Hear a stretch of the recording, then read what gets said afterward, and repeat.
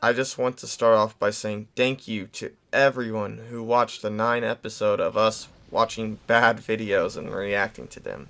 Even when they're like 9 hours long. Really, thank you all. But you might also be wondering where me and Sheep been at this time. Well, it's really a long story, but to make it short, Sheep's PC isn't the best, and it was getting hard to save and make videos on it. Well, we were trying to figure out how to make videos with the long amount of time. We thought of live streaming or me recording the video, which in this video I did. And well, we never came to the conclusion. But here's episode 10. This one is, oh my god, it's bad. It might be worst of the worst.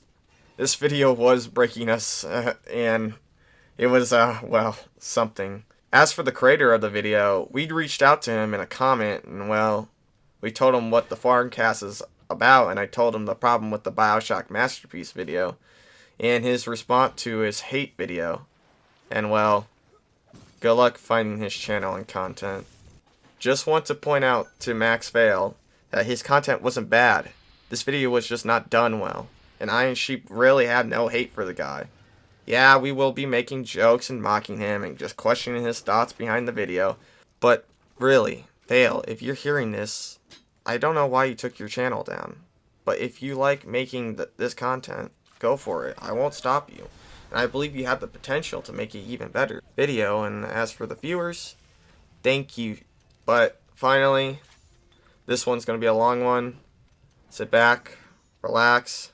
Hell, just watch the first 10 minutes if you have the time. And, enjoy.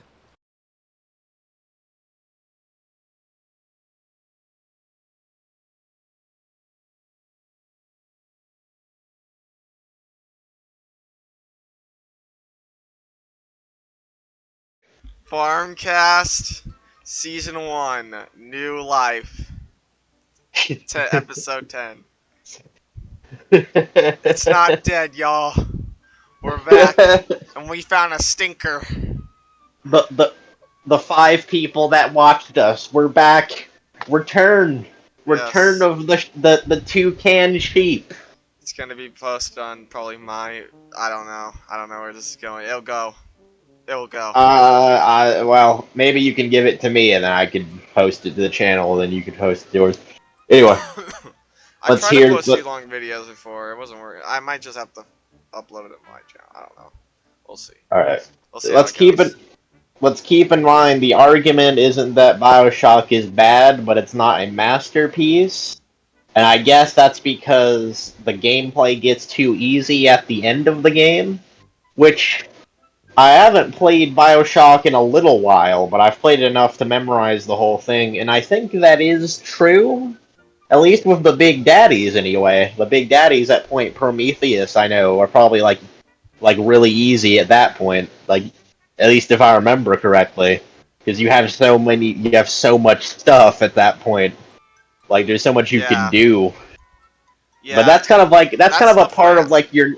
That was the point I was making when I was just talking to myself. I mean, like near the end of the game. Oh, you talk to yourself. Okay. Yeah, near the end of the game, you just have all this stuff, and you know you want to use the thing with the highest damage.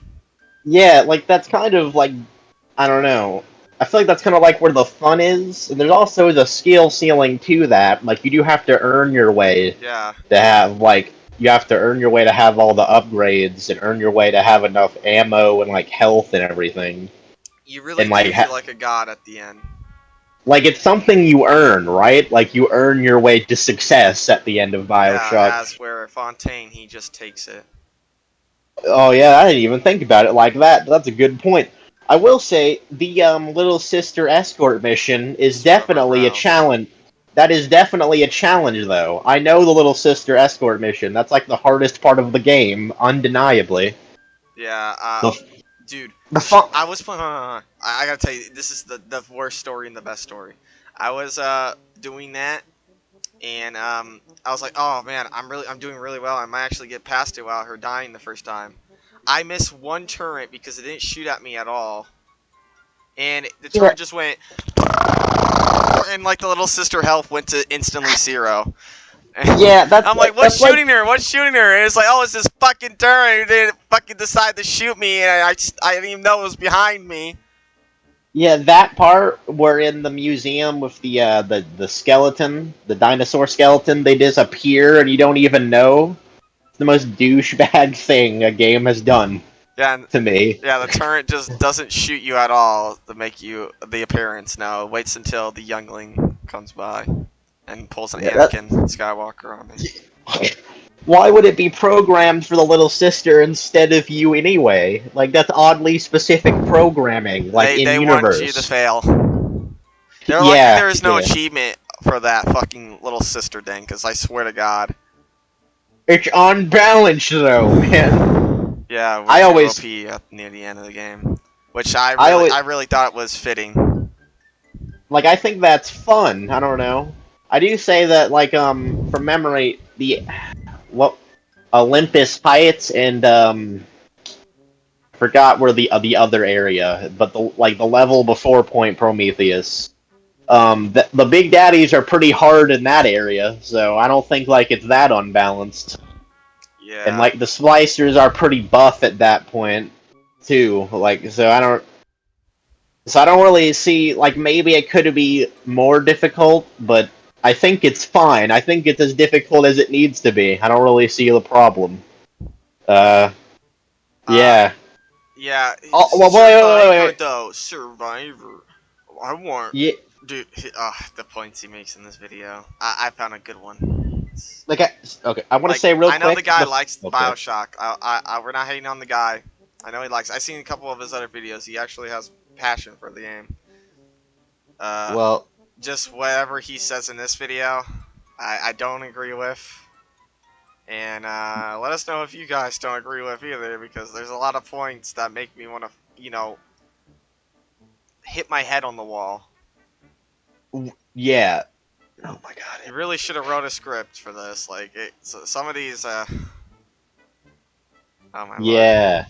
Not sure if it's like lightning or something, but my outlets over there keep turning like getting disconnected Yeah, for some reason. So if you hear that, I'm sorry. Anyway, it's a two calling. things. It's dying from the video. I can't handle it. Two things. The Fontaine boss, though, is always way too easy, and it always Yeah, will be way electrogel. too easy. All I had to do was use electrogel on him. Yeah, that boss. I mean, I guess it's good for the game, maybe, but it sucks. Yeah. And the ending is like very rushed too. In the original Bioshock, it didn't even play the credits afterwards. It just put you to the main menu. Yeah. It's like, well, you're done with the game. There you go. Fuck you. So, see, here's the thing. Actually, here's the important thing. Actually, so what does he mean? How does he define masterpiece? Right? Because like, if the question is Bioshock literally as perfect as it can be, and there's no way it could be any better, then obviously it fails. But I feel like, is it a masterpiece though? That's not like it can still be a masterpiece even if it's not perfectly balanced or whatever. Like even if the ending could be better done, it's like that doesn't make it not a masterpiece. It's not badly done. Um, Yeah. I guess it wasn't good enough. It's good, but it's not good enough. like yeah, like we have to try to figure out what his definition of masterpiece is, because I don't think something needs to be perfect to be like absolutely perfect to be a masterpiece, because then the word isn't even useful anymore. Like Undertale, that's like my favorite game of all time. I would definitely think it's a masterpiece, but I don't know if I would think it's perfect. Like I don't know, like the puzzles could probably be like some of them aren't even real puzzles, you know. And like the combat could be like more difficult and all that. And also there are just a few plot holes, but whatever. Anyway, yeah, unless you have something to add, I think we should continue. I do have something to add. I will mention that, with this game, I do agree that it is easy. From someone who literally just 100% of the game on Survivor, no Vata Chambers, with at least one death. the game is pretty fucking easy. But that's only because I was, I played the game pretty much. I pretty much played the game, and I got pretty much all the achievements. Like I went through scratch with 0 achievements, and I got all the achievements in one playthrough, basically. Yeah. There's 2 I missed, but I just had to reload the save, and I got them. But. Well, yeah. Getting all the tonics wasn't, but that part wasn't easy. But I will say, dude, the DLC tonics, the free update tonics, why don't they count for the achievement? Hello, I bought the downloadable tonics. I'm like, oh wait, I have all the numbers, and I was just like, oh, I just wasted my fucking atom on something that doesn't even give me achievement. Okay, thanks. I had to reload my save like 5 fucking times. Thank you. I was on call with him when he was dealing with this. Yeah. And I made a metaphor real quick. I made a metaphor where it was like each time you get further in the hole widens even more, or something like that. Yeah. Because like every hour, it was like I thought he was about to get all the tonics, and then he's like 3 more left. I still haven't found them yet, Sheepy. It was It turns out. Yeah. The reason why I couldn't get them all is because the devs forgot to program 3 of them in the final area. Like in the Scatter Garden, there's like 3 tonics that are not in the Scatter Garden. You have to go way back to like Neptune's Bounty and get them. Yeah. Really, they screwed up there for that. Yeah, I guess they did not think you would go do it that way, but still. Yeah, because I don't remember having the problems you had. I feel like there was actually something more relevant though. I do want to say that was the easiest way than having to replay the entire game. I probably should have replayed the entire game because that probably would have been more fun. Yeah. You like the time you use to get the achievement. You might as well have replayed the entire game. Right. Jesus. Yeah, on a side, wait, actually, there's some things that Bioshock pisses me off too, like that tonic achievement. Yeah, but that's sorry for interrupting. That's just bullshit. I feel like that's a very small issue though in the grand scheme of things. It's definitely like a nitpick, and probably only I had to deal with that, but. Yeah, but what is important though is why does the game, even if it really is easy, which in the grand scheme of things, Bioshock is easy, why is that even a bad thing? I don't know. What if it's as difficult as it wanted to be? It would be succeeding, right? I don't really get the problem other than the Fontaine boss fight. I get the problem there. Yeah, but. I mean it's difficult in standpoints. I will. The reason why there's just loopholes in the game. I can farm a Big Daddy and get a bunch of money from him and just go to the vendor and buy a bunch of medkits. There's the loopholes. There's a bunch of loopholes in the game, and that's what makes the game fun, and it makes the game it makes you have a certain goal in mind. You play it how you want to play it. I didn't have to do that to make the game easy. I could have just said, fuck it, no saves, no loading. If I die, I restart to the fucking beginning. Fuck my life. Yeah. I can make it challenging if I wanted to. The game has a lot of choice. The game wants you I bet the game wanted you to experiment that, really. They wanted you. I feel like on Survivor though, it really is difficult though. Most of the game is. With Big Daddies, I would always usually try to lure them to cameras and stuff because there was no chance any of my guns would do anything to it. Beginning, yeah. Yeah, I feel like there is a challenge there, and there's a lot of strategy that can be used. Yeah, but I also had to rely on turrets and stuff, and one time I didn't, I got fucking ass blasted, and I fucking threw my controller and tried again. Okay, we should probably... What? No internet? So it can be challenging, depending on, It is challenging, it's just not it's not Dark Souls. So I don't really get the problem. It's challenging. It's challenging if you make it so. We should probably just watch the video at this point instead of rambling. There's our take. So before you get all that was shorter than expected. he might say something that has like nothing to do with what we just ranted about for 30 minutes, and that's gonna be awkward. But we got our minutes in. It only took 12 minutes. This guy takes 40 minutes, so I'm afraid. About the title of this video. Just understand that I do really like Bioshock. I think it is a great game. I love the art style. I love the theme. I love the location. There's a lot about certain weapons I really like the crossbow is one of my favorite weapons in any video game because you can get headshots with it. But now that all that's been said, let's go over the problems of this game. Pause it.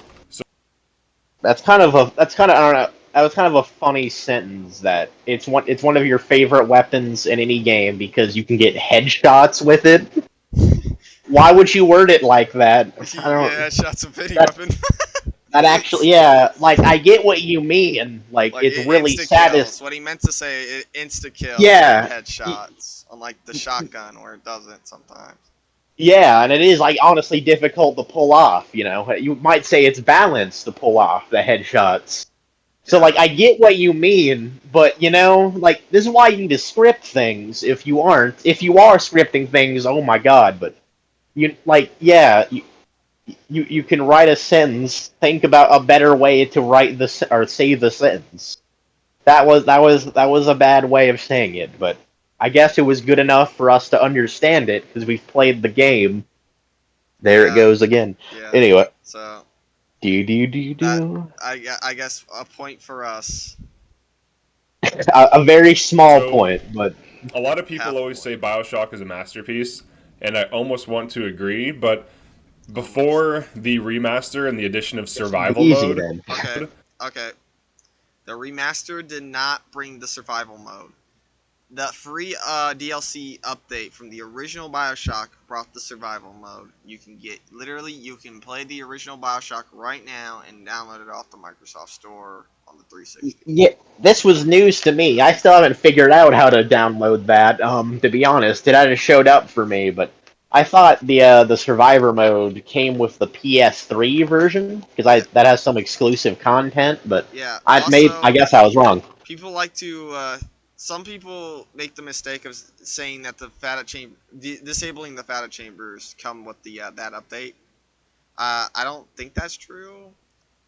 I mean, we could look it up. I'm on my sure phone, but I can look it up. the FATA chambers because there's a trophy called Brass Ball on the 360, and the 360 doesn't have the new DLC achievements. And that could have been added in though. Bioshock. Okay, never mind, keep going. Yeah, but look it up. It doesn't say like survivor difficulty. It just says hard difficulty. But I don't know. It could have been added in, maybe. But I definitely know it was added in before survivors thing even existed.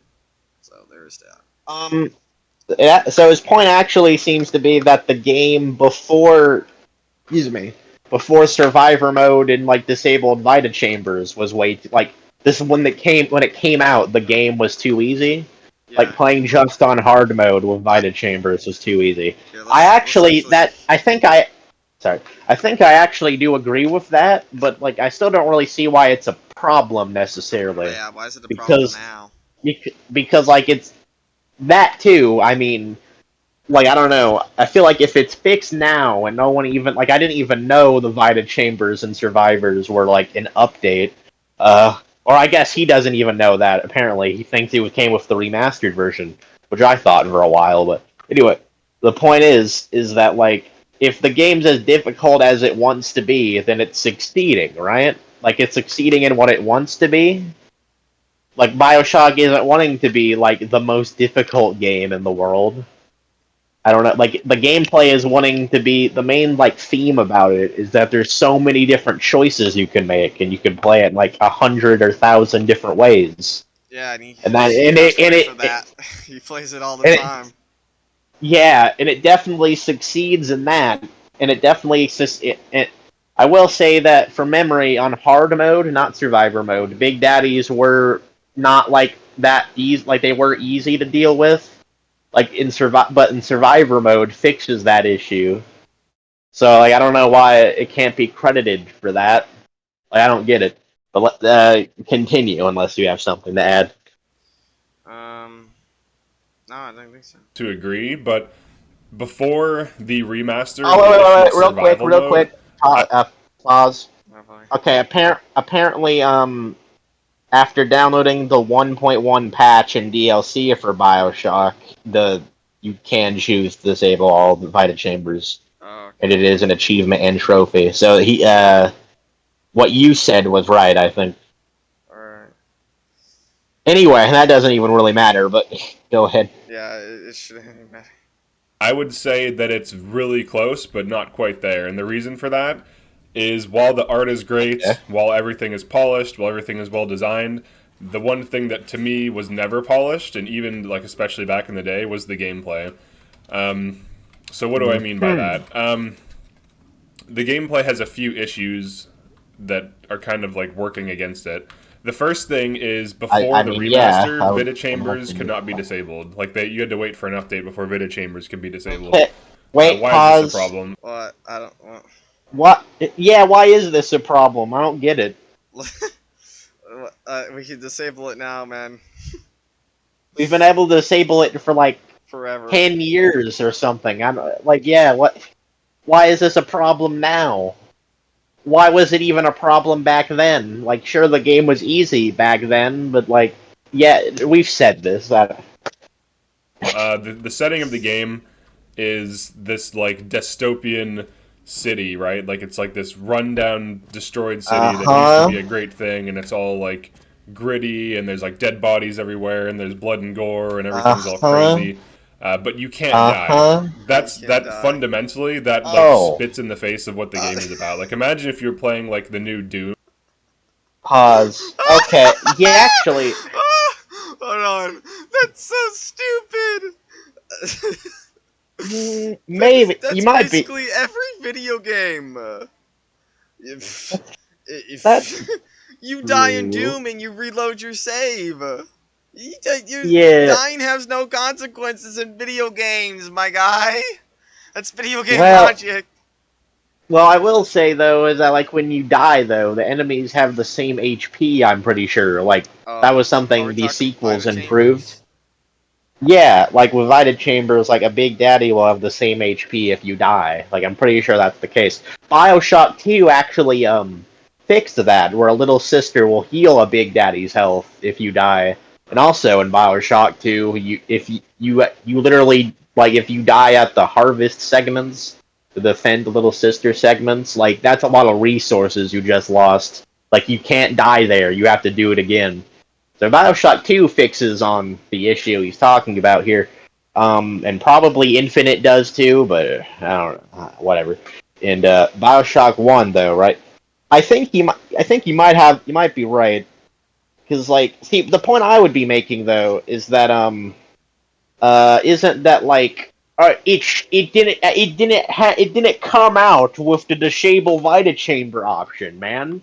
There were like for like a year or something, you could die with no consequences. That's not the point I would make, but the point I would make is that like playing the game with disabling Vita Chambers, like that's kind of just annoying. Like it's not really playing the game like the normal way where you do die and the enemies don't have the HP you took from them. Like it's just kind of like you can't really play BioShock 1 the normal way. You either play it like way too strong with like with the Vita Chambers or way too weak in a way with the saves where you have to like think about your saves all the time or just spam saves all the time. Like I think he might have a point here.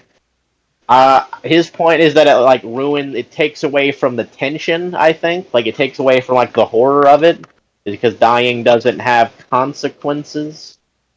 Though, And I guess if you wanted I think that's a fair point. I guess if you wanted that, you could have just disabled the Vita Chambers, though. Yeah. I mean, you Uh can do that now. We're talking about back then, but you know, like yeah, like I don't get why he's criticizing it for the way the game used to be, but I think I would agree with the point. I feel Is like that Vita Chambers feeling are dumb? Bioshock's oldest update. Yeah. We already got the updates we wanted. I do think I agree that Vita Chambers are bad from like a gameplay perspective, I'm not sure. It was like, when playing the game, like, I would rather have Vita Chambers on. It's just a lot more satisfying that way, because I don't, like, so I most of the time don't want to have to worry about losing save progress. And I don't know, like, the game still, even if there's no consequences for dying, the game still poses a challenge, because you have to, like, maintain all of your supplies. Like, you can't be wasteful, like, you have to maintain all your money. Like, you couldn't just keep making attempts at a Big Daddy over and over again, because you're very quickly in Survivor mode going to be out of, like, you're not going to have anything on you anymore. You're not going to have any ammo. You're not going to have any money. But that's just You're not too easy.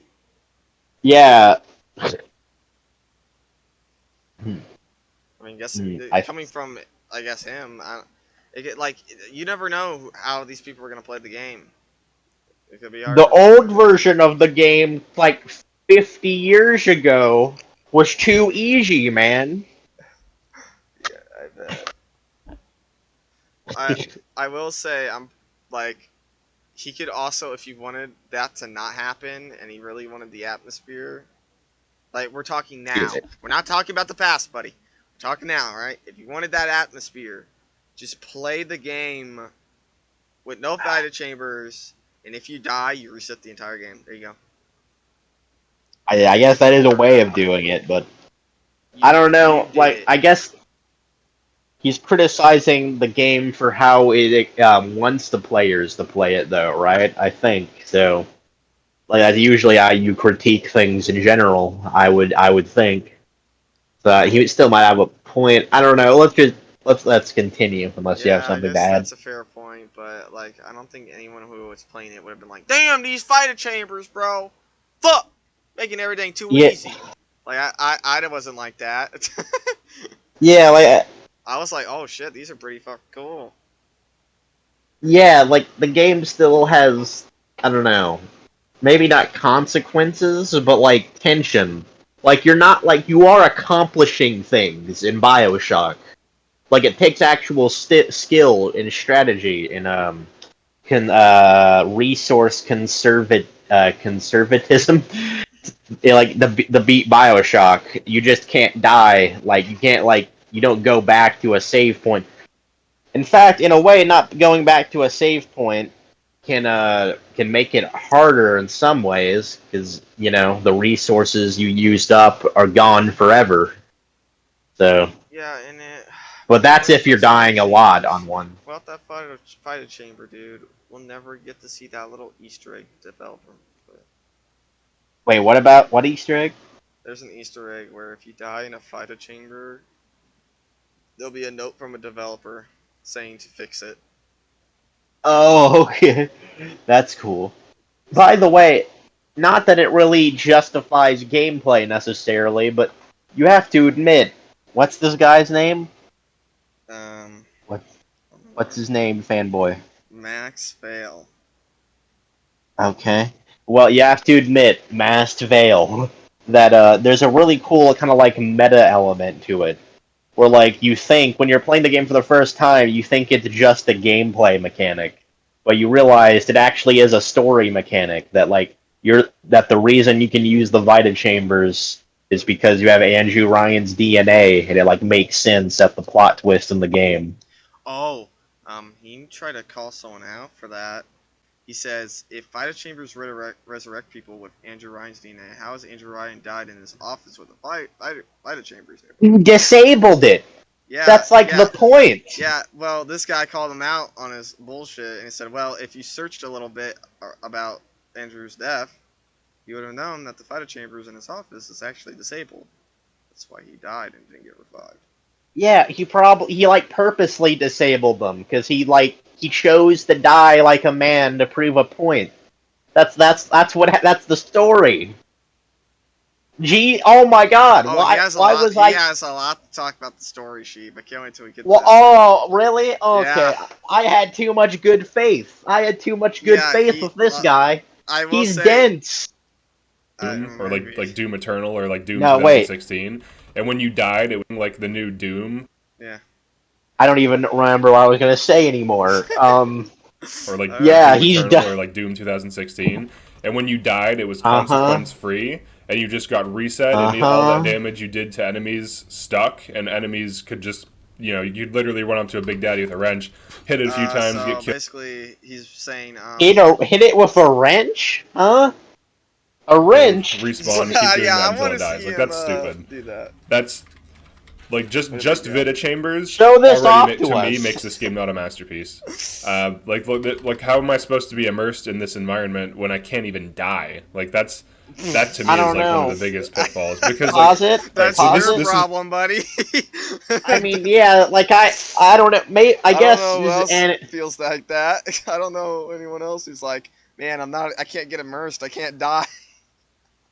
like this might not be the best argument, like, but I don't know. I never felt unimmersed. Like I never thought about the Vita chambers unless I was thinking about like how they were a world building thing in the story, and how like they make it was like a neat little thing in the story. By the way, I will say, an actual like problem is that if that really is a part of the story where the Vita chambers, like Fontaine knew that you would be unkillable if you had Andrew Ryan's DNA.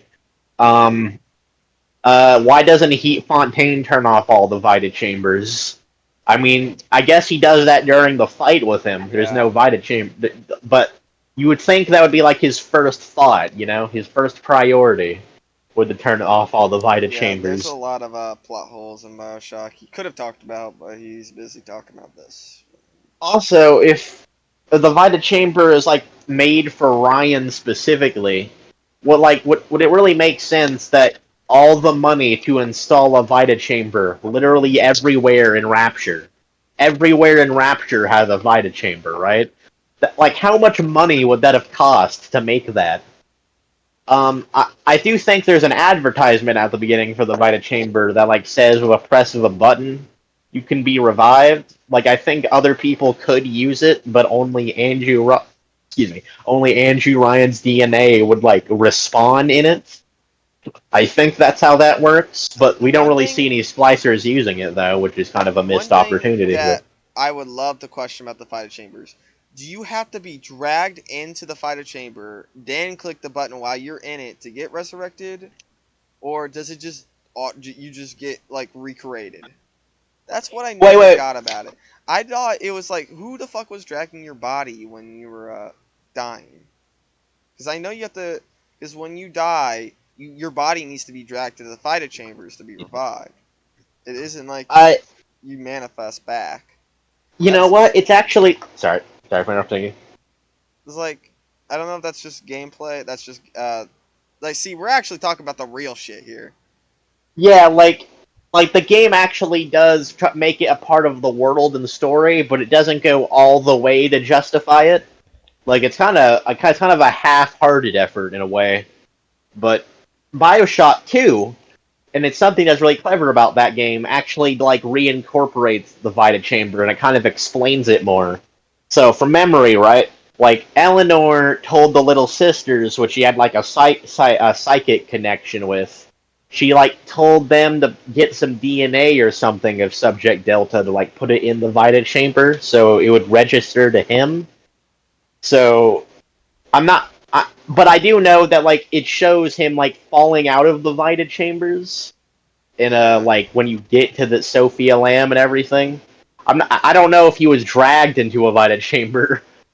I think he was. That's kind of a funny thought to think about. So that actually might not be the case, but anyway, Bioshock 2 tells us that like you do need to have your DNA like designed into the Vita chambers for all of them to register you. I don't know. So like you're not getting dragged into it. I don't even know how it works really. It doesn't really make sense logically. It's just gameplay logic for you, I guess.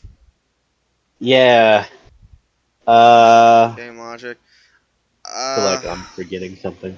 Yeah, I guess I don't know, being dragged into the fight. I guess you're just dragged into the Vita chamber by your spirit. Yeah. It was actually really clever of Bioshock 2 though, that at the end of the game, Sophia Lamb like realizes that you're unkillable because of the Vita chambers. So she decides to just lock you in a room but also like the conflict of the game is like your connection, like being away from Eleanor is like killing Subject Delta because of like the way the Parabond was designed. So the conflict at the end of the game isn't actually even dying, like from the enemies. It's not being able to escape Rapture in time. So like Bioshock 2 actually accounted for this, and it was pretty clever on Bioshock 2's part. It was also kind of meta in a way, because like at the end of the game like knows that you can't die normally. So yeah, people don't give enough respect to Bioshock 2. It kind of solves all the problems, quote unquote, you're talking a lot about of so people far. Like to hate Bioshock 2, I bet. I Yeah, know there's some people who don't like that game, and I don't know why. I just don't get cringe. it. It They literally suck. improves Bioshock 1 in every way. Yeah, I don't know. I don't know. Get it, man.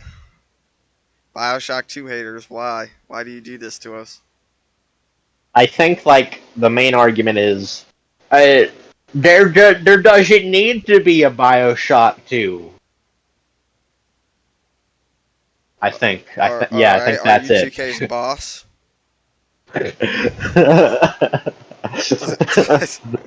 Like the duly noted. I mean, like Jack just left Rapture with no care. Like something had to happen to it. Yeah.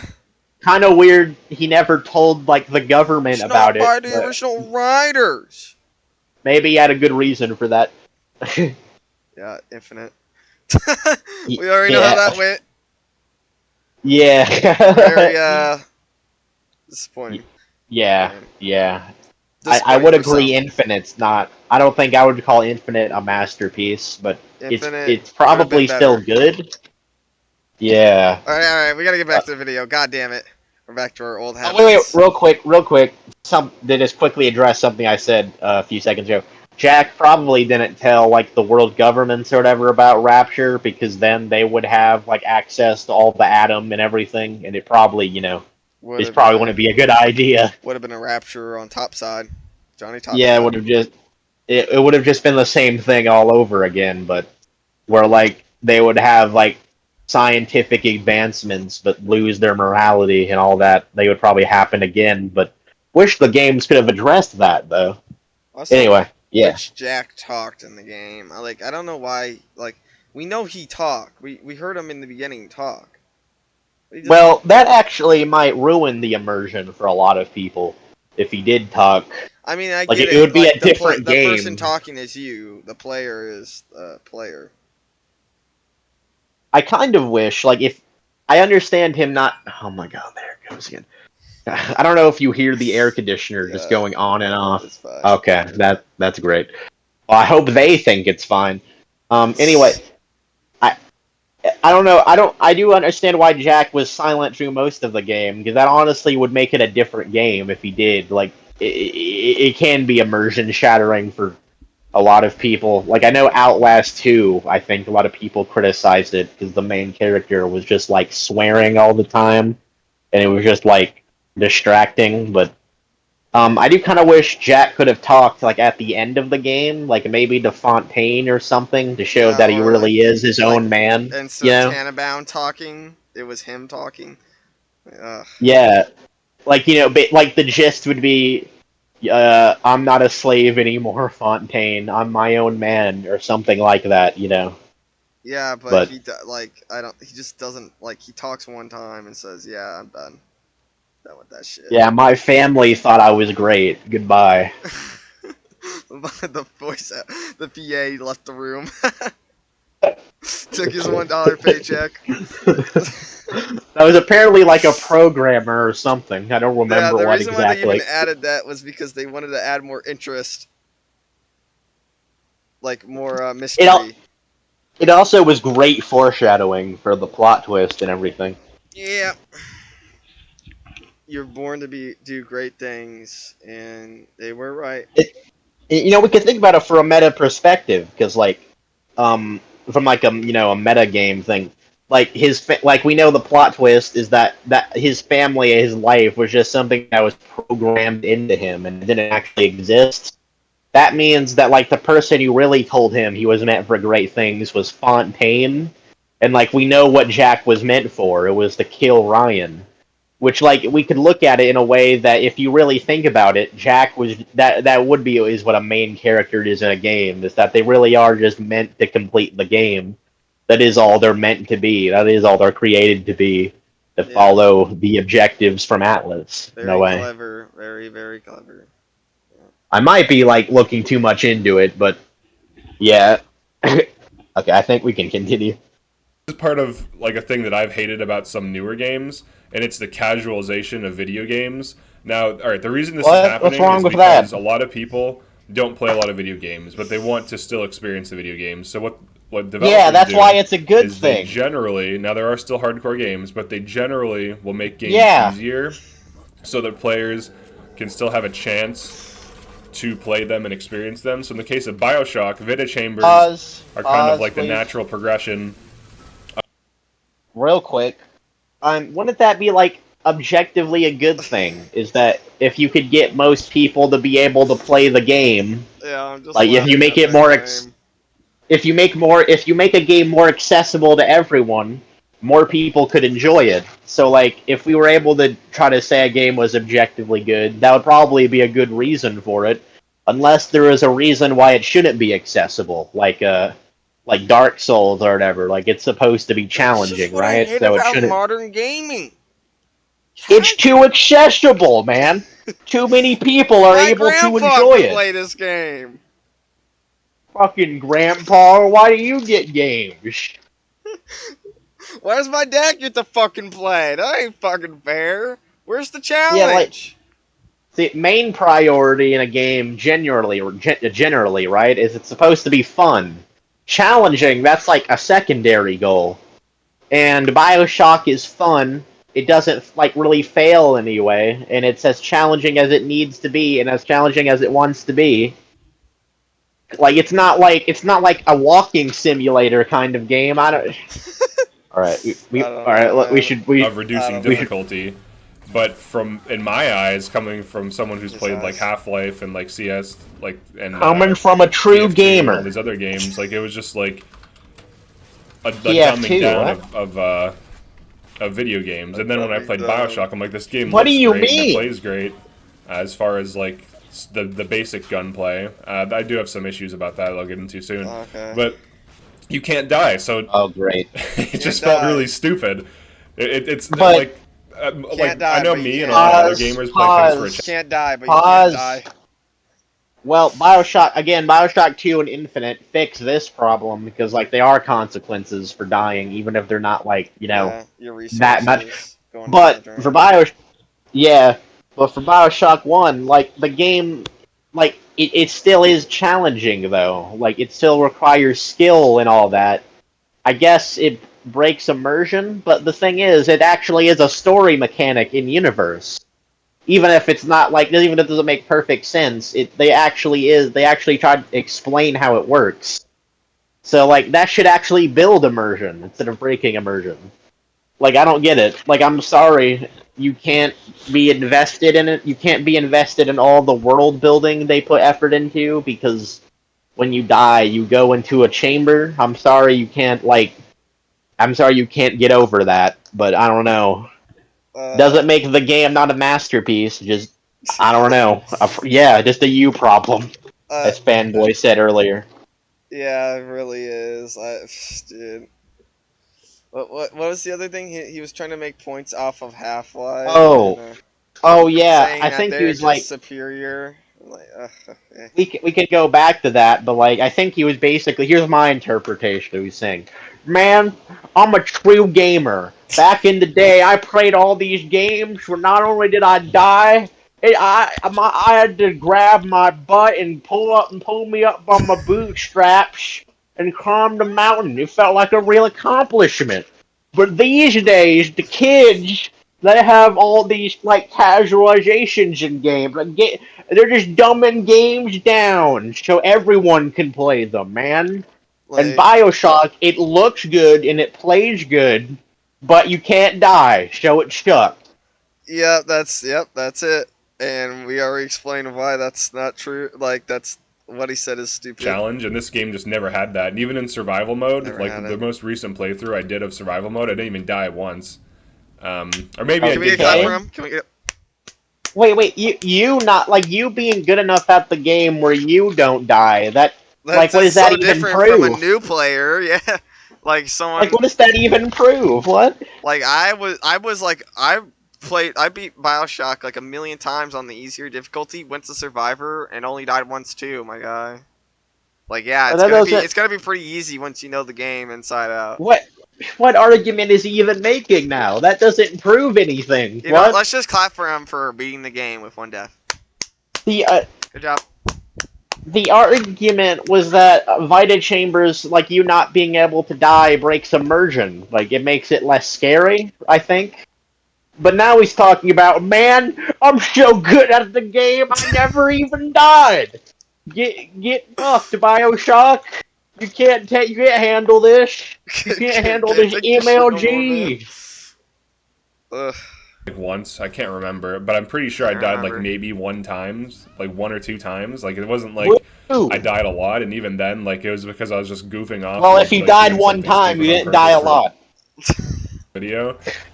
Like it wasn't like I was fighting like a boss and legitimately died. But all right, so that's the Vita Chambers That issue. Big So Daddy's to me, just that looking at him but with disgrace. Like he's just like Yeah. he's just hoping he comes over there. He's just Did you hoping. hear him? all right, so Yeah, he's that's hear the him Vita right now, Chambers issue. wailing. So to me, that already knocks it down. Pause. The other, That Big Daddy's wailing at him. it wasn't like I was fighting like a boss and legitimately died. You're just staring at him. All right, so Wait, that's the pause, Vita Yeah, he Chambers does issue. wail. So He to me- does wail. What is this footage? Like, what? You just like just you were walking just around. playing. He's You just were just playing it playing- casually. You were just playing Bioshock, and you thought to yourself, maybe I should record this for my video. You just randomly started recording, and you're like, you've been doing nothing the whole time. You literally are just walking around in your footage. Oh man. Like, we're not Yeah, like I definitely good. probably could have did a No, better no. job. Like the two of us, like I don't think we'd actually. Fanboy did make a review on his channel, and it actually is pretty good in my opinion. Even though I don't know anything about the game he's talking about, and he didn't just show footage of him like scrolling through the menu. He was showing footage of everything Of that the was relevant to gameplay. the. Yeah, Like he was showing relevant to what I was footage talking of what about. was. Exactly. But this guy, no. Look at me just walking a circle. Look at this Big Daddy Yeah, like, staring at at me. least try to like prove a point, like with visuals. By the way, like it doesn't even deserve to be called editing, but by the way, I heard him say, alright, now that's enough of the Vita Chambers. Like he actually said anything about that anyway. Like he wasn't just rambling. Yeah, Incoherently. someone made a joke about calling him Ackman. Mom, can we get Ackman? No, honey, we have a Hackman at home. Ackman at home. And he said, Mom, can we get a solid counter argument? He got so mad. He got so fucking mad. And he said, Mom, can we get original YouTube content that is not... Gold medal to this guy. And he said, and he just got fed up. Stolen meme format. Claim making videos covering why a clearly flawless game masterpiece. Didn't know Ackman invented refuse. No one said Bioshock was flawless. That's not what a masterpiece means. Or I'm pretty sure it's not. Like if it is I what it definitely means, think then Bioshock is a masterpiece. yeah, I know it's like, not flawless, but it's he like needs- a masterpiece is like, okay, here's what a masterpiece is. A masterpiece is for like anyone who's a gamer or who just likes casual games should experience this game, hands out. Like this like when someone says what game to play, fucking I show them Bioshock. That like, yeah, me too. That's a good definition. I like that definition. The thing is, I was gonna say he needs to define what a masterpiece is in his eyes. but then explain why Bioshock doesn't meet up to that definition. See, Like- my definition of a masterpiece would be like something I consider a 9 or 10 out of 10, maybe an 8 out of 10. But like a 7 or below wouldn't be a masterpiece. That's like what I would consider a masterpiece. But I guess his definition of a masterpiece is a game that is literally flawless. That's his definition of a masterpiece. Yeah. Thank you. Very insightful. Very useful. I didn't know Bioshock had some flaws before. Thank you. Yeah. Really insightful. He's on the grind set. Like he basically he's saying it's not a masterpiece, so that means he would never recommend this game to a friend. This awesome game that I believe anyone who likes video games should play. Yeah, like He would again, not- like dude, you probably just screwed your friend over of one of the best games ever. yeah. Again, like Undertale, right? Like, I really like it with your definition, because Undertale's a game I try to get, like, everyone I know into. Even if, like, I know they won't like the gameplay, I know, like, the story they should like. Yeah, Like, I've gotten, like, Deltarune. my dad into it. Deltarune. like- I'm not a big fan of that Wait, kind what? of fighting, Wait, what? but What are you about to I say? do What like are you the gonna say? story of Deltarune. But He hasn't I even did finished like it yet. He's like- at first I was a bit confused on how the fighting was, but it's actually really smart with it. Like the Yeah. way, like, if you want to do a passive run, you have to like literally stop one of your fucking teammates. Like, it's so hilarious and clever. Yeah, like Undertale and Deltarune, even if you don't like the gameplay, it's a game I would like. They're just really fun with good stories that I would want everyone to know. Yeah, Well, I haven't finished the game like- yet, but I'm liking the story so far.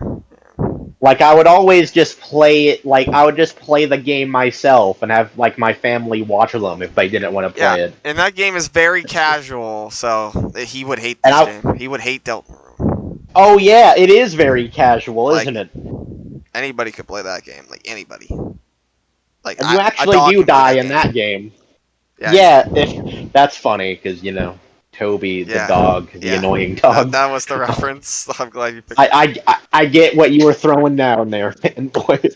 All right, Anyway. we should probably. Wait, no, it's too easy, man. I'm not immersed in it. All right, so that's What's the this Vita next? Chambers issue. So Yeah, to the me, Vita- that already yeah. knocks it down. Thanks for Vita explaining. chamber. Yeah, you. Vita chambers. Yeah, Vita chambers. The other issue is game design and weapon balance. Okay. So this pistol Uh-huh. is a revolver, and if you know anything about revolvers, they're quite powerful. They shoot large caliber bullets, especially. I mean, I could obviously look there are into revolvers that. that shoot smaller caliber bullets, but the pea shooter of the game is a revolver. Obviously, we know guns kill. Now, if you've played Half-Life 1, Half-Life 2, or even Bioshock Infinite, like- the revolvers in that game, they're like 44 magnums. Like, those things one-shot, headshot almost everything and are extremely powerful. I This, see. so what this you're Okay. isn't like a gripe. Pause. I think actually, if I remember the game, like, that is correct what he's going to say about the pistol from a gameplay design. It might be correct. But, like, he's starting this from a point of, like, accuracy. Man, stop breathing into the mic. No one's gonna watch it, fanboy. Okay. He's making this a point from accuracy instead of gameplay design, even though he started this segment as talking about gameplay design, not historic accuracy of how revolvers work. Yeah. Anyway, the Also- revolver definitely. Yeah, I'm pretty sure the revolver pistol rounds in this part of the game is pretty shit. But the Well, he doesn't anti- even have the upgrades, though. Yeah, well, yeah, but also, yeah, not him having the upgrades and him not using the anti-bullet rounds, which he probably won't. Yeah, Like I was using the revolver in my playthrough. And I was like, it killed him like 3 shots and 2 shots in the head. Yeah, it was like, fairly okay, awesome to use. I like using the revolver. It's good for long and close range. yeah. Like, let me describe how the revolver works, basically. In the beginning of the game, if the revolver is amazing, because it really is like a sniper rifle. Like, what you enjoy about the crossbow is to enjoy about the pistol in the beginning of the game. you can like one-shot or do significant damage if you land headshots, but that's challenging to do and takes skill. A lot of where the fun comes in from early game. And it's like what I would say for the harder threats is the pistol. But after like Medical Pavilion, like after you get past the early game, the normal pistol damage is basically useless. But that's where the anti-personal bullets come in, and they're still pretty strong. Like one, like games are really that strong. Like like they're not the strongest, but one strategy I would use sometimes, like on a spider splicer on the ceiling, I would freeze them with Winter Blast, and then headshot them with the anti-personal rounds on like the pistol. Like it's still pretty good. It's probably still the weakest weapon in the game overall, but it's still good. Let's hear his argument, unless you have something to add. Yeah. I already know what this is gonna like. I already know, dude. He's gonna be like, dude, look at the pistol compared to this other gun I could fucking like. Oh my god. No, actually, Bioshock, Ken Levine, revolvers are way stronger than this. Yeah. Okay, look at the crossbow. You get it? Should do it like this. Even though it does at the beginning of the game, but every gun is an insta kill. Why isn't this like Bioshock Infinite? Every gun's an insta kill. This is a video game.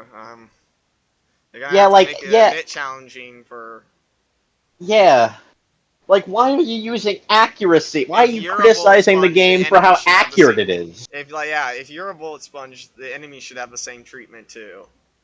Realistically, like you said, all enemy every gun would kill every enemy like instantly, and every gun would kill the player instantly. Even like Big Daddies, like if you shot their glass eyes, they would probably die instantly. If we're gonna be realistic about this, so like what? Like you don't have a problem with like a city underwater being built, but you have a problem that the revolver isn't powerful enough, even though it's supposed to be stronger in history. Yeah. Like it's fine. You can have a pea shooter, revolver, whatever. There was one in COD 2. Call of Duty 2. COD 2 did it, so it is okay to do. All right. No, wait. Listen. Look here. Listen. It is okay to have a revolver be weak, even though I said it wasn't, because that's not accurate to what it is in real life. It is okay because COD 2 did it. So, you know, it can be done well, alright? But it's not done well. Yeah, again, this is the perfect description of why you should have a script. Exactly. This is also the perfect video for this podcast. Thank you, Fanboy. Is episode 10. The 2004 COD. There it is. Or was it 2005? But anyways, the 2000, COD 2, the 2004 one. All right, the wrench out DPS's this weapon. It out DPS's this weapon. It out DPS's this weapon. It out DPS's this weapon. It out DPS's this weapon. Now it doesn't out DPS. Now. The wrench out DPS's basically it out damages all those guns you just showed. Okay. So I think that's true, but it needs like the proper setup. Like it doesn't do it at base. If it does, prove it to me, and then I'll admit I'm wrong. But you really need the proper setup. Sorry for interrupting you. I'll let you get in a second. That's good. Like the wrench is cool, but like. There's some. It doesn't have range. There's sometimes like with the Big Daddy that if you want to kill that guy with a wrench, good fucking luck. Yeah, that's gonna take a lot of hits. Start wrenching that Big Daddy for us. Do it right now. Yeah, let's see that let's see how much damage it's doing. Plus, I know it's gonna take a lot of hits, and you're probably gonna lose all your med kits. You're gonna have to camp near a fender if you're gonna do that. Like, I'm pretty sure it can be done. Like, you could beat, like, Big Daddies with a wrench, I think. I know you can do it with bouncers, because you get, like, a damage upgrade, I think, but... Yeah. Anyway, like, with the wrench, it takes a lot of setup, right? Like, in Survivor difficulty, that's, like, my main priority, is always trying to find the way to boost the wrench damage. Like, gotta find the wrench jockey upgrades, but then that takes up slots you could use for other things that might be more important. You have to, like, research the bouncer to get wrench up damage. Most importantly, you need to, like, combo it with plasmids. like the zap and whack 'em strategy is really useful in the beginning of the game, but it gets a lot more challenging in the end because they get stunned a lot less, and some don't even get stunned by Electrobolt. Yeah.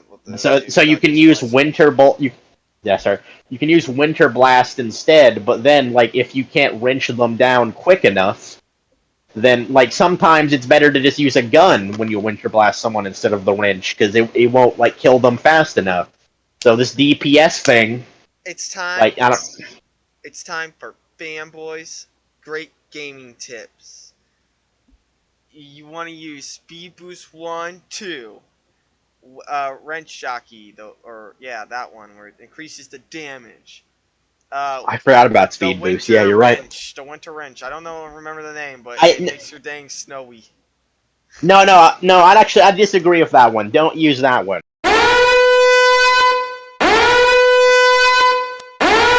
All right, let me tell you what happens.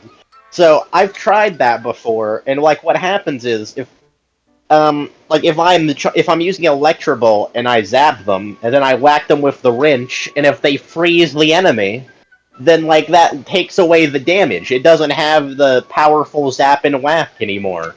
It just ruined. It just wasted my electricity. Then. I mean, I guess it is. Don't waste my electricity. That's a great what was it called? To Winter Blast. No, it's not. No, it's not, fanboy. No, it's not. What's it called again? Winter wrench. But, I forgot. really I'm good. dumb. It's not useful. No, it's not. It's not useful, fanboy. It's not useful. Don't listen to that guy. If you froze an enemy, all it's gonna do is have a chance of Dude, freezing the it speed again. Boost, man. And if you don't have the speed will boosts make are great. You'll break them in half in like 5 seconds. The speed boosts are phenomenal. I'm not saying the wrench is bad. I'm saying that tonic is bad, Stop fanboy. zapping and whacking them. No, what? Okay, if you don't have Winter Blast, you Waste said of it's a good E. substitute for Winter Blast. Waste of. But if you don't have Winter Blast, then it's just gonna have a chance of freezing them. Then, like you're just relying on chance. Then, fanboy, like that. No, it's not good. It's not a good tonic. It works The for wrench. both of them. No, it doesn't, because you don't need it then, because it's already frozen, fanboy. Yeah, Frozen Wrench. Get that one. Okay. That's a good one. Alright. No. It It is. sucks, but the wrench is amazing. It got me and so all of it. far in Survivor. No! I've never needed it, fanboy, so it can't be that good. That actually does show how we all have different play styles in Bioshock, and prefer different tonics and all of that. Yeah, the wrench is really good. But like in my playthroughs, I always used every gun equally, every weapon. Like there was never one I didn't use, you know? Yeah, there's ones that I favor the most, and I don't actually know what gun that is because I just used them I used each and every differently. Yeah, the pistol is good for headshots in the beginning and with anti-personal rounds later. The machine gun is good for crowd control and long distance, right? And just boss fights in general, just beefy enemies in general. The shotgun is just good overall in just every situation. The grenade launcher is great for big daddies, good for crowd control. The crossbow is amazing at sniping enemies away and doing heavy damage.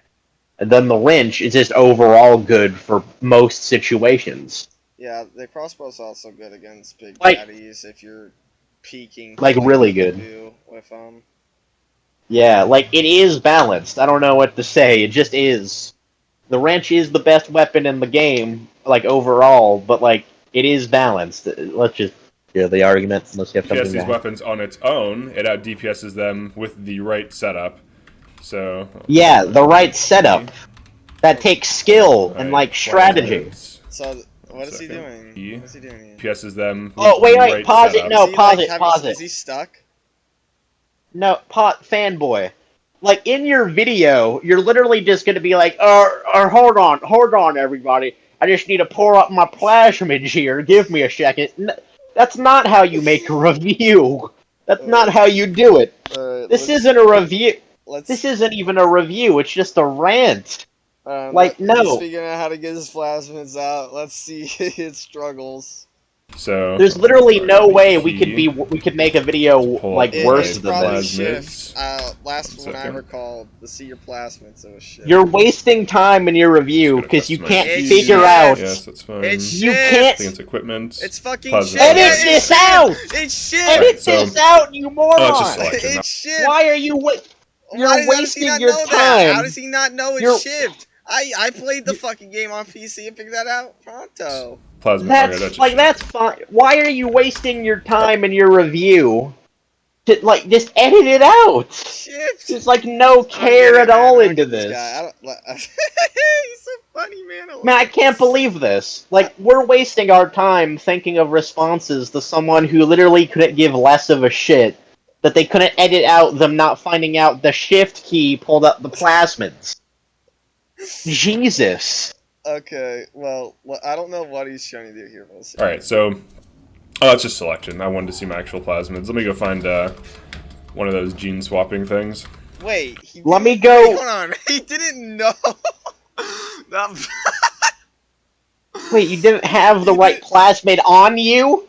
No, like, wait. Oh my he worded god. This out so weird. Listen to what he said. Plasmid. Okay, that's just shift. Okay. I think he wanted to show his tonics, Alright, so... but he went my- to see his plasmid. Oh! He doesn't even know Oh, that's how just to see selection. his I wanted to see my tonics. actual Oh my plasmids. Let me go lord. find... He called them gene plasmids swapping too. things. What? So I can Okay, show you. pause it. But the Pause wrench... it, fanboy. Oh my god. I know, like, we shouldn't pause it, like, after every second, because we're going to be here all day, but, like, we have to. This guy, this beautiful man, literally just, like, in his review, was... hold on, let me pull up my plasmid. Wait, I can't... Wait, this isn't right. Wait, hold on. How do I do it again? Oh, wait, hold on, everybody. Wait for me to get to a gene tonic thing. Like, what? No, it's No. like this. It's like, hold on, let me get the plasmids. Oh shit, I don't remember the controls. I don't- Like, somehow. okay. All right. Oh, okay, I got it. Shift. That's not what I want. Let me get to the Sheen dangy. I've been playing the game for a while, guys. So I think I know what I'm doing. Oh my god, Like, how okay. does he not know what he wanted to do? There? What Like, the- he must have been. How does he think this is, like, good content? Okay, How do you let me not know? explain how... Let me explain how we would do this, right? It's very simple. While we're talking, like, we would just show footage, we would cut out the part of us going, hey, let me go find a gene tonic. We would just, like, show the footage of us doing what was relevant to what we were talking about. Like, for example, like, whatever you're saying, like, the wrench setup, like, it's the best weapon in the game if you have the right setup. That Then means edit, it's bad. Edit there. Yeah. Show us.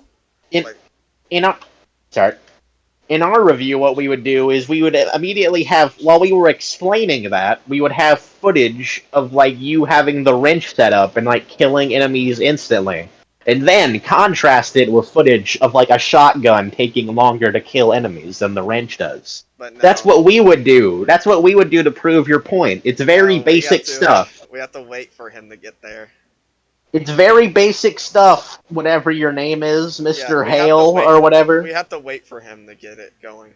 We have to wait for him to go to a gene tonic, and so we can just look at his tonics. He's probably not even gonna, like, show DPS how the wrench is is stronger. literally everything when you have the right build for it, and it basically makes Man, Cody just went to Oh wait! Oh no! The cutscene! It's happening in the Running middle of my weapons. review, y'all. like other weapons aside from like the crossbow just not even really worth it. Not even really worth Wait, no, go back again. I need Like to I do that just again. two-shot Go of back. weapons is literally everything. Swapping things, so I can show you. But the wrench out DPS is literally everything when you have the right build for it, and it basically makes running weapons, like other weapons aside from like the crossbow, just not even really worth it. Okay. I guess. Like I just two-shotted a turret on survival, Pause it. and that Pause only. it. Now. So, like, I mean, like, I know you can play with only the wrench. That's kind of like one of the cool things, is you can play in any way you want, you know? Kind of like one of the cool things about it. But like, again, like when you're dealing with a big daddy, it's not like you're gonna prefer a gun in that case. And if you're dealing with like a horde of splicers, you're also gonna prefer a gun in that case. Like Yeah. because the wrench can work, but you're gonna take a lot of damage while doing it. Like, yeah, at least like you're have just a wrong. plasmid for the wrench, like the Hornet. yeah, like maybe the wrench is too powerful if it can two-shot a turret, but then again, he mentioned even he knows it's with the right setup.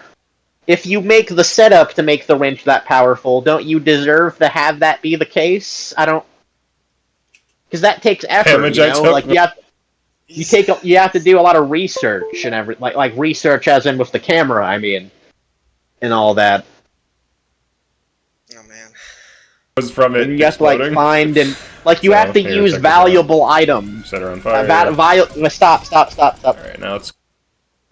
But you have to use valuable atom, or like just find some of them if you can, to like get the wrench, boosting tonics. Yeah. So like it is a trade-off. Again, by the way, if he used like a shotgun here, shot her in the head, it probably would have been done quicker. So that's not, that only doesn't damage make I it stronger DPS. Yeah. took was from it exploding. Yeah. So, He's a here, check this plasmid out. gear, Set her on fire. Yeah, you, Alright, now let's I compare. only need Wait. wrench. Oops, oh no, I'm setting her on fire. Alright. yeah, pause it. compare Why to are you pistol. setting her on fire?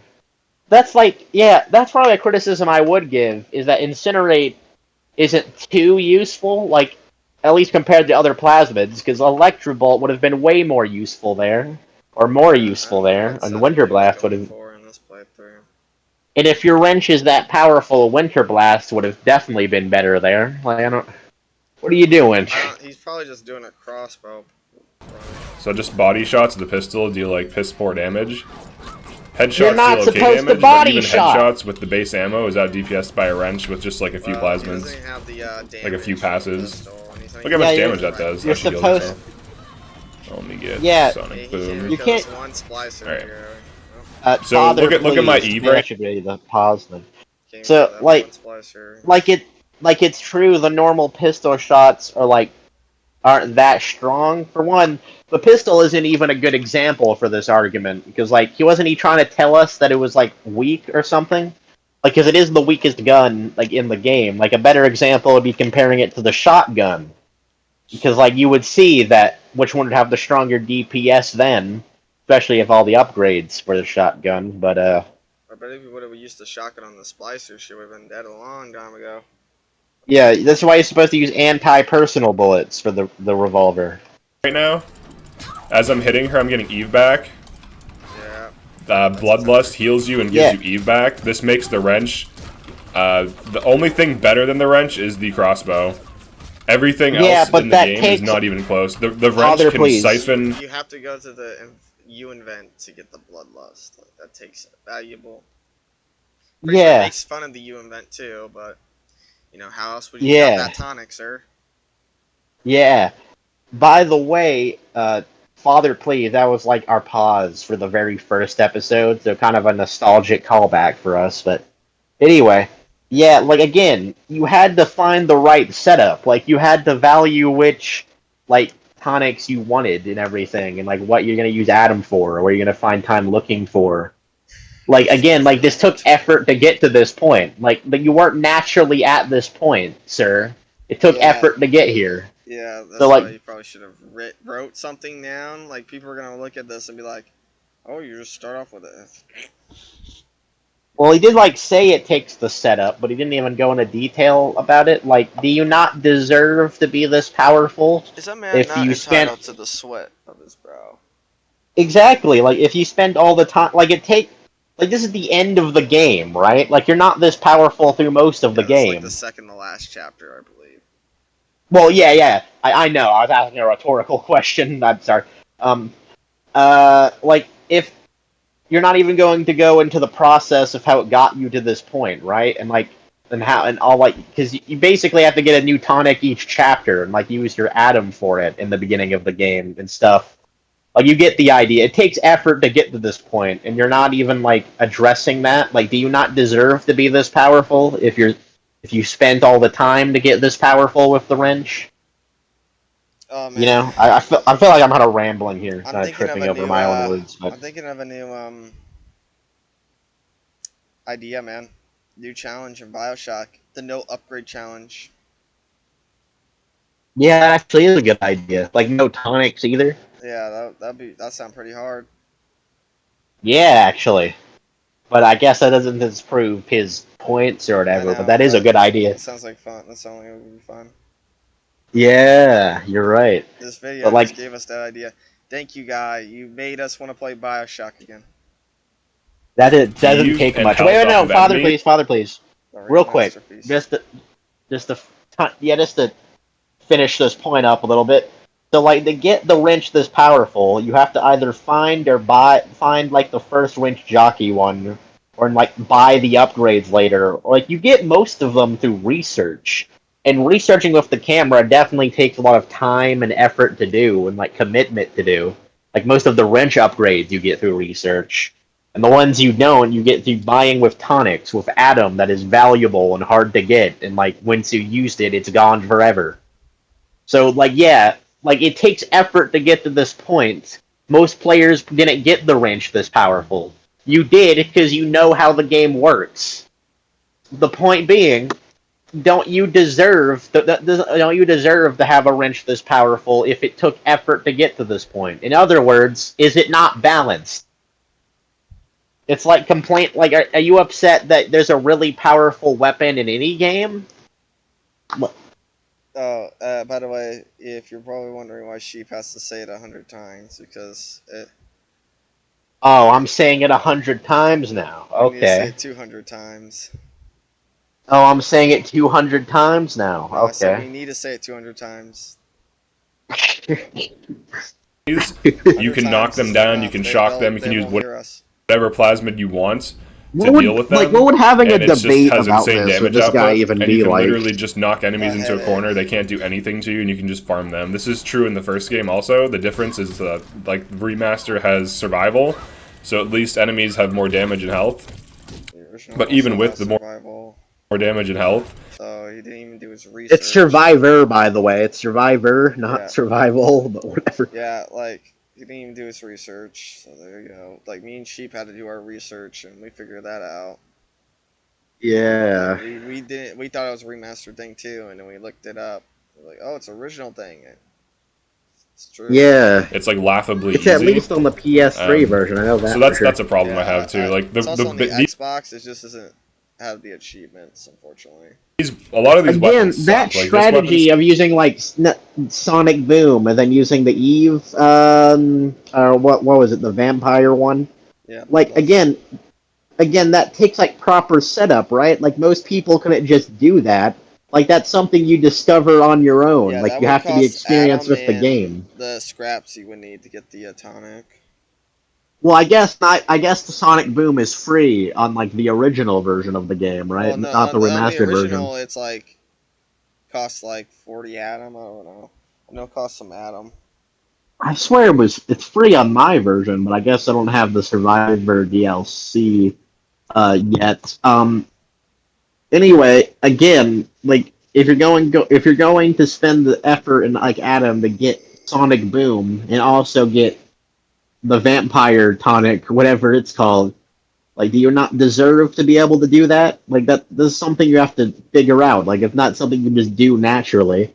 Like if the wrench was something you could easily have, like if it easily like this powerful at base, sort of thing, I could understand the complaint. I would probably agree.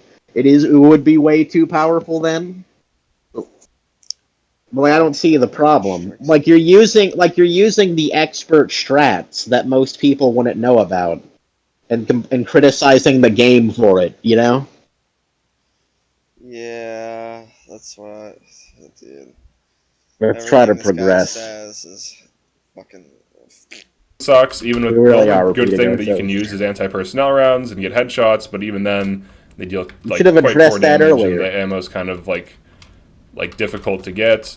Not Armor really. piercing. That makes it balanced. Then that's why that makes it balanced. I mean, he says If it's the difficult to get, but like if you're able to like never use your scrap. Kind of is. Yeah, if you never use your scrap near endgame like I did, I was just able to just keep using the U event. That was really helpful near the end game. Like that, I Me was too. rewarded for not being greedy at the beginning Yeah. or needy. Me too. That's like how my playthroughs go too. Like I normally buy everything near the end, so I'm prepared. Again, he doesn't even have the upgrades for the revolver, by the way, and like he probably doesn't even know because Full he like damage, yeah. what the like he doesn't even know Like, what we the difference know. would be like. I know how strong the revolver is. That thing is not to be fucked around with the red bullets and the Like, if you- damage. Like if you winter blast an enemy and have the anti-personal bullets, you can kill them like pretty quickly with the damage upgrade anyway. What a waste of Eve! Oh my. Oh. It's all, and that and like yeah, and while it's messing up. It's messing up Yeah. my perfect playthrough. Not a masterpiece. Have to And, waste Eve. I have to actually have to use the game design. And while even in that case the pistol isn't the best option, it still is a good option if you don't if you would rather use it over something else, like if you don't want to waste shotgun ammo or crossbow ammo or whatever. Maybe there's room for improvement with the pistol, but it's good. Like all the weapons are good, and I'm sorry, I don't know how to tell you this. Let's try to get through it. Yeah. Deal we already okay did damage. time on Let's that, shoot a Big Daddy. Listen, I don't even know if he's here. It's not in this Yeah, video. I'm. He left. This is already not doing anything. Like if I'm gonna trade blows with a riveter, like a Big Wait, Daddy why with a are you rivet gun, using this is armor not, piercing this is not bullets? there. This weapon's okay. Oh, Big Daddy? DPS is Alright. generally not good against Big Daddies. Oh. As You die, don't though. have the damage upgrade. You can't die in this game, sheep. Yeah, you're right. Can't So die in this game.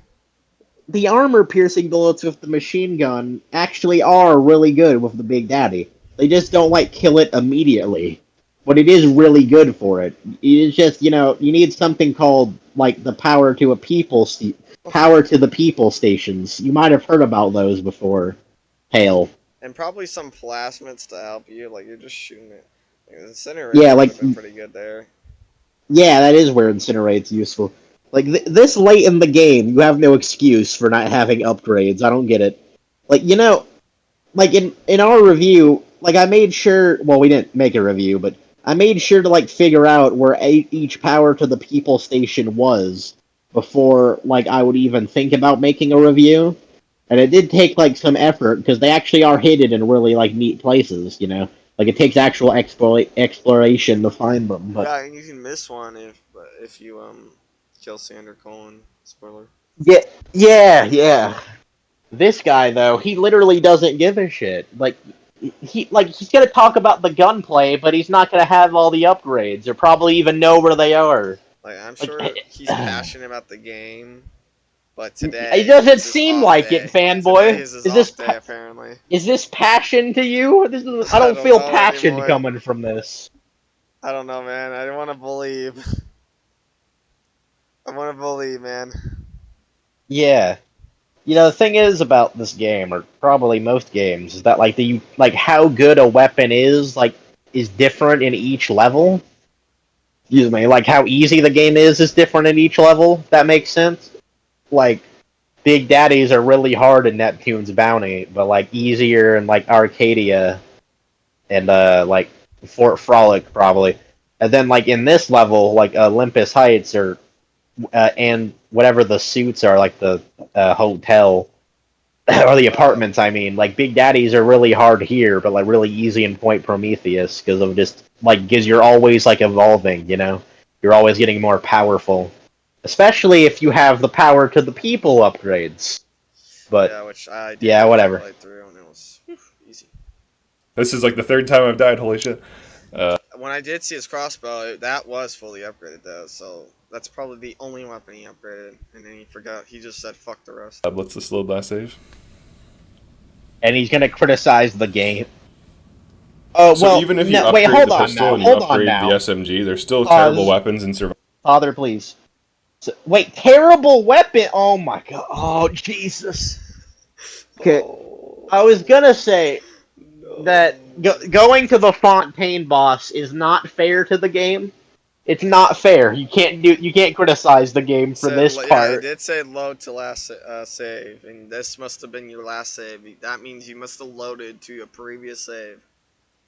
Like everyone knows this is bad too, or well, not bad, but like weak. Like it could be better. Like it's like one of the weakest parts of the game. Like this video could be better, yeah. And wait, he called it an SMG. He called a Tommy gun an SMG. I'm pretty sure, but don't think that's accurate. I'm not sure what SMG means exactly, but I'm pretty sure that's like a modern gun. I know it's a semi-ionic, semi-ionic. I don't know. SMG is like it's a machine gun. It is. I would say a Tommy gun. That does work. I know a Tommy gun is a form of SMG, but it's preferred to be called a Tommy gun because, well. Oh, well, that's my bad then. Anyway, he called them terrible weapons, which is, like, no, like, the machine gun is definitely a good weapon. It's, like, my favorite weapon in the game, because it's just, like, a weapon that's good in all situations. Like, it's especially... Big Daddies, like, it's good. Yeah, the metal bullets are good for Big Daddies, especially, like, when you're running away from them. The auto personal bullets are amazing for like the final little sister section, but the regular bullets are still good too. Like you're just wrong about that. Like the pistol, like it's weak, sure, but the machine gun, like no, you're just wrong. Yeah, he's just like, oh, game's bad, I lost. Look, I can't even beat the Big Daddy with the fucking pistol. What a shocker. You're not like. Oh, but I forgot to mention, I should have mentioned this.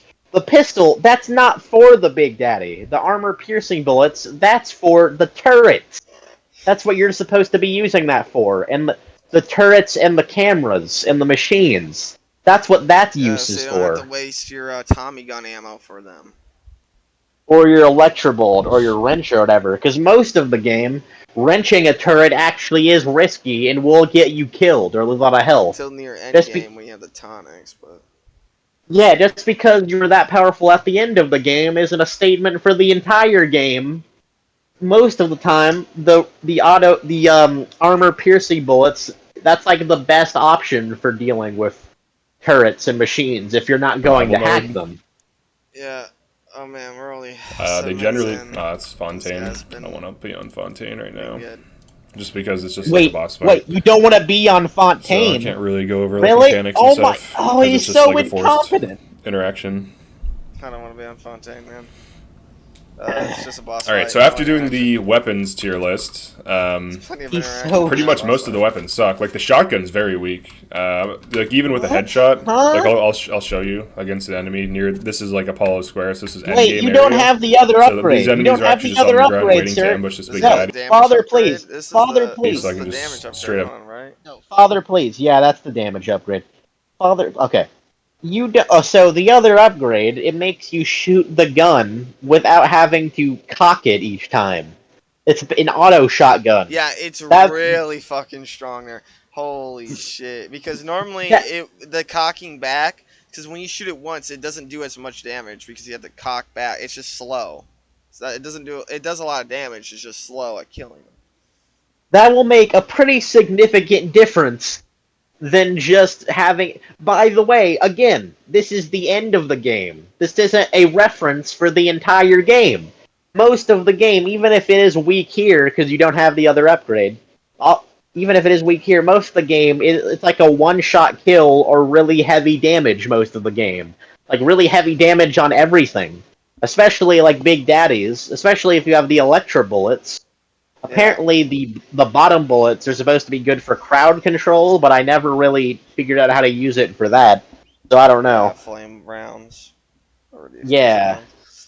rounds. I definitely would like to say him not having that upgrade is literally his fault. And if he did have Yeah. that upgrade, he would be singing a different tune. Because he would This is just a be able to. joke of a Yeah, video. he'll be able to spam with that final upgrade, the shotgun. Even with those bullets, Yeah. like those 4 or 3 bullets should be able to kill that splicer on the ground, faking it. Hey guys, why am I at the end game, but this Headshot him. not fully upgraded shotgun is weak? I don't Yeah, get it. like, look, I shot him in the head and didn't Look kill him. how much damage that a shotgun headshot did. 2 shotgun headshots. That's That is pretty terrible. good damage. That's It's not terrible. It's not. I mean, like, again, if he had the other upgrade, he could have just been like, boom, boom, boom, boom, boom, and fucking just would have killed Exactly. him right there. That's why that other upgrade exists. But, that, like, it's kind of his fault for not having it at this point in the game, and he's being, like, this is what you would be called a penalization for not having it. Now, it takes a while to kill. Exactly. It's horrible. Like if you like, It's horrible. I have to cock back my fucking gun. I'm playing Black Mesa right now. Wait. Fanboy. We could show footage from like earlier in the game of it do like most of the game. Like we could go to each level and show how much damage it does do. You Like know what? Medical Pavilion, like one shot, Neptune's Pavilion. You know what? Not Neptune's Pavilion. What? It shall be done, my lord. Nice. I will attempt to record. Bioshock. Like most of the game, it is really powerful. It's just weaker now because again, it needs balance. The game needs balance, right? That's like your argument. I'm on Survivor, by the way. I'm on Survivor, no Fatted Chambers on my playthrough. I'll go exactly where this guy was in point in time. The only Nice. upgrade I won't have is the pistol clip. And Which is useless and anyway, the, if we're being damage honest. for the rocket launcher, which I could probably just run up and get. Because I know where all the people are compared to this guy. I couldn't put it in the video we're making right now, but I could just load a file of Bioshock with all the upgrades and show it. But like I was just thinking of like you just do a playthrough of the game, right? The shotgun is pretty good throughout most of. I'm gonna edit. Like, again- I'm probably gonna edit most of this part so we can actually get to the point. Unlike this guy who doesn't do that. I can just keep talking. I can just keep rambling, repeating ourselves 100 times. Again, like, see, it's interesting because, like, he's criticizing the game for the way, like, for it is in this part, like, at Olympus Heights. Cannot remember what, like, I know it's not in Olympus Heights. It's like Apollo Square. That's it. Apollo Square. Like when the weapons feel differently in each level, Alright. as I said earlier. Most of the game. Alright, let's Okay. be clear. This is the original copy of the game. This is the original Bioshock. You see the 360 UI and everything. I'm loading into my account. Alright, nice. Again, the shotgun is pretty powerful most of the game, and the main reason it isn't here is he doesn't have the upgrade. Of course, he could make the point, and he might make the point the wrench would still be the better option for dealing with this splicer. And that is true, because he spent the time to make the setup for that to be true. And but the shotgun is like definitely way better than the wrench for dealing with big daddies primarily. And like dealing with turrets usually, but like dealing with the flying turrets especially. Again, original game, Survivor, right here. Plus. Yeah. So he was wrong. Yeah. Like, who would have known?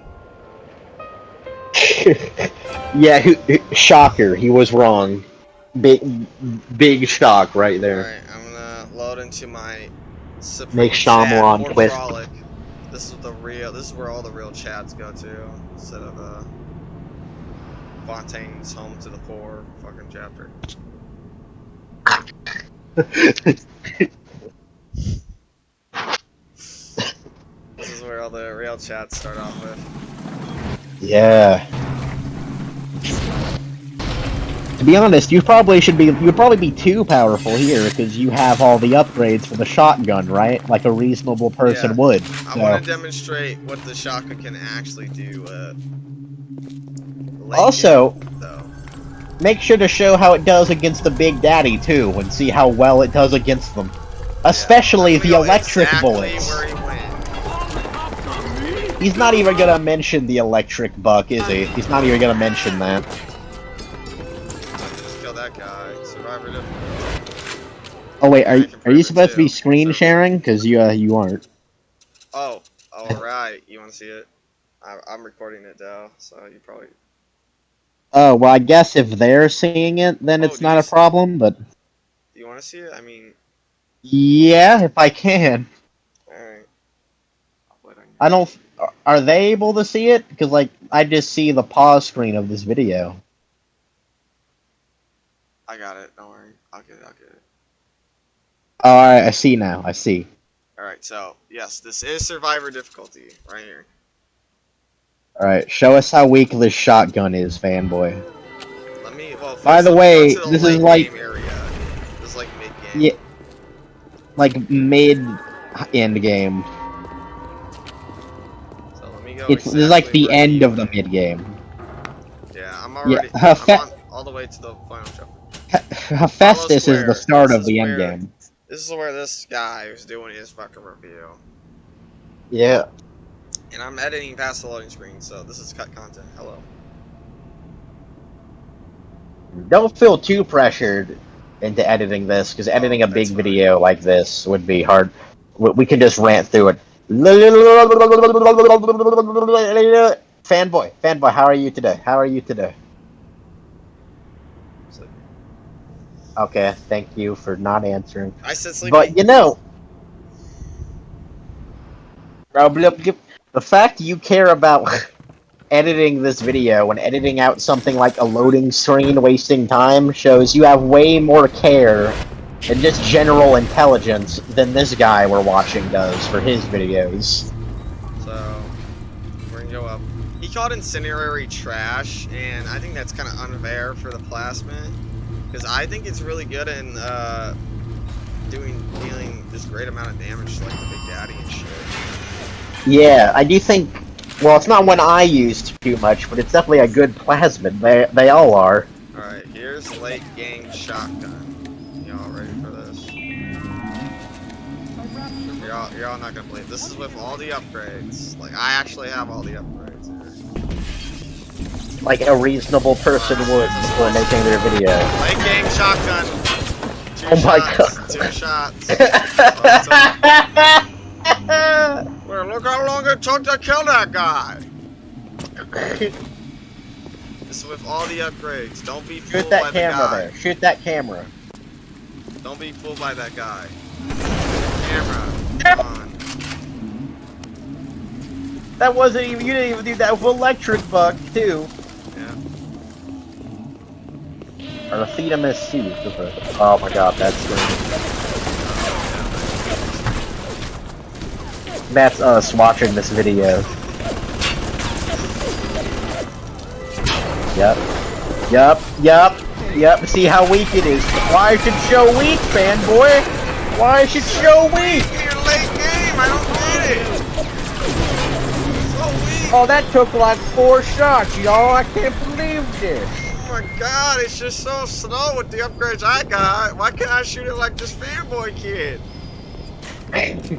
Now try to find a Big Daddy and see how good it is against it. And then, if you can, try using the wrench too, and see how that that is with it.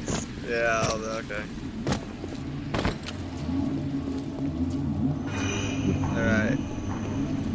Where the fuck is this Big Daddy? Alright. Here we go. Say Time to see how weak this is, y'all. Y'all ready? Now, I will say, I'm probably not going to be able to kill it with just the shotgun. Because obviously, with a Big Daddy, it's going to take more than that. So, Yeah, because the game's balanced. let me get the electrical buck to make things a bit fair. Alright, here we go. Something he won't mention. Oh my god, look how that's actually way stronger than I thought it was. And That was ridiculously powerful. that was the So- shotgun with electrical So- buck. You just dismantled his entire argument and video in like 10 seconds, And fanboy. and when he says bullets are rare in this game, listen, man. Good job This saving the This bullet. isn't Metro. You can save your ammo, you can save your money, and you can literally get it at this place. You can literally hack it.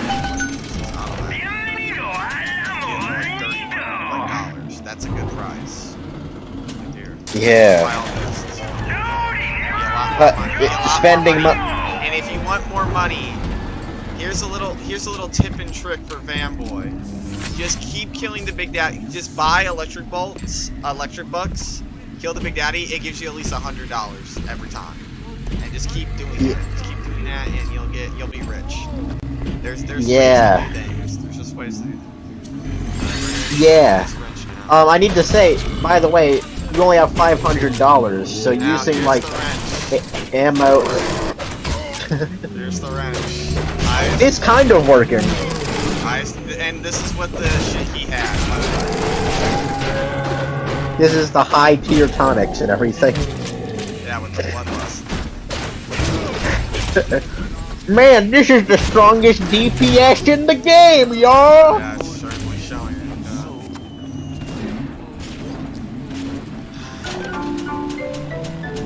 Sheep is gonna fucking laugh when I hear this.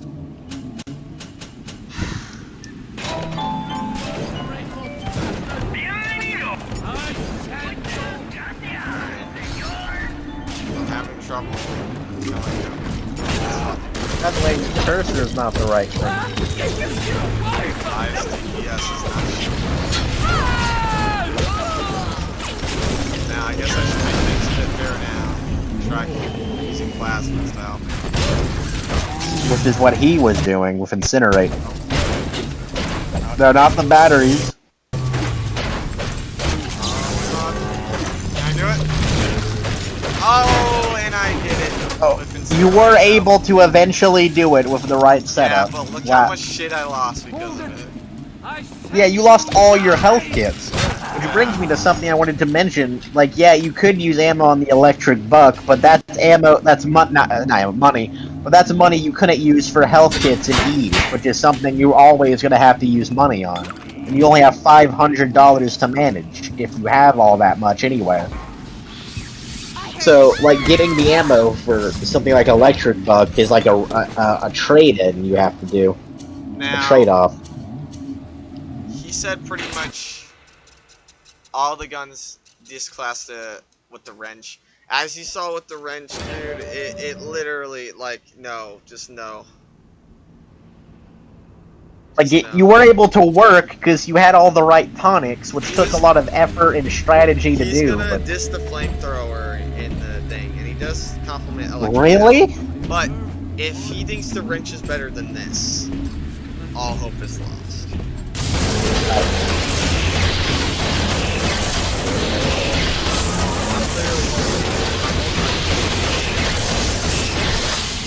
Man, the wrench could have done that in 2 seconds. I still have all my med kits, and yeah, you could say, oh, you ran out of electric shell. Well, if you play this smart during the early game, there's a queue event. There we go, I got my electric shell. Man, this one gameplay session has never been like man. Like, we've kind of already just destroyed the video, I feel. I'd like to see the wrench do that. Like, here, let's show off the pistol where he was getting It's aimed. basic. This is Survivor difficulty, by the way. Same difficulty it was on. By the way, you're not supposed to use it against the Big Daddy, just a reminder. Move, you motherfucker. Oh, well, I guess it's working. Yeah. Yeah, shoot. I mean, my teammates Oh, wow. Oh yeah. See, that's a neat strategy you use there. Yeah, and I saved pretty much most of my ammo. Oh. Although now you don't have the armor-piercing bullets. If you die, what? If you died, like that, you wouldn't have those bullets anymore. So that's actually more consequence for death than if you did just respawn your save, reload your save. Oh my god! Oh wait. Yeah. Weak shotgun, guys. Shotgun. There it is. Alright, we gotta find a splicer here. I know And the there's- main challenge of the pistol is precisely. I know there's one. I should probably have this.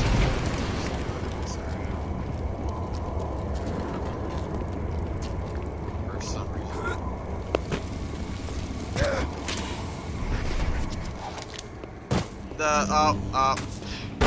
From my immersion thing.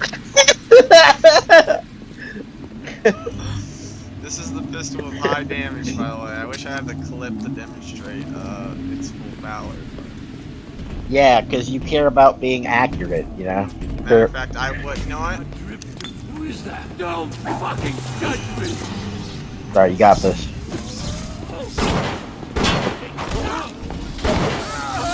Oh my god! It's the... I didn't even think you would... This is Oh, with wait. Max research too, so... Like, I researched Oh, everything yeah. in this playthrough. Like, if you put the time... Who knows if he did that? Yeah, if you actually do the time and everything. I'm assuming he did that if he has the Survivor wrench as mode, power. easy difficulty. Yeah. Like, the difficulty is difficult if you make it, so... Yeah, it's as difficult as you put the effort into it being.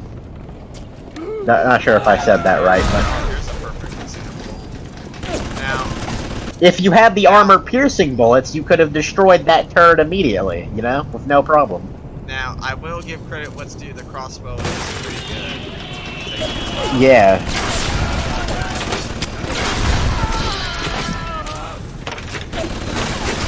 Oh yeah, I'm pretty sure he did telekinesis in one of his videos. Here, look what telekinesis What? is. Really? Wow, Really? that's the way Telekinesis? Yep. Really? I don't even know, I remember his point there. But I'm He doesn't know anything. yeah, like, I'll give credit where it's due. The crossbow is pretty good. Yeah, it definitely is like the best weapon in the game. But, or best gun anyway. Yeah.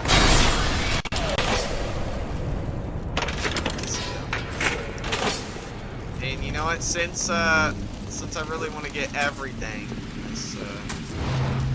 I'm gonna go get the rest of the power of the people. Well, I think we've already proved the point though, so I don't know. Maybe we should go back to the video. I'm not sure if there's anything left. Wait, like, hold on. What else? What else is there? Actually, show how good the machine gun is if you have armor-piercing bullets. Yeah. Yeah, do it. Yeah, let's do that. Should I use whip plasmids? Yes, you can. Alright. Yeah, let's Look how strong your shit is. humiliate him again. Look at it. Well, like, please excuse me.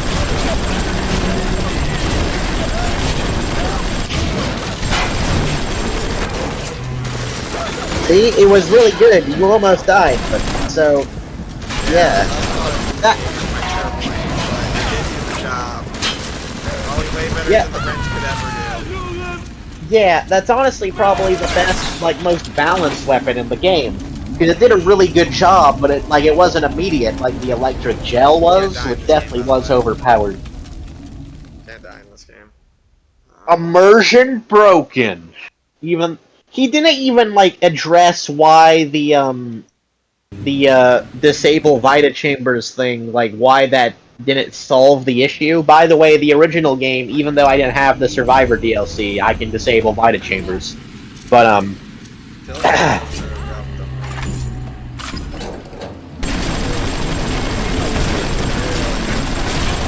yeah, he didn't even address what, like, he's dumb. Oh my god, that was really quick, actually. So, yeah, so all of his points just flush down the toilet now. I brought this up when I was alone. Aiming is a bit weird in this game. He said it was like some tacked on trailer thing. That's not necessarily true. What? Aiming. What's a track on? This aiming thing. He says, well, the gun moves and it messes up your aim.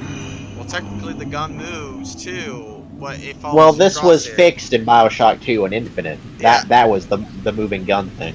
Yeah, but here's the thing: hipfire and ADSD or whatever aiming is completely different. Hipfire is more of a recoil issue. Well, you don't see it here because I have the upgrade for it. But if I didn't have the upgrade for it, my gun would be like going slightly up. But if I was aiming, it would be like centered to how I would. Like when you aim, you'll have better control over your recoil. I just wish it still had the cursor show up when you were aiming. The crossbow, though, the zooming in was perfected there. Bad guys. Like over hit fire. Like I'd rather hit fire. In the beginning of the game, it's really useful with zooming in with the pistol. Yeah, so. And then it's.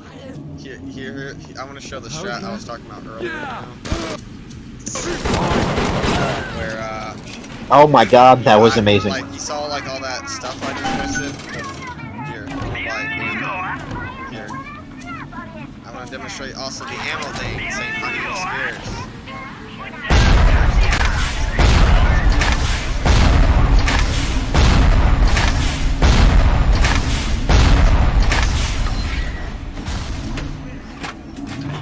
I don't know. You frag grenades. Oh wow. Oh! That is a. Oh, I didn't. That. One cool thing I like about telekinesis: if you miss the grenade, you can quickly pick it back up and come back. I didn't know that. You know. Like here, the thing I actually want to show that. I always liked that. The thing. Grenade shot. The thing with telekinesis is there are hundreds of different things you can do with it. You can just throw objects, you can just throw dead body parts, you can just throw like small things like money. Like I want to use this turret. Yeah. You could like hold bodies up as like a shield for you. It's very useful for picking up objects in the environment. Like telekinesis is an amazing plasmid. I don't.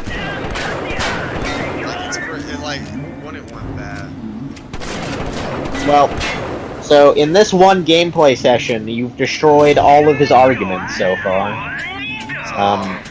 I think we've. Yeah, I just want to shut the money strap. Just not to be too serious, Not to mention, like pretty much every argument so far feels very nitpicky to me. Alright. But I don't know. I have 480, which is close to the max. All I have to do, I need ammo, right? I want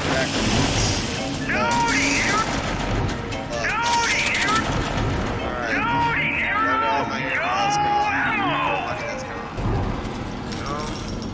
Bam. And now if you want, go find another Big Daddy and kill him really quickly with the new shotgun shell. Yeah, this is a really good strategy. Although this takes like skill and like knowledge to pull off, and like strategy to pull off. So.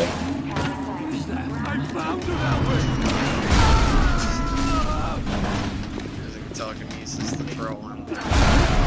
Like I took his max. Like you're actually able to pick up the stuff that's on fire too. Like this stuff I could probably go up to him and make him on fire. Yeah. Yeah, you could pick objects that aren't on fire and like put them in fire and then throw them. Yeah, like look at this. This is on fire. Come here, motherfucker. Oh, you feel so good. You sound just like her.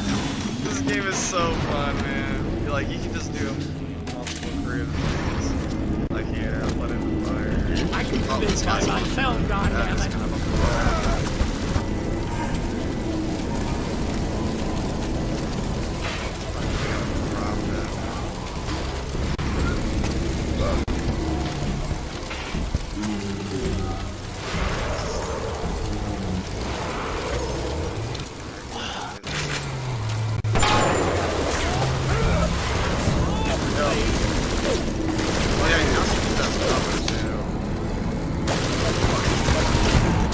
Well, that's not the best example, but yeah, you're right. A dead body. See.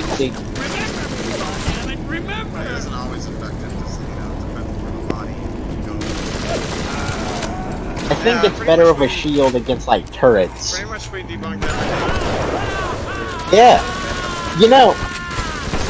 Yeah, you really did, Fanboy. Good job. You're the best host on this show.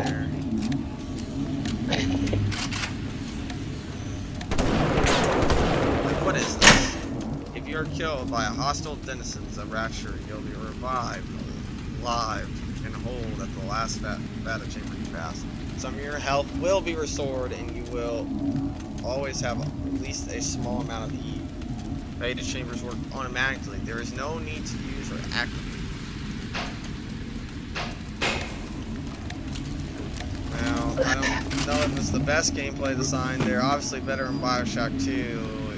You probably enjoy Bioshock 2 more. Yeah, probably that. Yeah, But like again, with the Vita chambers though, if you die, like if you spend a lot of resources to kill a Big Daddy and you died, then those resources are gone now, and you're gonna have to find more. Still, but the Big Daddy's health is also gone, so there's that. Hello?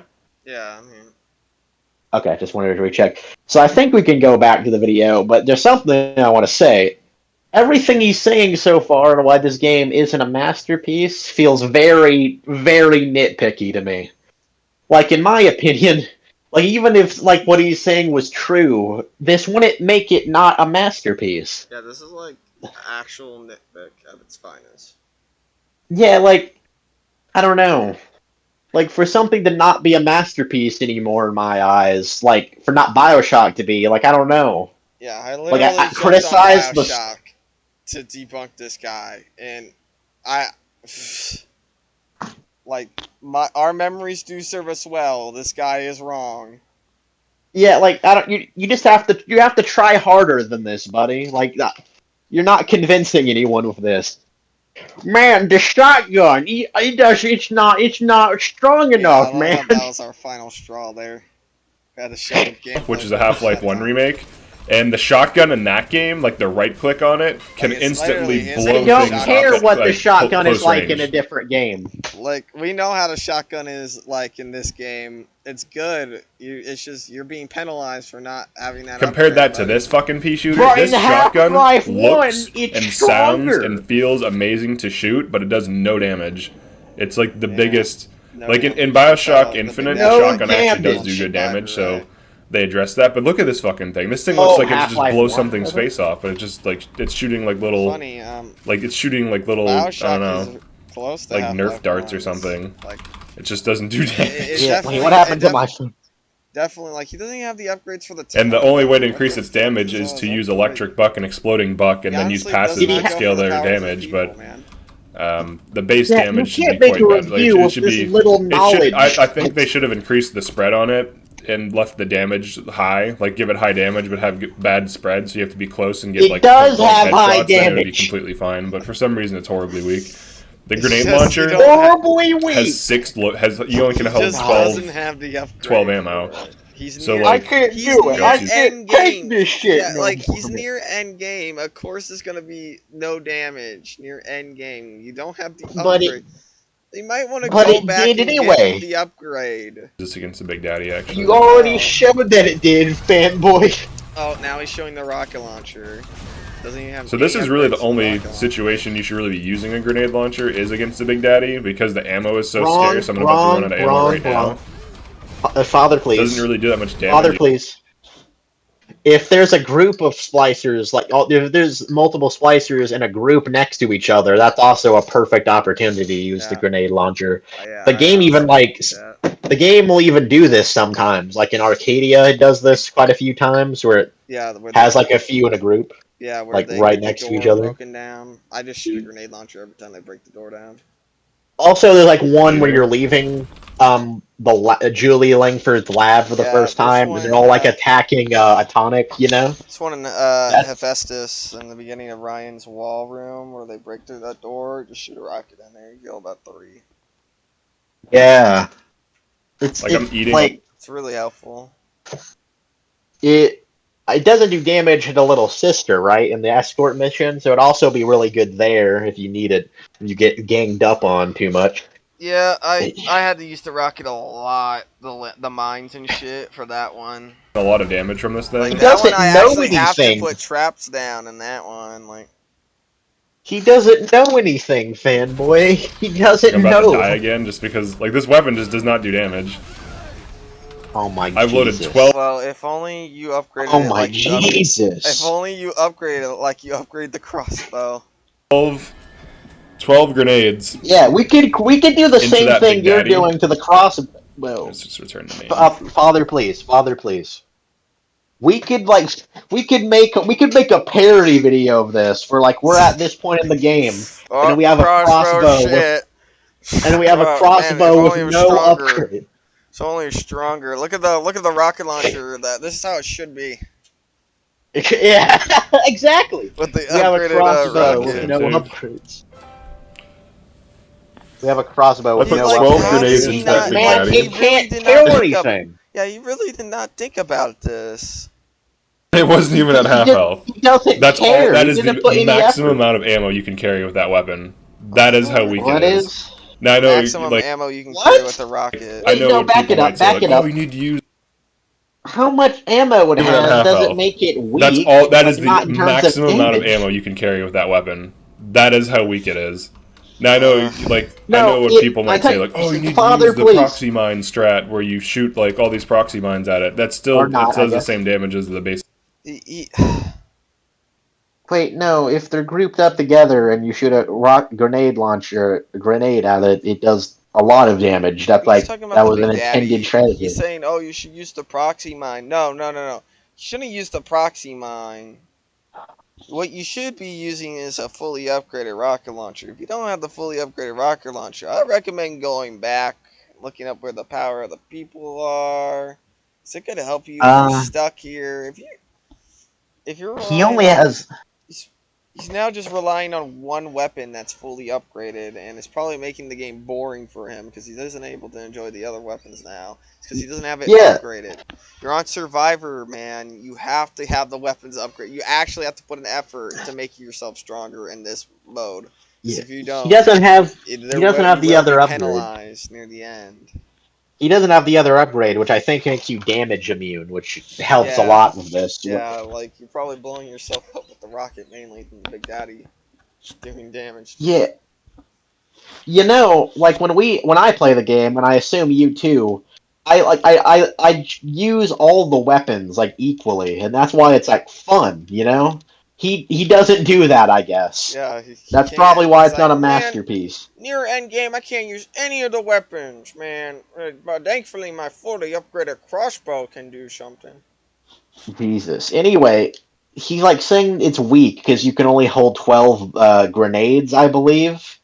When like it's that way because of how strong it is. You can only hold so few because of how strong it is.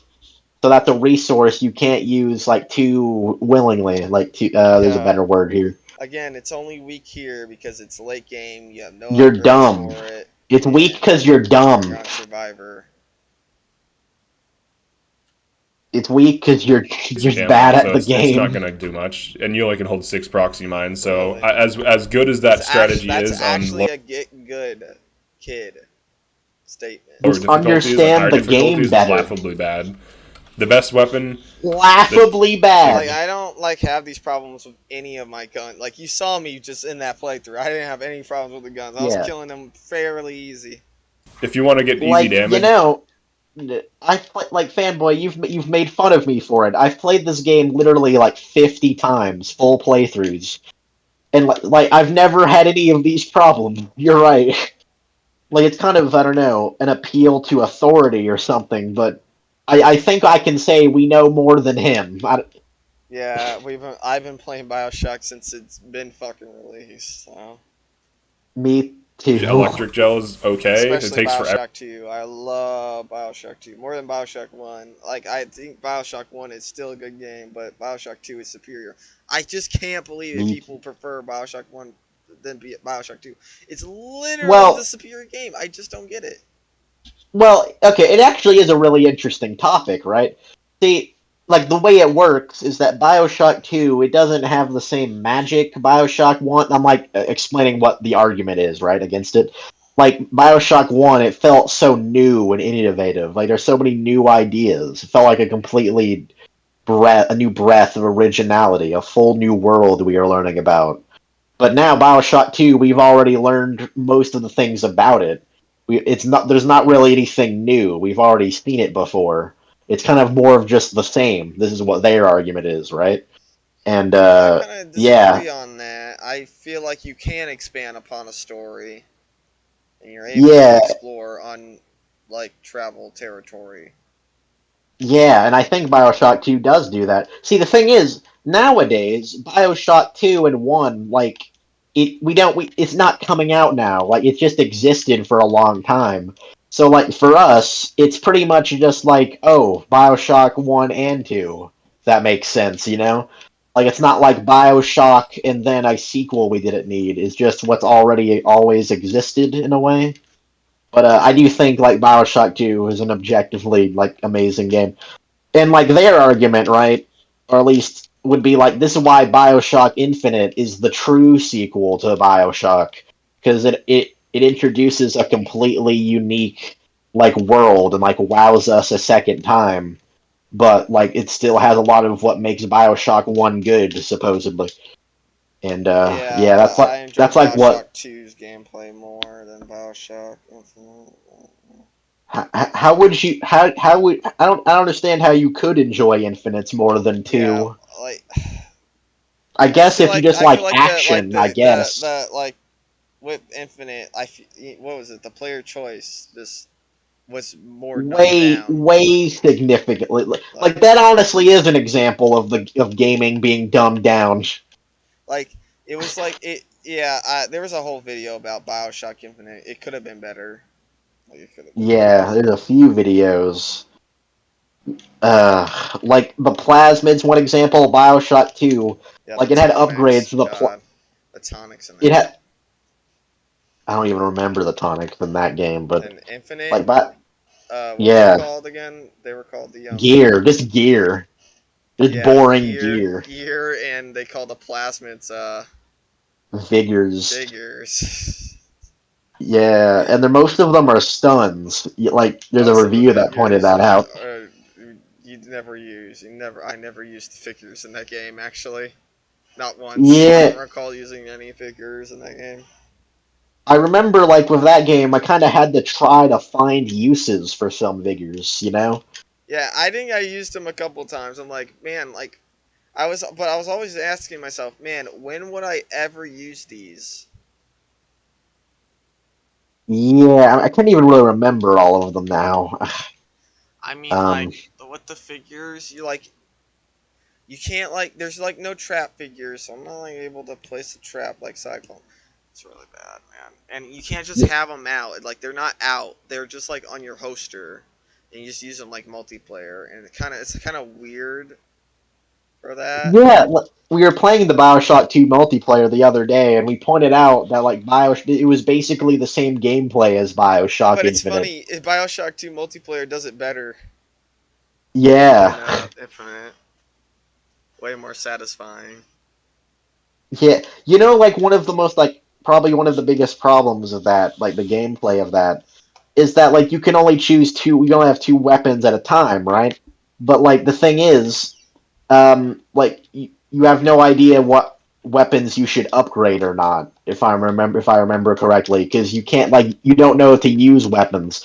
Like like you never know if you should use a new weapon or not because you don't know if it'll be good, and if it's not good, then you'll have to backtrack to the old weapon. You know, like do you just keep getting ammo for the same two weapons, which is like the safe idea, or do you try new weapons that might not even work? I don't even remember. I need to replay Bioshock Infinite again because I'm not explaining this well. I don't remember it like the first two. Yeah, Bioshock Infinite is the outcast. Yeah. Hopefully 4 is better. I mean, Never to deal damage, but as I long trap as bolts are the best. And I mean, if it has like if you can have all the weapons at once, like Bioshock 1 and 2, then it has to be by default, I think. But incendiary bolts are really strong. Just peeking and poking at a Big Daddy with incendiary bolts is like oh, you mentioned that. extremely powerful. So, all right. So, anyways, Yep. that's the weapons issue. So the first issue was Vita Chambers and how they just kind of reduce the difficulty to nothing because you can't die and you can't lose. We're getting a If you can't recap lose, now. you're not overcoming anything, and also giving the thief. Bro, I just What? realized No, not overcoming anything. What? if he loves the crossbow this much, bro, he probably must be coming over the harpoon gun. Oh yeah. Like, oh, the crossbow. Oh, the harpoon gun. Oh. It's really cool because you can use plasmids at the same time with it, so you can like use Winter Blast to freeze them in place, and then headshot them and things. And also, all the harpoons like are grabbable, And you get it which early in the is game less of a too. thing in the first Oh game. yeah, that's his wet dream. Or like mid tier, I think, in the game. I'm not sure. You get harpoon like a bit early-ish. The third level. Bioshock like 2 feels like way shorter than the first game, Well, even though I'm not sure if the it level actually is. it's longer, like in level. Yeah, like because like Bioshock 2 has like 2 tutorial levels, and then it has like 5 big levels, and then I think 2 end levels. Like it just feels shorter than Bioshock it's 1. shorter, but the levels are long. It's really a long game, surprisingly. But Yeah. You can't die and you can't lose. There If you you go, can't we're lose, rambling. very fun you're game. not overcoming anything, and also Oh, giving the theme How of the did we game, get off which topic? is this. What do you say? Can't lose. You're not overcoming anything, and also giving the theme of the game. Yeah. Stop it there. So we can't die because of the Vita Chambers. We're not overcoming anything. That's what he actually said. I don't. Yeah, we only say. For one, again, disable Vita Chambers. Like if the game gives you that option, then I don't know. Props. But two, it again, like how do I tackle this? Like for big daddies, you still need depends on which difficulty mode you're on, but you can just keep like trying at them again and again, but you still need a strategy if you want to do it like right, Yeah, you you're gonna know? be wasting resources. And Yeah, and if you're out of start resources, that's farming going to big have a daddies, like I permanent. said. And most people aren't even going to know to do that. I didn't really know to do that until now. Yeah. Yeah, Like, me it's just neither kind of until I on its did it. face wrong, which isn't something we should say, but like, if you're not overcoming anything, then why did anyone even like the game in the first place?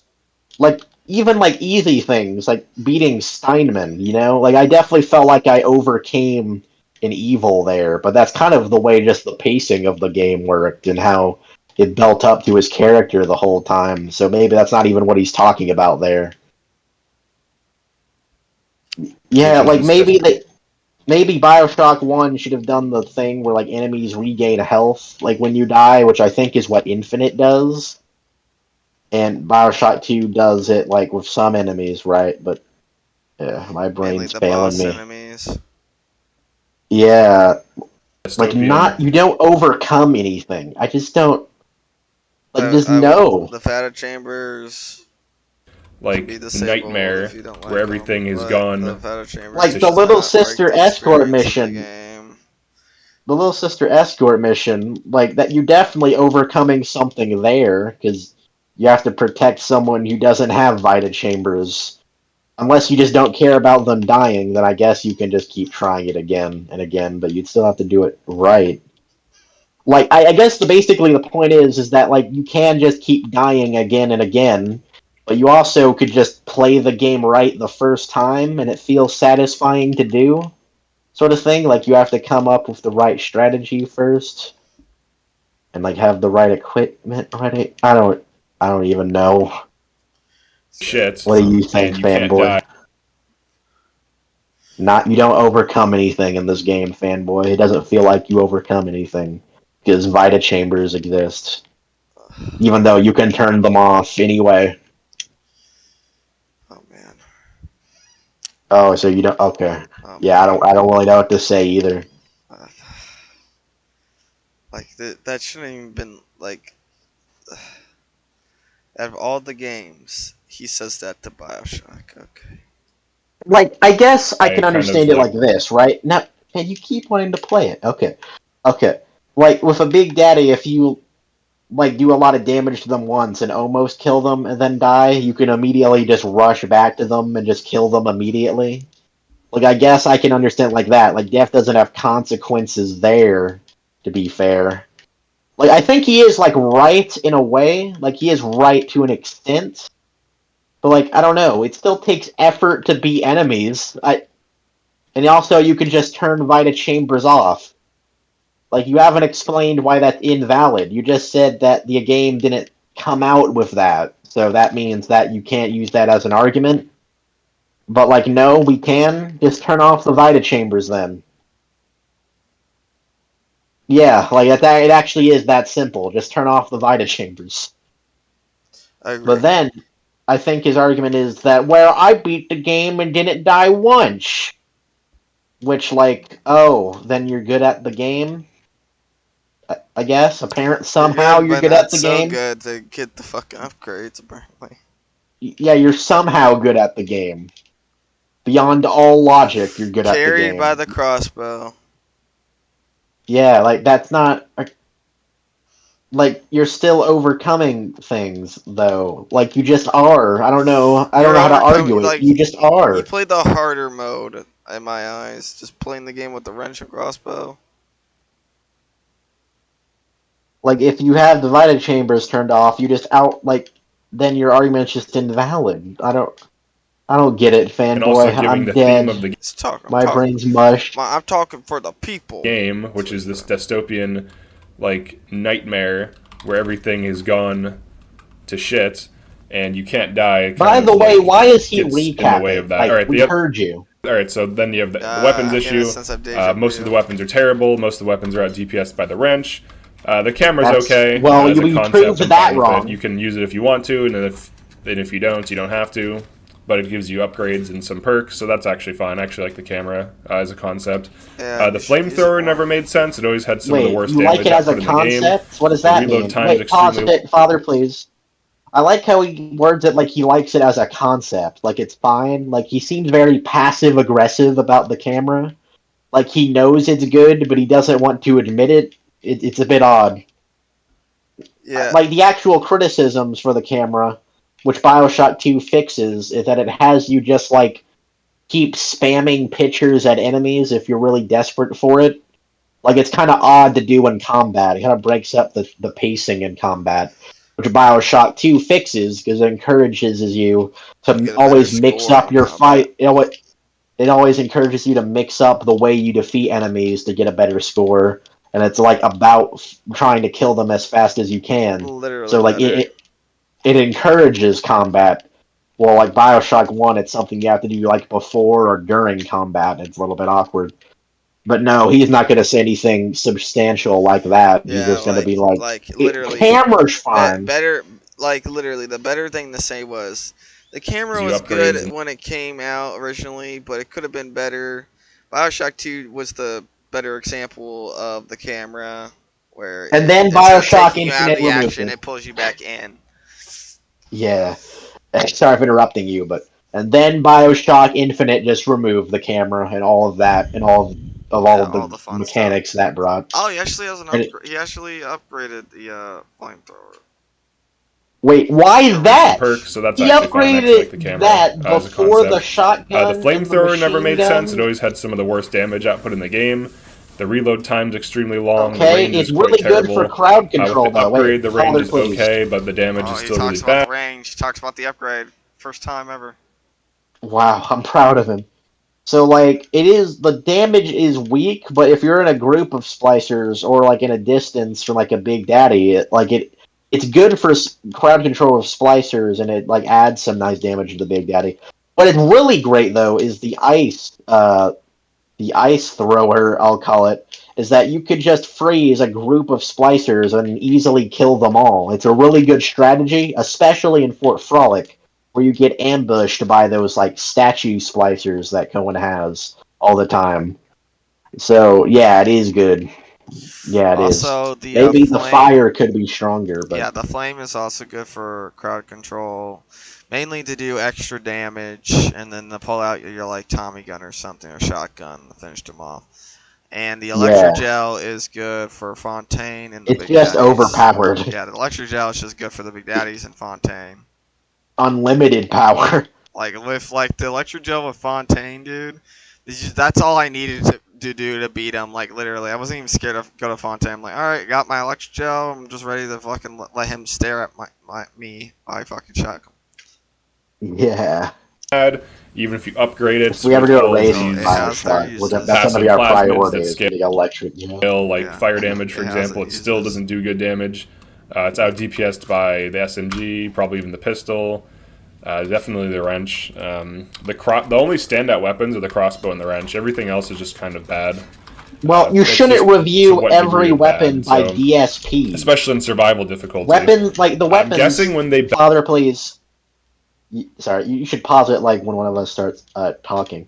But like weapons have, especially in Bioshock, have like purposes for them, like specific uses they're supposed to be used for. Like, you know, the armor-piercing revolver bullets are useful for the machines, and you never thought about that. Like, again, flamethrower, great for crowd control. And, well, it's also great if you don't have a specific plasmid, like if you don't have Incinerate or Winter Blast or Electrobolt for some reason. I will say the chemical thrower is probably, like, the least useful of the weapons, or the most optional, but it's still a really great weapon. And it's also a lot of fun, too, is the most important part, because of all the choices. Like, it just adds a lot more choices to the playstyle. Anyway, what were you going to say? Pretty sure he knows what ground control means. I know he said it. Are you sure? Are you sure? I don't know. He said it to like one of his videos, but I don't think it's this one. Did he understand what it means? Did he use it right? Maybe. I'm proud of him. that he balanced knows the what ground shotgun, they were control playing on means. like normal or Yeah. something. But like on hard mode, even the shotgun's bad, so it just doesn't do No, damage. no, You have to you're unload dumb. multiple You're stupid. Yeah, we don't even. We already went through shells this. at close range, whereas a simple crossbow bolt to the head kills anything in the game, no matter what difficulty you're on. So at least Well, this makes sense. I don't think it always is a one-shot kill. Like, at the very late game, I think even some enemies can survive a headshot. Unless it's from the Incinerary crossbow, then maybe not, but... Yeah, I whatever. used the projectile, crossbow even though the projectile is quite late fast. game. By the way, again, very Yeah. small issues here. Not enough to not make it a masterpiece, in my definition of it. Or your Right, so that's definition of it. Weapons, Yeah, so of in Vivid course. Chambers, that's the weapons. And Let's in go his for the definition plasmid. of it, then like there's no use talking about his definition of masterpiece, because no game will be flawless. So it is just a pointless conversation anyway. I wonder what he thinks is a masterpiece. Which is the main reason most people play Odd the game. two. So plasmids, overall, Pickle? most of them are low impact. Most of them do not do much. Low impact? What? Sonic Boom, Substantiate like, that. tell me Oh, what- I know you're gonna like that. the difference between this is. Alright, so let's say I Sonic Boom this dude. Fanboy Why loves that? Sonic Boom. He always tells me about how strong it is and how overpowered it is. Yes, it is. Okay, great. It's not one I've used too What is much. the It's one I difference need to between use doing more, that but hear the arguments. and Alright. Let's hear it. Wait. He's about to make a okay, point. great. Between this is alright. So let's say I Sonic Boom this dude and whack him to death. Okay, great. What is the difference between doing that and just finding an enemy and headshotting it? What was easier? Now, if I Sonic Boom that and went to headshot it, would that be easier? Let's find out. Let's test this live. Alright, head. Well, Alright, I kind of. I think here, let me tell you. No, maybe we should finish. Well, now you have something. No. I know. He's saying Sonic Boom is just for one splicer. If you looked at the demonstration, you're right. Sonic Boom is for pushing 3 or more slicers for ground control. You're right. You are It can using also Sonic reflect Boom in a poor explosives. manner. This is not how you use Sonic Boom. Yes, you could use it on one splicer because fuck, it's pretty funny. Dude, you're right. I didn't realize how Missed her head 'cause she was unbelievably moving around a lot. stupid this is. But No, then she was Father, please. I didn't realize how stupid this is. Yeah, you're right. It's meant for crowd control, and you can reflect like explosives or whatever being missiles thrown and at you. shit. Yeah, he's stupid. Oh man, doesn't know the he's using the beta cuck moves. Yeah, man, why Versus is it our when I alpha just chat. push one enemy onto the ground and wrench them, it works the same as a headshot? By the way, that's not even necessarily a bad thing, because it means you have a lot of different choices on how someone can play the game that are all effective. So that doesn't not make it a masterpiece Which in my one's eyes. faster, sheep? It doesn't even, I don't even Speed care, run. really. Why does it matter? Why does it need to be more effective than headshots? Then you can just make the argument there's no point in making headshots, because you can just use Sonic Boom instead. Your headshotter. So, did I need to Sonic Boom her? Oh, no, man. I didn't. Let's actually look at some of these plasmids. Alright. Now, he's gonna talk about the plasmids. Alright, here we go, sheep. We gotta be quiet for this one. Great. Here we go. Incinerate, terrible. Cyclone Trap. What? Wait, no, Father, please. You're not even going to explain why.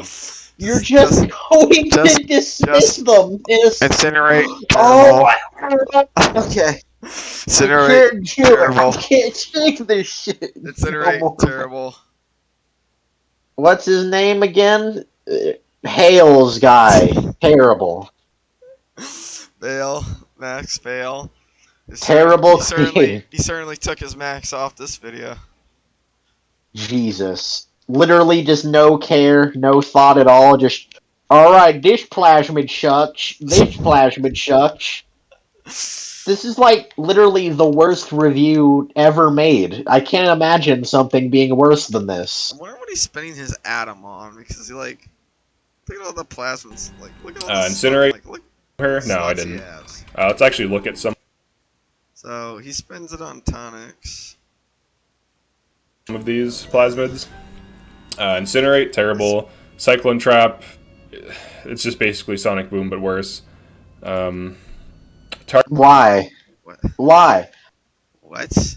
No, it's a trap you can set beforehand to protect certain points, like the Little Sister escort mission, or a trap if you see a splicer coming towards you. While Sonic Boom's great for crowd control and in the moment. Just because they both push, don't mean you use them the same way. Yeah, one pushes them up, the other pushes them forward, like the Force. Yeah, you use them in different strategies. I think he's trying to depict them, which one's better in his eyes. Yeah, Sonic Boom would be better than Cyclone, but Cyclone's uses is I can make a whole, I can block off an entire section with Cyclone Trap, and I can chillax there, and any splicer who comes near me will just fucking launch and break their fucking neck on the ceiling. And he would say, well, is that any better than just using a gun or Sonic Boom? And my response would be, it doesn't need to be. As long as they're all fun, it's just more choices in how you want to play the game, which is what it's trying to be. It's succeeding in what it's wanting to be. Yeah, I will say, Cyclone Trap saved my ass during our Bioshock 2 run. I had no med kits, and I was almost close to death.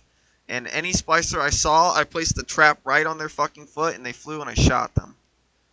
Literally, it was a lifesaver there in that moment-to-moment situation.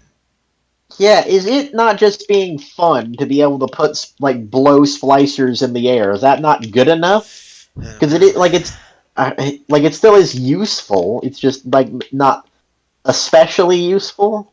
Like I guess his requirement for Masterpiece is a game where every plasmid has like its own specific use and is better than the others at one thing. I think. I'm not sure. Even though the point of Bioshock is that you can't have every plasma at once and have to choose which ones you do have, so that wouldn't even make sense Oh man, in theory, but can't wait until he see. What is he gonna say about the rest? I- Can't wait. I just wanted him to get to the story now. This gameplay Target stuff dummy is is painful. okay because it distracts enemies and reduces damage you take because they'll actually shoot it. Literally, like, dude, that's like the only smart thing he said. It's a time. Yeah, Was he the just dummy explained the basic It's concept fun. of It's it. ironic that the dummy one he gets right. Yeah. Hypnotize Big Daddy is insane. Just because you have a bodyguard, like it literally just reduces damage. Like he likes these plasmids. It doesn't. Like he actually He knows doesn't the use just of these reduce plasmids. damage. Yeah, he actually knows the use of these plasmid stuff. Like some of them are really good. Security bullseye can be used to kill a Big Daddy without it ever aggroing on you if you use if you get it It's under not just that it a can be hostile used. security That's what it's camera. really It'll just useful keep summoning for. bots and it'll never attack the camera. That's what I use Insect a lot. Swarm is quite good just because it keeps Yes, distracting that's what enemies. Security bullseye does. Crowd control. So basically, things that I would say are good are Electrobolt, Target Dummy, Security Bullseye, Hypnotize Big Daddies, and Cyclone Trap. And the reason Electrobolt, Insect Swarm, Ugh. Hypnotize, and Target Father, Dummy are all please, good real is the quick. exact same reason. They prevent enemies or distract enemies okay. from hitting you or shooting you. Electrobolt just shocks dudes and prevents them from attacking you. Killing them in water happens rarely. Sometimes, it happens, Rarely? but not often. Target Dummy distracts enemies. Wait, while no, you can- Father, please. Hello? What He he says sometimes killing enemies in water with Electrobolt happens rarely, but, like, it can happen. Like, no, it's something you can make happen. It's not something that just happens randomly. Like, yeah, like I mean, if a I situation guess it's presents itself. rare. Like you're in a city underwater and there's puddles of water everywhere. I can about tell you every level has a puddle of water. Like, I guess it's rare. Yeah, it definitely does. I mean, I don't think it's certainly rare. If you see the puddle of water, you can remember exactly where that puddle of water is, and you're being chased Yeah. by splicers. You can lure them You there. you can easily lure enemies to water. Like, if Still you're not running really short giving on any ammo, explanations. that'd be helpful. Still not really giving any explanations of why plasmids are good or bad. Just explaining what they do, and that's his explanation at best. And he just says, It's terrible. terrible. Yeah, like that. happens, but God, not often. I can't Target take Dummy it. distracts enemies while you can attack, like giving you an opportunity to be out in the open and attack them because enemies have hit scan. Security Bullseye is just used for farming Big Daddies, and you can use it to kill enemies, but it's mostly used for that. Hypnotize Big Daddy, same thing. It just gives you a bodyguard. The only downside to this is if you accidentally shoot it, it aggroes on you, and there's no way of unaggroing it. So that Unless can he end up dies, being a that's actually a liability, good especially thing. if you constantly have a Big Daddy with you. Insect Swarm is generally good. I believe these can spread to Big Daddies and aggro them, but It I can't can. remember 100%. Fun fact. But Wait. So in the Arcadia wave segment where you're defending in the lab, and they're attacking you, they always spawn a Big Daddy there that you can use to hypnotize. But the thing is, I would always use Insect Swarm, and it would always go to the friendly Big Daddy. I did And that's something that that always playthrough. I happens was to gonna me. hypnotize that Big Daddy, but I accidentally used Insect Swarm, and he fucking got pissed. I'm like, Yeah. gotta kill this piece of in shit. general, for general use, it distracts enemies and crowd controls them. But Incinerate's quite terrible. So Why? Sonic Boom is okay. I don't like how Bet he could have killed those big. Bet he could have got more at him if he used that incinerary. I'm gonna show you the difference between the Sonic Boom and Electrobolt. Electrobolt is just better than. Oh my god. I think the difference is pretty clear, my guy. You don't. Sonic Boom, I feel like, you don't need to show us. Because it can I disable. know, I guess it's good you want A to. blind though. kid can And you figure can out easily what hack it, electric bolt especially and once you Sonic get Boom high can enough. do. Like you can get auto hack once you get high enough research. Well, so that's Electrobolt doesn't have that's crowd much better control. than Is the just blowing a dude over. Once you're in a body of water. No, it's right here. I'm just gonna whack this. Alright, so the third issue is the plasmids. Most of them don't really do much, especially like once you get the crossbow over, I feel like you don't even need to use the weapons if you can headshot. And I'm not even like the best at FPS games. They're dudes that play CS:GO all day. If you play CS:GO all day, you can don't do much. See, I think the fair criticism, which has been made by someone, I think, is that like a lot of the plasmids in this game, like they kind of have the same purpose of stunning. Like a lot of them do that. They just have different variations of it. And I can kind of understand that. But his argument is just they don't do much, which is the most brain dead thing I can imagine. Don't do much. That like it's just wrong. I don't. Again, with the crossbow thing he's mentioning, you can freeze enemies and then get headshots, and then the bolt will fall down to the ground. So even if you're just wanting to use the crossbow, that's not true. Plasmids are still useful there. Big brain. Big brain. Dude, I disagree. I honestly, him, like, I already knew, like, him saying that was stupid. Because I know it's not true. I've literally never felt more brain dead than I do now. Like, it's actually hard to think. Yeah, I'm starting to get that migraine's coming back. easily land headshots with the crossbow. Like, it's not even an issue.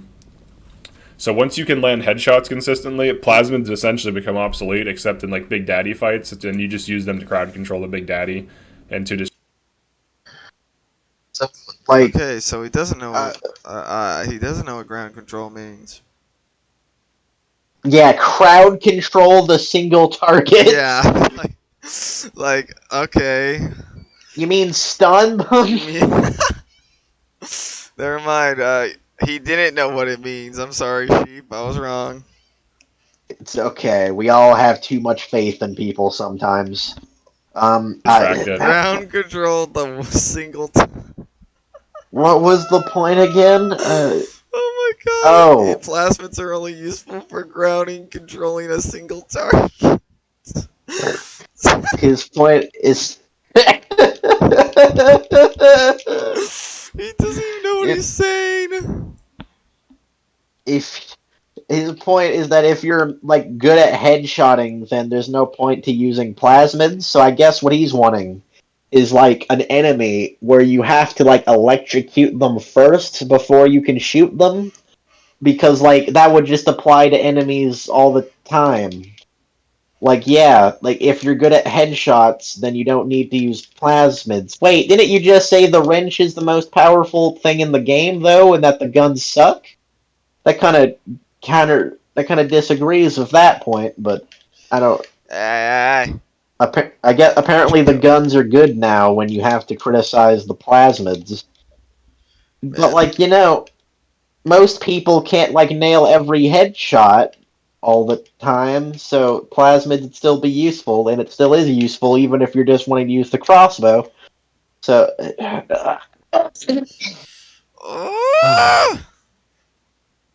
I feel like against normal enemies in the face repeatedly. Cheese, bro. Like even in the early stages, you can get like headshots with the pistol, and they can one-shot a headshot until like kind of like you know, a level or two in. And so then, the pistol is useful like, then, get, like, isn't it? 2 or 3 headshots, kills things pretty quickly. And then you can, like, shotgun headshot things. And then once you get that's the how crossbow, guns you can just work. headshot with this all day. And You were saying really the guns easy. are too weak, but So now you... That's no, another issue I had with the game. Stop. Okay. The guns are too weak, but also they're too strong for plasmids to be useful. Even though... Even though you can't... weapons are too strong. You know, like, I think we're both pretty good at the game, and we can't just land headshots all the time. We still need to use plasmids. Yeah, by the way, if the wrench is the only useful weapon, then you're definitely gonna want plasmids. Then I I can't take this shit no more, fanboy. Hopefully his next point's good. So that's like the fourth issue. So the first one is the Vidichamber issue. Oh, is he recapping again? He's recapping again.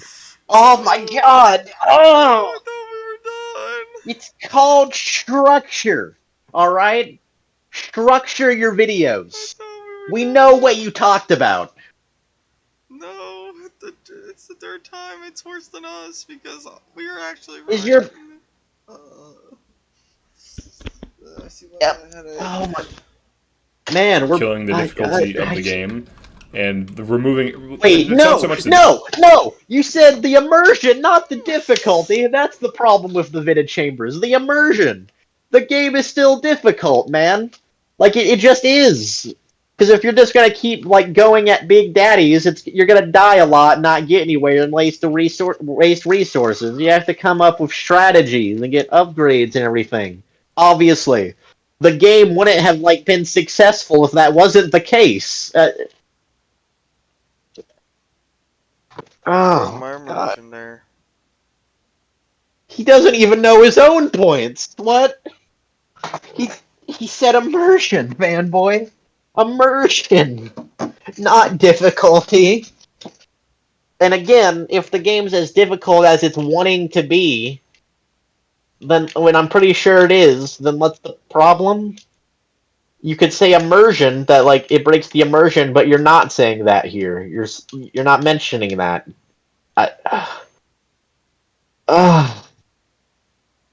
How did you find this? Did you do a satanic ritual to find this, fanboy? I don't. All I typed in was Bioshock 2 sucks. Bioshock 2 fixes most of the problems he has, the very minor problems he has with this game. Okay. difficulty. It removes consequences of death, and you don't need to restart or do levels over. Not or anything necessarily. like that, or get from checkpoint to checkpoint. And then the other issue is that the weapon balance is really weird. Wait, Father, please. A lot of weapons are... That's an odd way of phrasing that. When you don't have a checkpoint system, you don't get to reload from checkpoints when you die. Like, yeah, obviously, that's the point. That shouldn't be a problem in and of itself. It needs to be a problem if there are, like, any consequences for death, right? That's, like, what your argument is? And there is, because you would lose resources and everything. So, like, yeah. I don't... He doesn't understand his own arguments, fanboy. We understand them more than he does. Oh. Honestly, he needs more time in the oven. What needs more time in the oven? We need some time in the oven after this. Yeah, I agree. Us too. This video definitely need more time in the oven, mainly. really bad and underpowered, and then like randomly the wrench and the crossbow are really overpowered. I have to make a fucking part 2. God. The third issue is plasmids. You generally don't even need to run them at all. They're like We already know. No. What? Why are we recapping? a huge thing in the game, but you can literally not use them if you don't want to, which is fine. Yeah, it's called choice. What do you want the game in to a game do where to like that's make like you one of have the to main use things, plastics? you would think you would need to use them more. Like when you play Mass Effect, you pretty much should. I do use them more. What are you talking about? God, I shouldn't be yelling this much. People are probably asleep right now.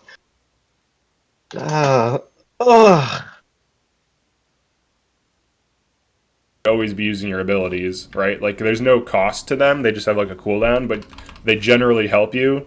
And I'm not sure that Mass Effect is hard enough that you need them, but I guess it's like they're there if you want them. I guess that's how I can describe plasmids. What's he You don't need to use rambling them at all, about? but they're there if you Mass want them. Effect. If you want to use specific plasmids and run whatever strategy, it's there for you.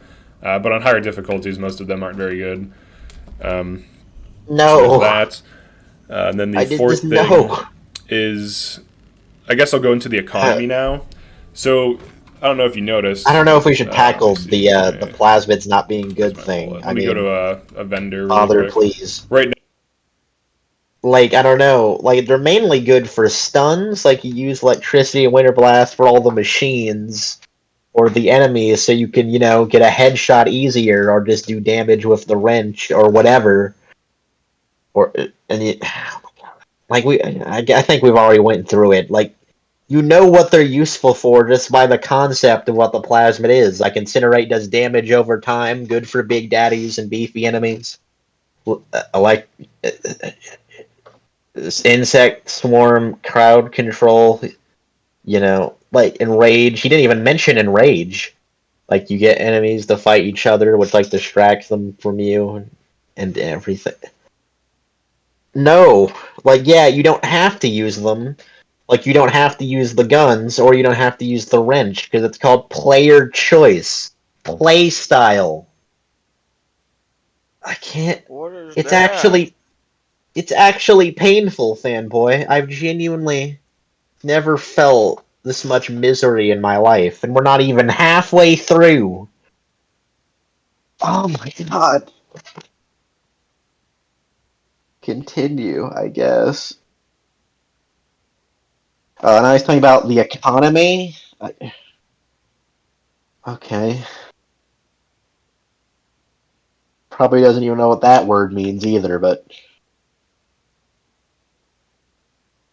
Fanboy, are you alright?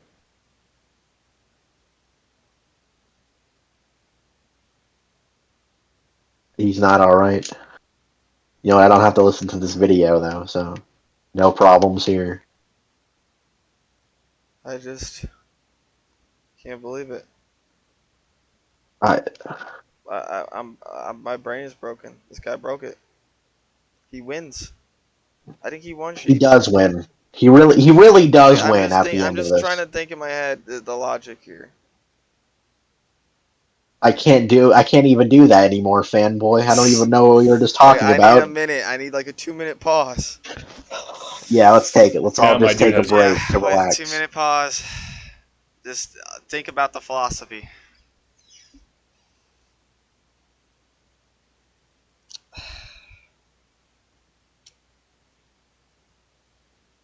I guess he said what he would do at the beginning of the video. We're triggered, man. We're triggered. He got us. Yeah.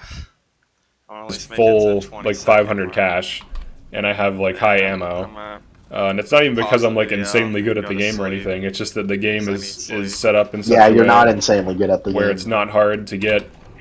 Yeah, 500. It's not hard to keep hard ammo. To like, get if you use the crossbow, you keep most of the ammo. I don't remember that being the case, like, early game, but... Like, I don't remember it being hard to get money, but... It can be... like, when you have to keep using resources... Yeah, like, it goes away fast. Yeah, and the 500 limit makes it harder, too, because you only have so much you can use, anyway. Like, I don't know. Maybe I'm just really bad at the game, but it's just not true. Like, his criticism that money is easy to get, like, it's not hard to get. No one knows. Like, if you've ever played a Metro game... Again, pretty much just very nitpicky stuff. Like, if you've ever played a Metro game on Ranger Hardcore, you'll understand what I'm talking about when I say this. This game does not have a difficult, like, economy, and it's easy to find items, and it's easy to find loot, and it's easy to find ammo. Why does it need to be? Is it trying to have a difficult economy in your eyes? Sir, I don't know what game you think you're playing. This isn't Metroid. This isn't an apocalypse where the economy is shit. This is Civil Rapture's War. all about the economy. This is Civil War, and there's guns lying around everywhere, and there's vending machines spitting out fucking ammunition. I think they're okay with ammo. Yeah, like, is the game trying to be Metro or whatever you're talking about? The no, it's not. were made for the Civil War. The Civil War by Ryan.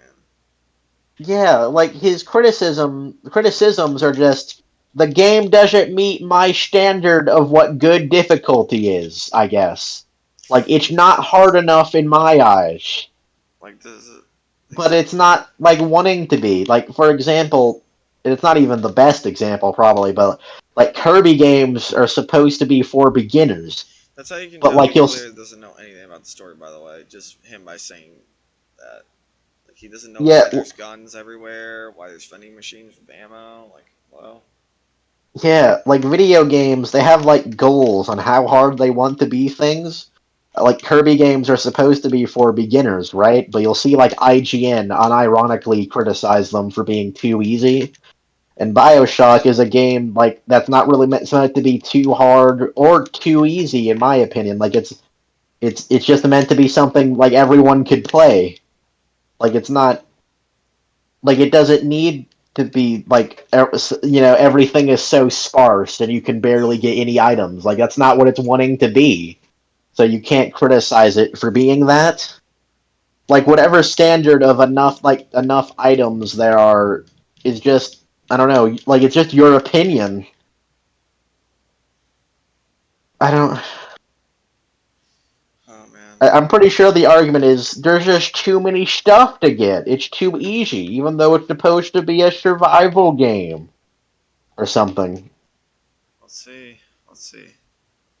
I really The like. Does crossbow he and talk about like? Does he talk about the story anytime soon? Because that has to be less painful than all these gameplay nitpicks. Metro, like on all the Metro games, is called the Oh, okay. Helsing. I guess It not. shoots rods, except the Does rods some- are like difficult to create and therefore expensive, and you can only have like so many of them on you, and you can only carry so many weapons with you.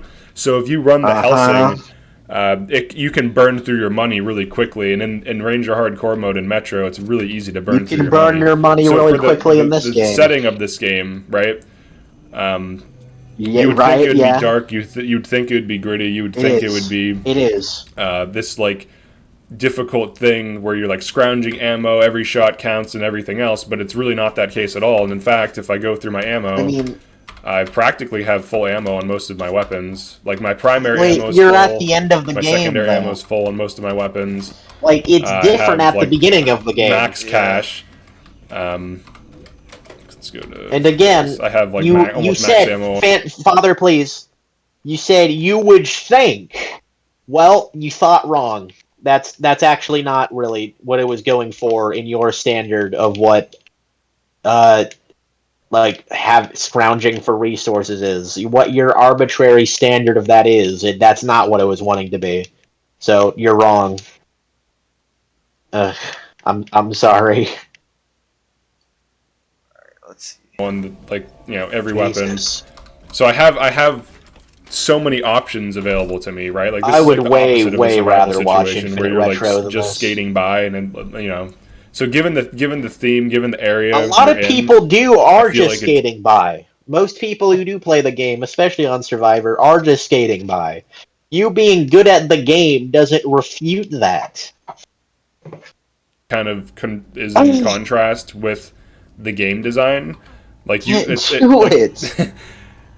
you die consequence free, you get reset. There's tons of like resources you can everywhere. turn There's on money Bida everywhere. There's chambers. just money. Yeah, we're not. Yeah, but yeah. It's not money like everywhere. What do you mean everywhere? Like I guess like there always is money to be found, but it's not everywhere. I don't like prove that. I don't. In like a bin, just like here. There's just stuff in a barrel. Like if everyone's scrounging for resources, everything. Where would be should used it up. be? Where does it say they're scrounging for resources? Are I you mean, talking he about said the he just said splicers? he just says you would think. Well, you thought wrong in your arbitrary standard.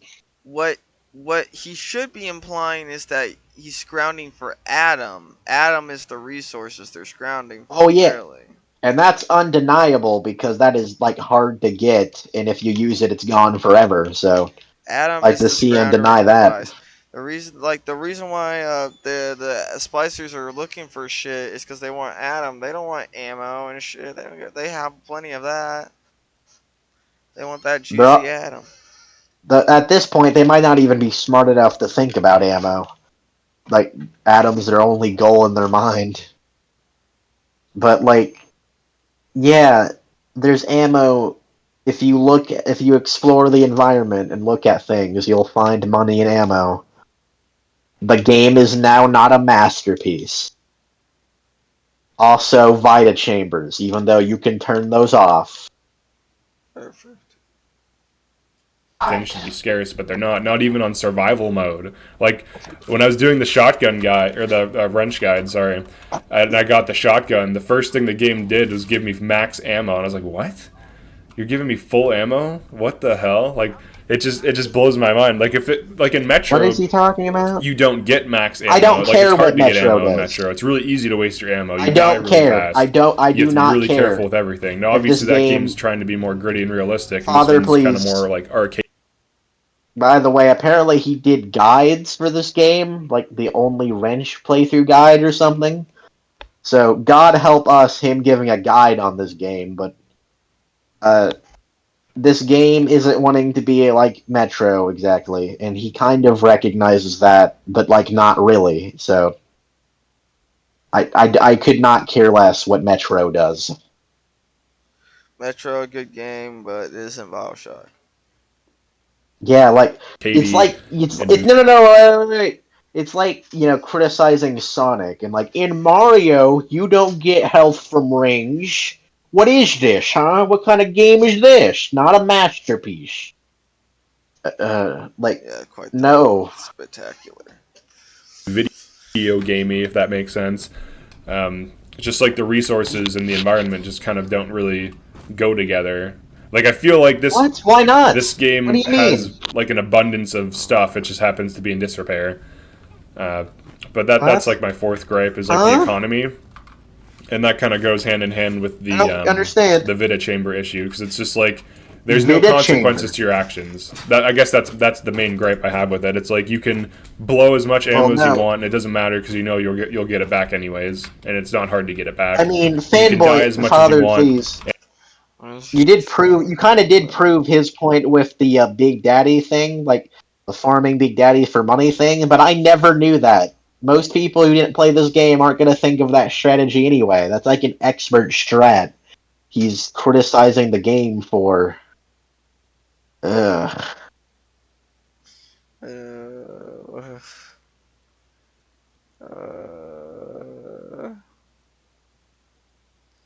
I want to die inside. I really do. Like, And you'll I was just going to come back to suggest life putting this anyways. at 2 times speed, but then we'll have to keep It doesn't matter rewinding it because to it's understand what easy. he's saying. You can so. put the game on survival difficulty and disable Vita chambers, and it's still really easy. And like I said, I'm not like some expert like MLG super. Like, no, I East- guess like it's not hard in the grand scheme of gaming, but it was hard for me. Like I guess it's not really a challenge for me now. I mean, like it depends on how you define challenge. Like it's not something I think I couldn't do now, but it does take like skill for me to do now. Like, and most people who play Survivor mode it's gonna take skill for them to do it. Like it is going to be a challenge. I really don't understand. I think I need to pause the video for a bit. Please just talk about the story. You can't review gameplay. You can't. It's not meant for you, buddy. Here, let me pause the recording for a bit. I'll pause it. Yo, what's up, guys? Welcome back. Can we get 1 million likes? No, I'm just kidding. You had to take basically a whole day to rest our bodies from the retardation that's being injected into our veins. But we're back now, and the migraine is gone now, but it might come back very soon. So Yeah, let's see. I was dreading coming back. But I'm already feeling it, Fanboy. I can already feel it. Yeah. Oh boy. God help us. Sports gamer. I'm just like your average FPS gamer. There's nothing crazy about what I'm doing. So if I'm having these issues, I'm sure other people are as well. Like I've heard this game is too easy from tons of people. Please. So this isn't like anything new What? or groundbreaking. Okay, Father, please. Okay, so I think what he was talking about before we paused was that headshots are really easy, so plasmids are useless. Like, okay, I don't know. I don't know. Like, plasmids are pretty useful for me. um, like that. He literally now his argument is, man, a bunch of people I know agree with me. He's not even saying what they agree with specifically. He's just saying, yeah, a lot of people say the game's too easy. Well, they're also wrong, I guess. Let's hear their arguments, because I don't know. Like, I don't even, like, I really don't know how to tackle this. Like, You know what you are, sheep? I think we already have tackled it before, You're breaking but my what? immersion here, sheep. Like, Yeah. This But really is the most considering painful the video area we've you're in, watched. you would think it would be a difficult and punishing game, but it's not. Or at least have the option for it to be difficult and punishing, and there just simply isn't one. Okay, Father, that's the please. you literally like to say that a lot. The game isn't as difficult as I want it to be. You know, just because a horror game doesn't have to be difficult, and just because the setting is scary and like would be difficult in real life doesn't mean the game has to be difficult. I mean, we can make the argument that if you have like an entire arsenal of like advanced weaponry, an entire arsenal of superpowers, like it would be easy to deal with in real life. We could make that argument too. If we're gonna go by, you would think. Like you would think is not an argument for this. It's not like no. You would think you would just like get killed immediately if you were shot once, but you don't care about that. I don't. Man, what? I would think a city underwater wouldn't exist, but you know, Yeah. video game. The game didn't want to be as hard as your arbitrary standard of what difficulty is. What difficult is. Yeah. I'm so like no. Again, the Kirby example. Even though Kirby actually can be really hard with like the true arenas or whatever, but the point is, it's meant for beginners. Like it's as difficult as it wants to be. So it's not a problem. Although I guess his argument is that because this is like a horror setting, it needs to be hard. I guess or so. Let's just try to speed through this.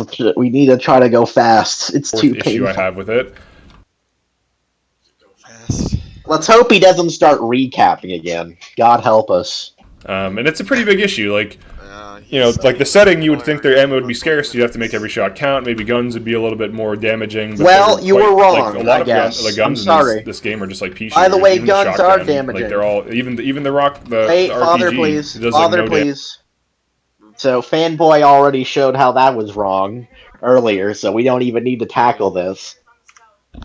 Thank you. Sorry. Oh, by the way, again, what he's talking about are very, very nitpicky. That don't, like, even if they were true, doesn't really make the game not a masterpiece in my eyes. But I Yeah. guess, again, in his standard it would, because a masterpiece is a game that has no flaws, I guess.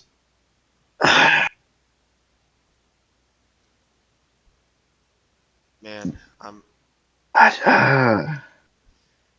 honestly, I'm glad he's talking I about the think weapons we again, can and continue. we debunked it. Oh, the go button was Raylo, wasn't it? Raylo, yeah. Raylo. Hold on, but I'm glad we debunked him with the weapon thing. Fanboy? Like, I'm Hello? glad we debunked him with the weapon thing. Yeah, thank God you did that right there. Like, you really just made our jobs way easier. Well, Yeah, like, everyone... we don't have to explain anymore. Like, we just showed it. Yeah. We could just cut... If this was an edited response, every time he mentioned this shit, we could just cut back to you killing that one person immediately, because you had the auto shotgun upgrade. Think about that. Yeah. Damage. Yeah. Does like 400 damage a shot. Big daddies and hard in this difficulty have like 4,000 plus health. So it just doesn't. It's just not there. Wrong. All right. So, all right. There's those two issues, or four issues rather. Two issues. All right, Script so what your else is there? videos. Redo your takes. I guess I can talk about how there's ADSing for some reason. What? All right, so this is like a minor thing, but check this out. I'm just gonna shoot, right? There I'm is gonna an move over here on upgrade the for ADS. the. Wait, let me not wait. He's doing the glitch. Do you see a problem here? You see how he's No, I don't. okay, you see the problem here? I will say Bioshock has this flaw where if you just tap the button, there will be no recoil for the Tommy gun. Oh, that's true. So, But it's like again, that doesn't make it not a masterpiece. I don't see why it would. that was just a mistake that they made. And that still takes like skill and stuff to do. Because like when you're running away from a big daddy, it's not. It's going to be a I'm little not bit doing challenging to just keep tapping the gun. You know, it's not. There's going to be pressure on you to do that. But is that even what he's talking about? Like I honestly don't understand what he's talking about. I don't know exactly what he's talking about here. I- Exactly. I just wanted to I thought he was just demonstrating the recoil of the gun.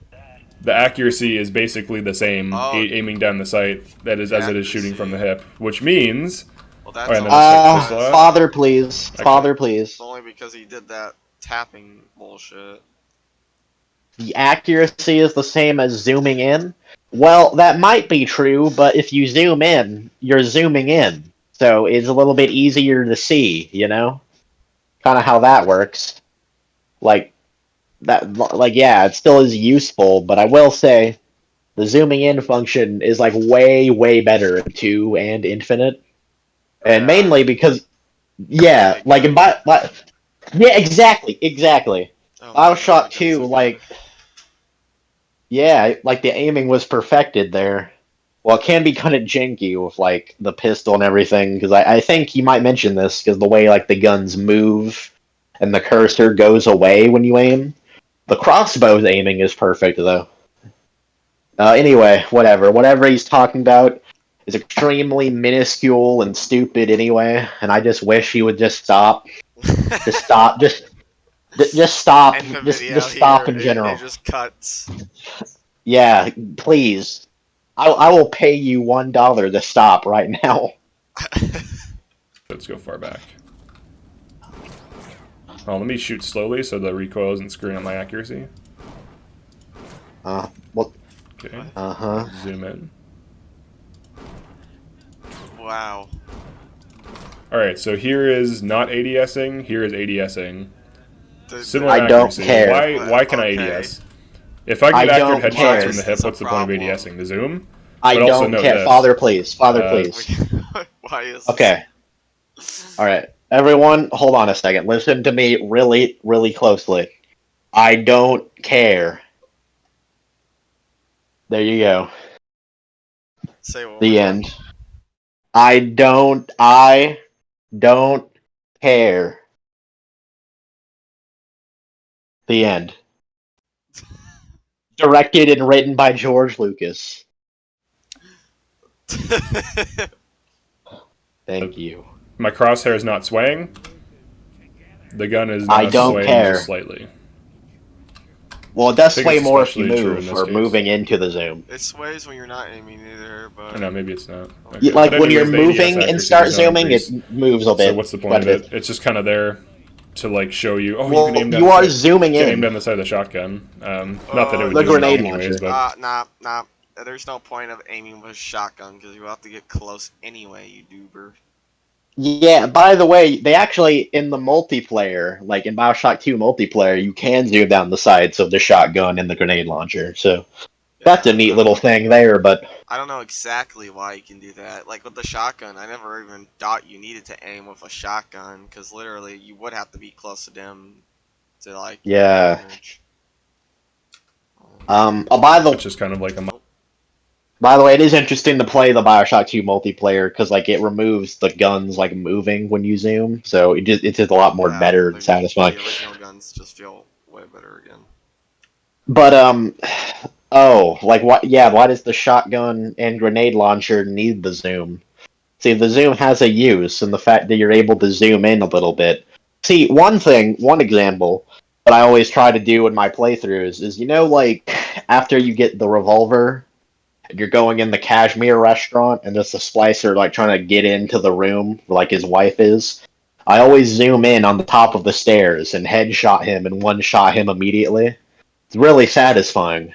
And then I like try to do the thing for like the wife, but it usually fails. But so yeah, that's what that's useful for. Next, Yeah.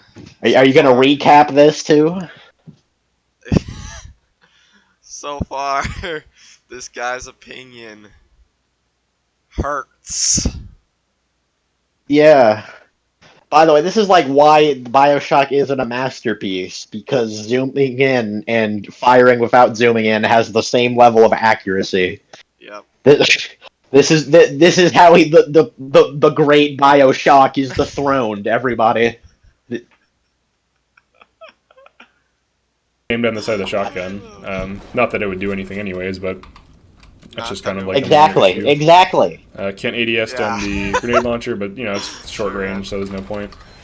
Even though it does have Why sights. are you mentioning it? But that's just like a thing. It's just in there mechanically, probably for like trailers and stuff. It just doesn't do anything. Probably like you're better for off trailers. just getting accurate. It's Fa- much. Father, Trailer, please. Father, there was please. no game like trailer. Yeah, exactly. Bioshock doesn't like have gameplay trailers, does it? Or at least that's not like the main trailers. I'm sure it had like E3 trailers, like it showed the game like in conference, not trailers.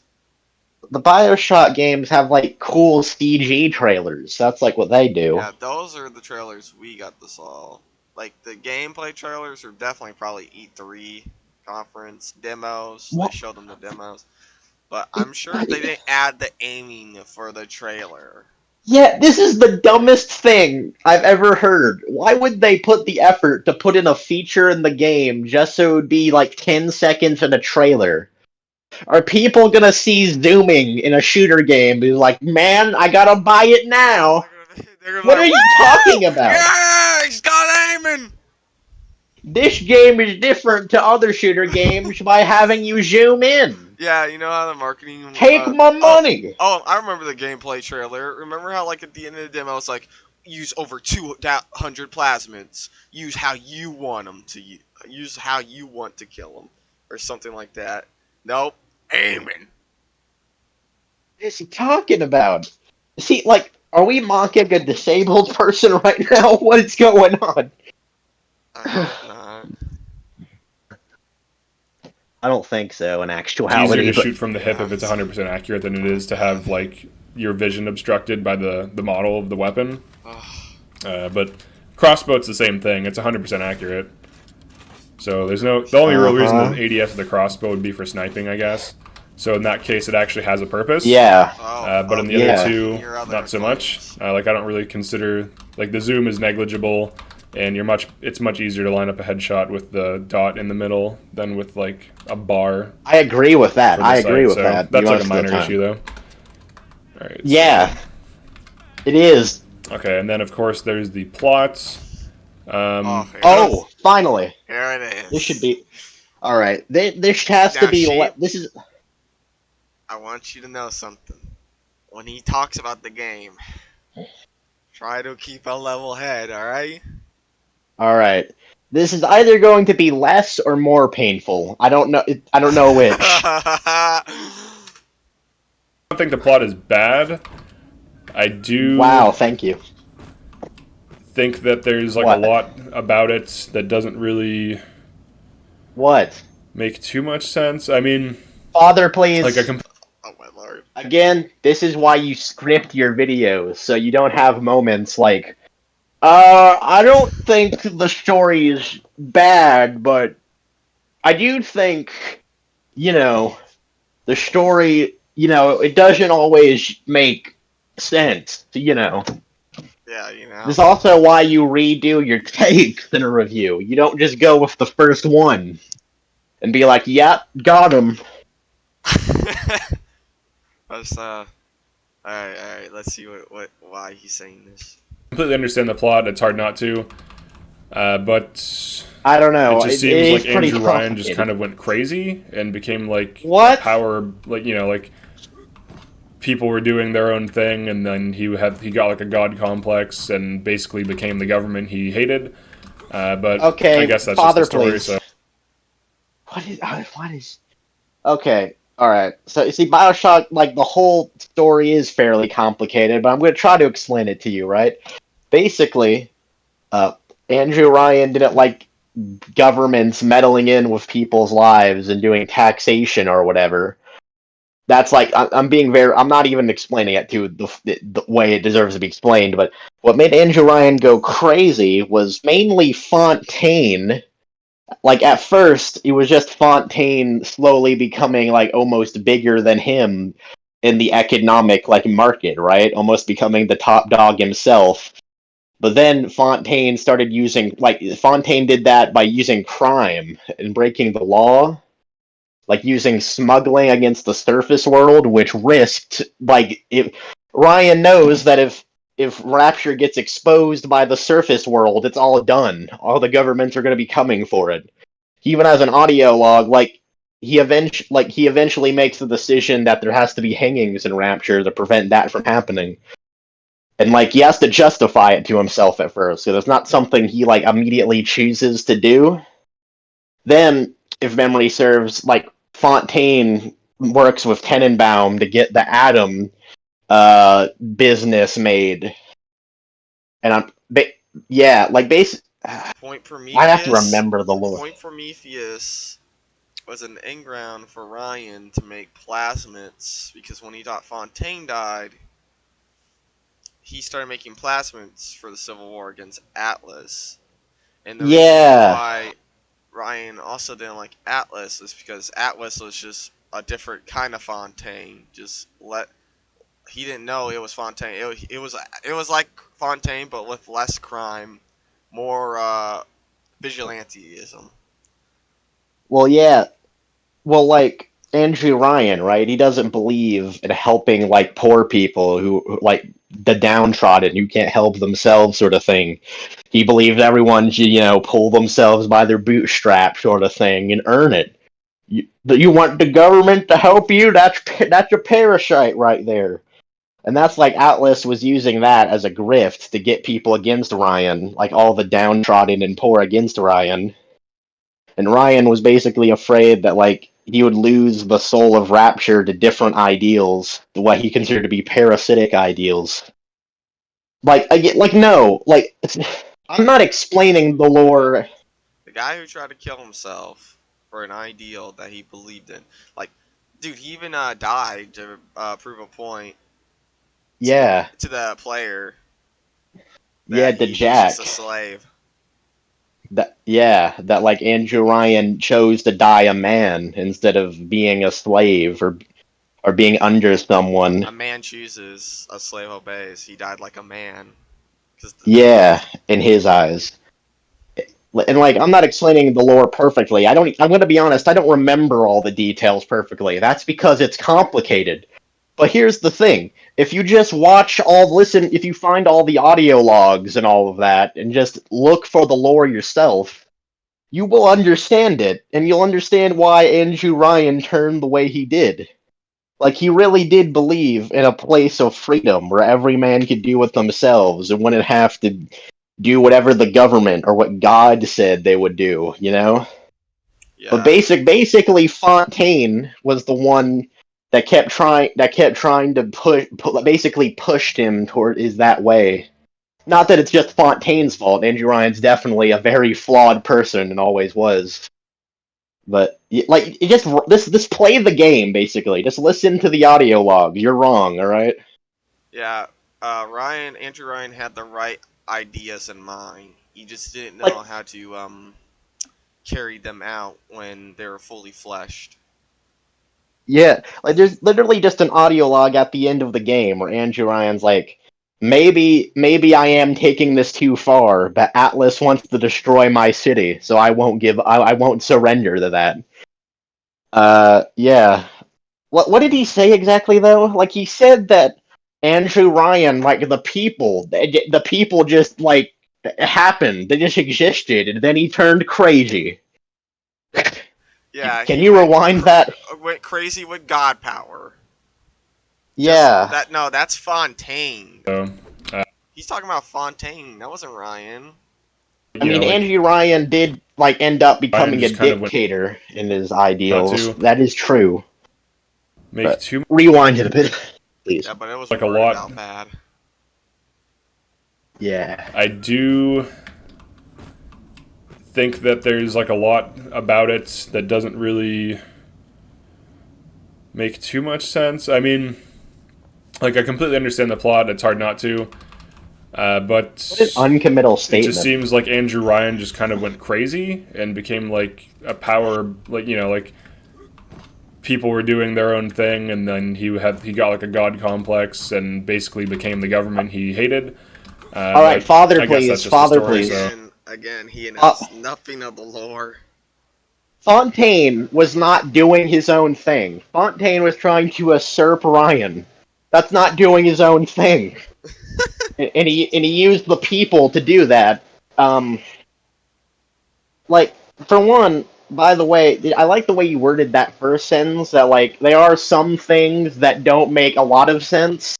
Also, the story's really easy to understand. The children could get it. A child could get it. Oops. What else did he say there?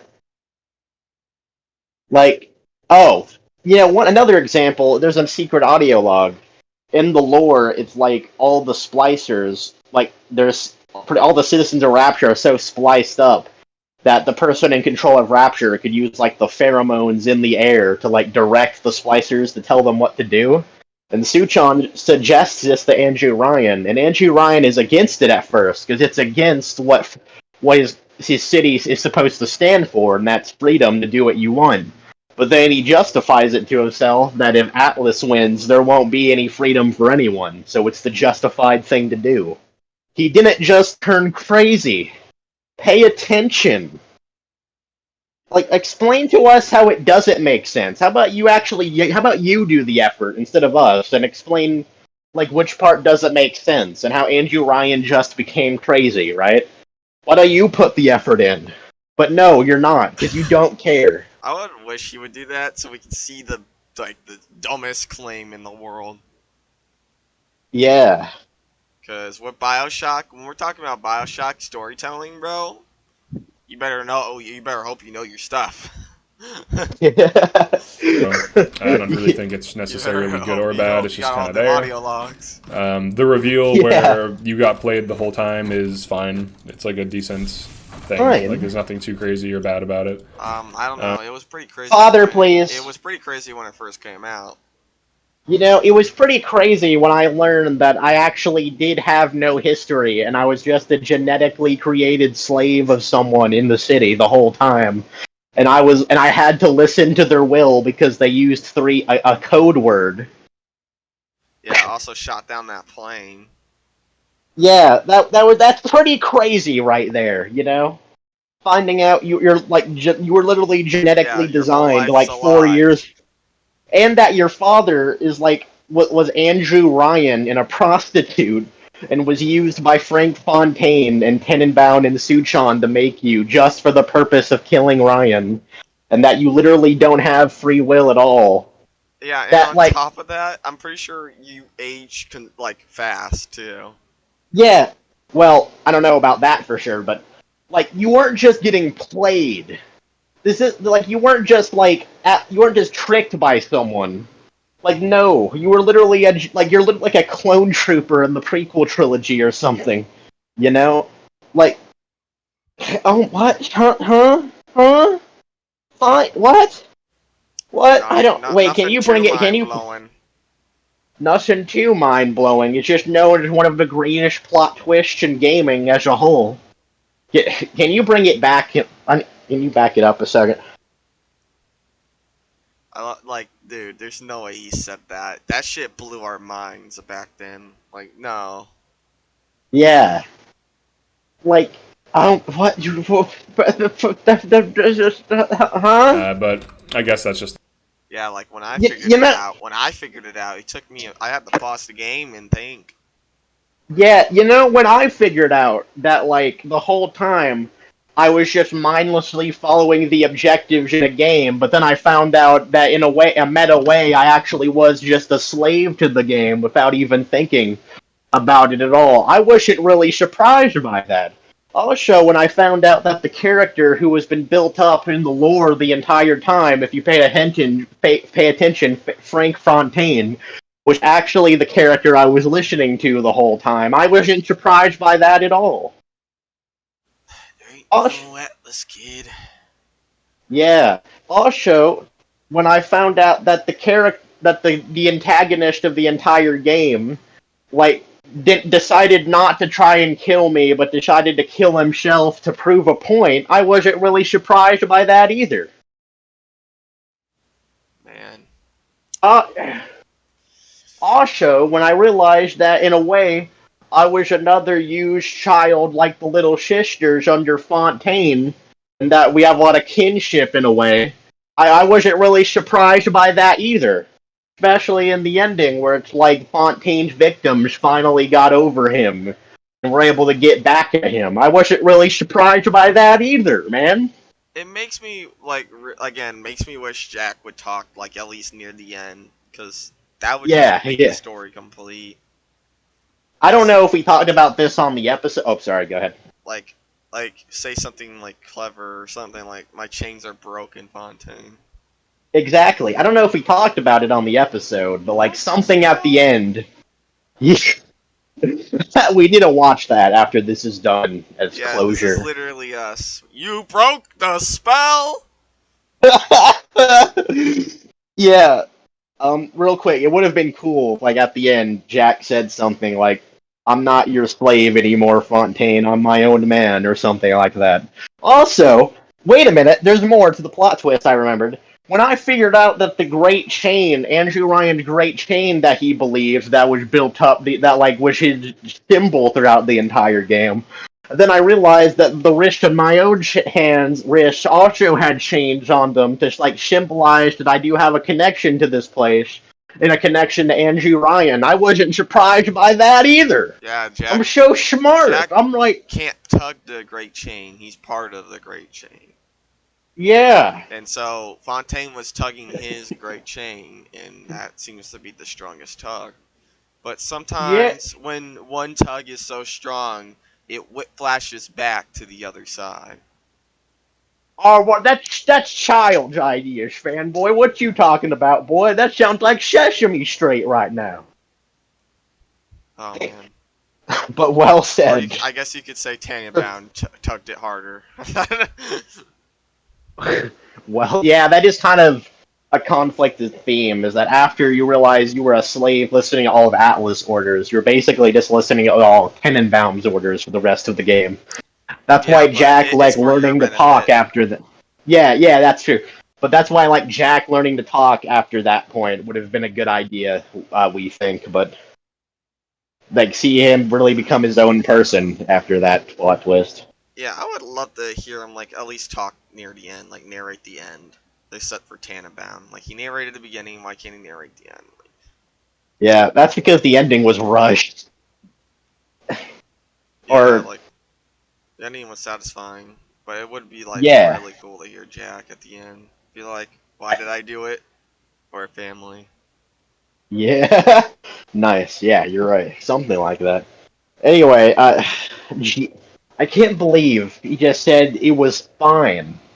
Like, didn't he say he liked this game? Why does he like this game if you think the plot twist... Like, this twist is literally, like, one of the most iconic things in video gaming as a whole. You'll see it everywhere. You'll see the words "would you kindly" everywhere on the internet. Like, when, like, you know, like, there's a Reddit post, like, how do I know what game you're talking about? Just by a sentence or something like that. And "would you kindly" was one of the top ones. Yeah, like, would you, it said, would you kindly vote for me? Yeah. Like, this is basically like someone saying, man, you know, the "I am your father" twist, that was alright. That was okay. Yeah, I kinda like Darth it. Vader and Luke. That was okay, fanboy. It was alright. It wasn't. It could have been better. I wasn't really surprised or nothing. Yeah. Like, I saw it from the beginning. Yeah, I do not have any emotions. Yeah. I don't have a brain. I the part No, of my see, we're brain just that was angry. chopped off We're for the angry emotion to work. gamers. Angry gamers. Yeah. You know what? We should just move on to the next segment. We're not. I mean, We're just angry. We don't get it. We just don't get it. I can't say I'm not angry, to be fair, but, like, I don't know. It's like getting angry at a flat earther, you know what I mean? Yeah. I think it's justified. Oh man. 3 hours It's in. the story, so I don't really think it's necessarily good or bad. It's just kind of that. Goes to show that Oh, we have it- a lot more to talk about than this guy, Mr. 40 Minutes. Exactly. Wait, it's not even alright. It's not good or bad. It's just in the middle. Jesus. Jesus! It's alright. The reveal where you got played the whole Oh. time is fine. It's like Yeah, a that's decent it. thing. Like there's nothing too crazy or bad about it. Too crazy. The What do you setting. mean it is crazy.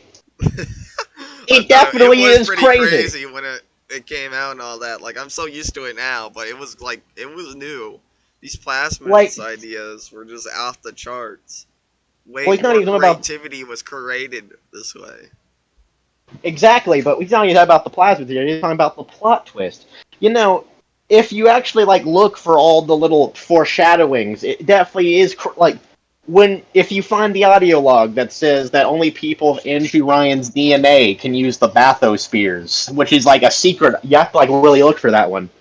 Or, like, or if you find, like, if you look at the Who is Atlas posters in Arcadia, or if you look at the Patrick and Moira movie posters in Fort Frolic, because Atlas said, like, his family, it also said, like, a story of love after death, which, you know, Atlas' family dies, and, you know, Also, like, and then if you, wait, not done yet, real quick, not done yet. And then, like, if you remember the scene where you find, like, where you hear the ghost of the prostitute, getting Jasmine Jolene, I think, getting killed by Andrew Ryan.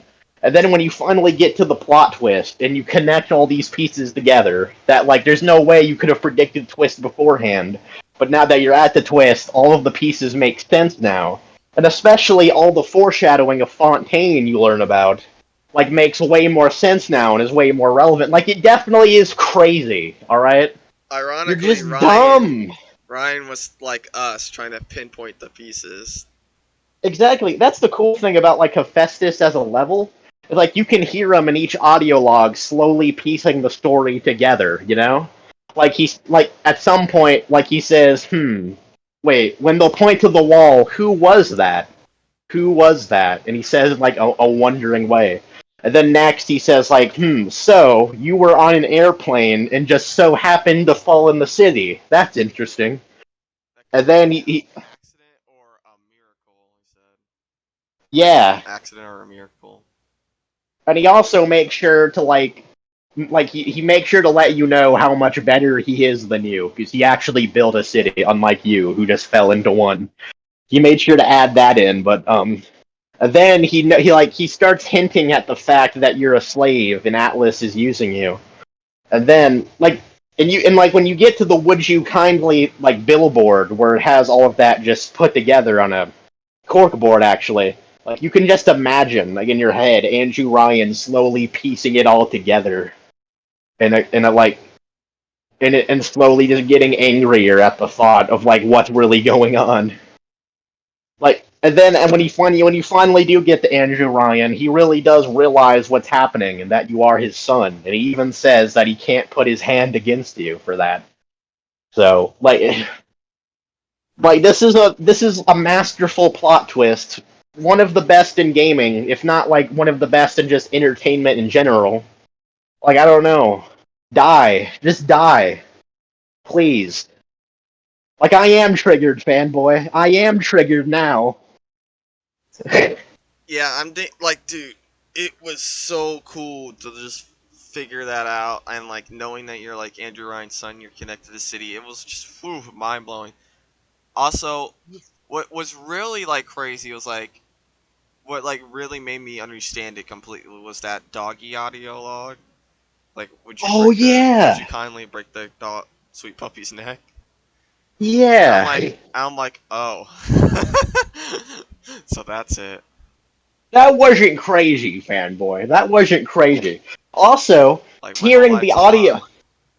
Also, hearing the audio tape explaining that Vita chambers can only be used for Anshu Ryan's DNA after you've been using them the entire game. Not only is that not crazy, it's also very immersion breaking. Yeah, my immersion is broken. Like, you know, Mr. Hale, or whatever your dumb name is. The fact I'm triggered doesn't mean, like, you're somehow, like, right now. You're not correct just because I'm angry. I assure you, you aren't. Oh man. The NPCs kind of are strange. Like it's trying What? to be this like dystopian thing, but like the enemies is. are more like funny and quirky than they are threatening and ominous. What? So it's like cartoony almost. Who So are like, you like talking? an enemy, for Really? example, and just I listen need to like this what they point. say. Father, please. Wait, hold on, he's getting the point here.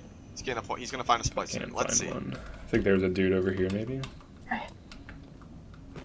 Wait, you talking about the splicer NPCs Yeah, are more funny than scary? Yeah. All right, let's see what this guy's like. I know your type. Shut up. Yeah, like. That's not even an It's just- argument. Like, is the game supposed to be funny? Because every time I fight the NPCs, they always say and do funny things. Father, I feel like, please. I feel like Father, please. I feel like the less I feel like he doesn't even know what splicers are. Do you not know the context? Okay. Like the So- context itself is pretty horrifying for these guys. So, yeah, let's explain real quick. Splicers are all just the normal everyday citizens of Rapture who became drug addicts and slowly lost their mind due to Adam intake and addiction. So the reason they just rambling about random stuff is because they're just rambling about normal stuff in their lives. Like, you'll hear some splicers like rambling about like setting up a business or like setting about like talking about relationships. Like, there's an incel splicer type. There's football splicers talking about the big game. There's splicers talking about their wealth, which is like reflective of like the anti poor person beliefs of Rapture society. And another great the best example. So in the beginning of the game, when you saw and heard a lady crying over a basket with a revolver in it, crying over the fact that like her family is dead, but she's so insane she can't even recognize that the revolver isn't her baby. Like, that's funny to you? That's funny to you. That's not scary to you? That's not dystopian to you? You don't know anything about Bioshock. I can't. This is the worst video I've ever watched on YouTube. This is definitely the worst I watched. This definitely has earned.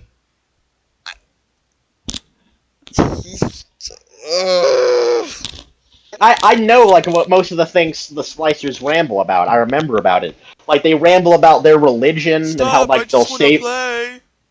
Yeah, they'll ramble about like how it was like I didn't shoot her or whatever. Like, they ramble about like normal things that can happen to people. And it gives you an idea of what happened to their lives and how broken their psyche is. Yeah, That it really splicer and shows you that you're in a place full of crazy fucking people.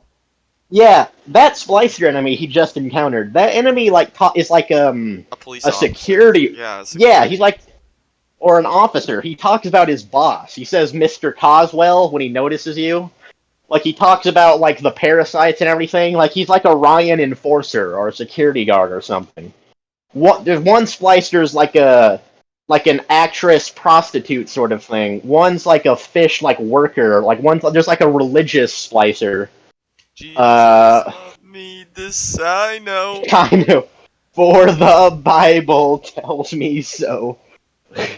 There's like a posh, like elitist rich splicer. There's the incel splicer I mentioned earlier. There really is too. That's not even like an exaggeration There's at a all. lot of splicers. I mean, Like, these people are truly human, and you're Lost by a dumb, drug. man. truly human. You're but dumb. lost by a drug. Yeah, exactly. you're just dumb. Like you couldn't solve a first grade test. Like you definitely would fail English class, like a literary class of any kind. Not that I'm really one to talk about doing good at school, but still, this is an embarrassment to humanity. Dude, just like, how does he find them funny? Like, he doesn't get the context at all. And Like, he's not... There's like sometimes where splicers would fight each other. There's like, oh my god.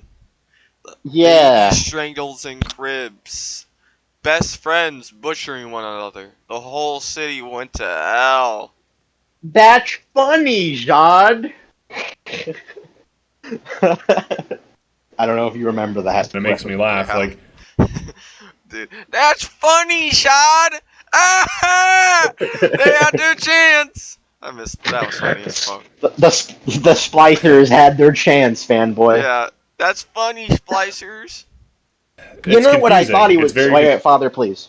You know what I thought he was going to say is I thought he was going to point out, like, the main characters, like Sander Cohen, were funny. And, like, if he is going to point that out, like, they're kind of, like, funny like the way the Joker is funny, you know?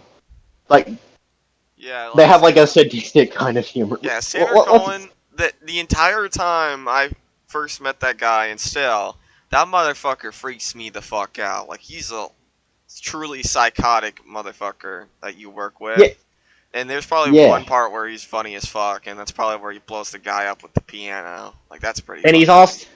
And then he just, like, the part where he just suddenly starts, like, raging at you, like he thinks you don't like his art, and just starts yelling, "Screw you, I don't need your attention." Doesn't talk, and that was pretty funny.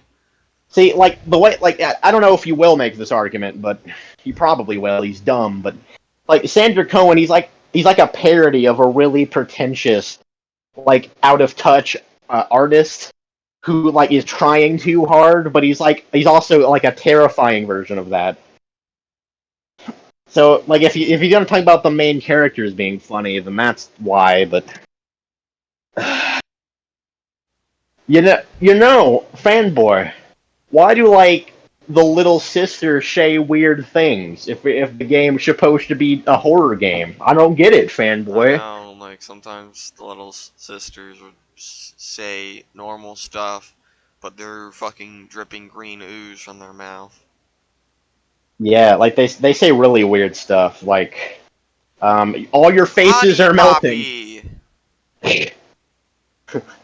Yeah, chocolate's better than grapes 10 times.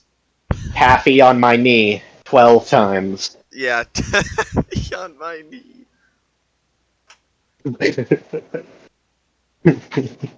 Truly is a spectacular. Yeah, this is masterful content right here. YouTube was made for this, dude. Because like even this dude, he just yells, like, they all just yell crazy things. Like the one chick's like, "You're nothing!" Yeah. And just like loses her mind. Oh. Because they lost their mind. They are crazy. That's funny. All right. But anyways, those are my main gripes with the game. All right, so now on the issue of, is it a masterpiece? So, like, Father, please. For me, we're actually. Hey, no, Father, please. We're getting to the video now. 27 minutes. Finally in the video. You're right. You're right. Before we get into that, though, just a small recap, right?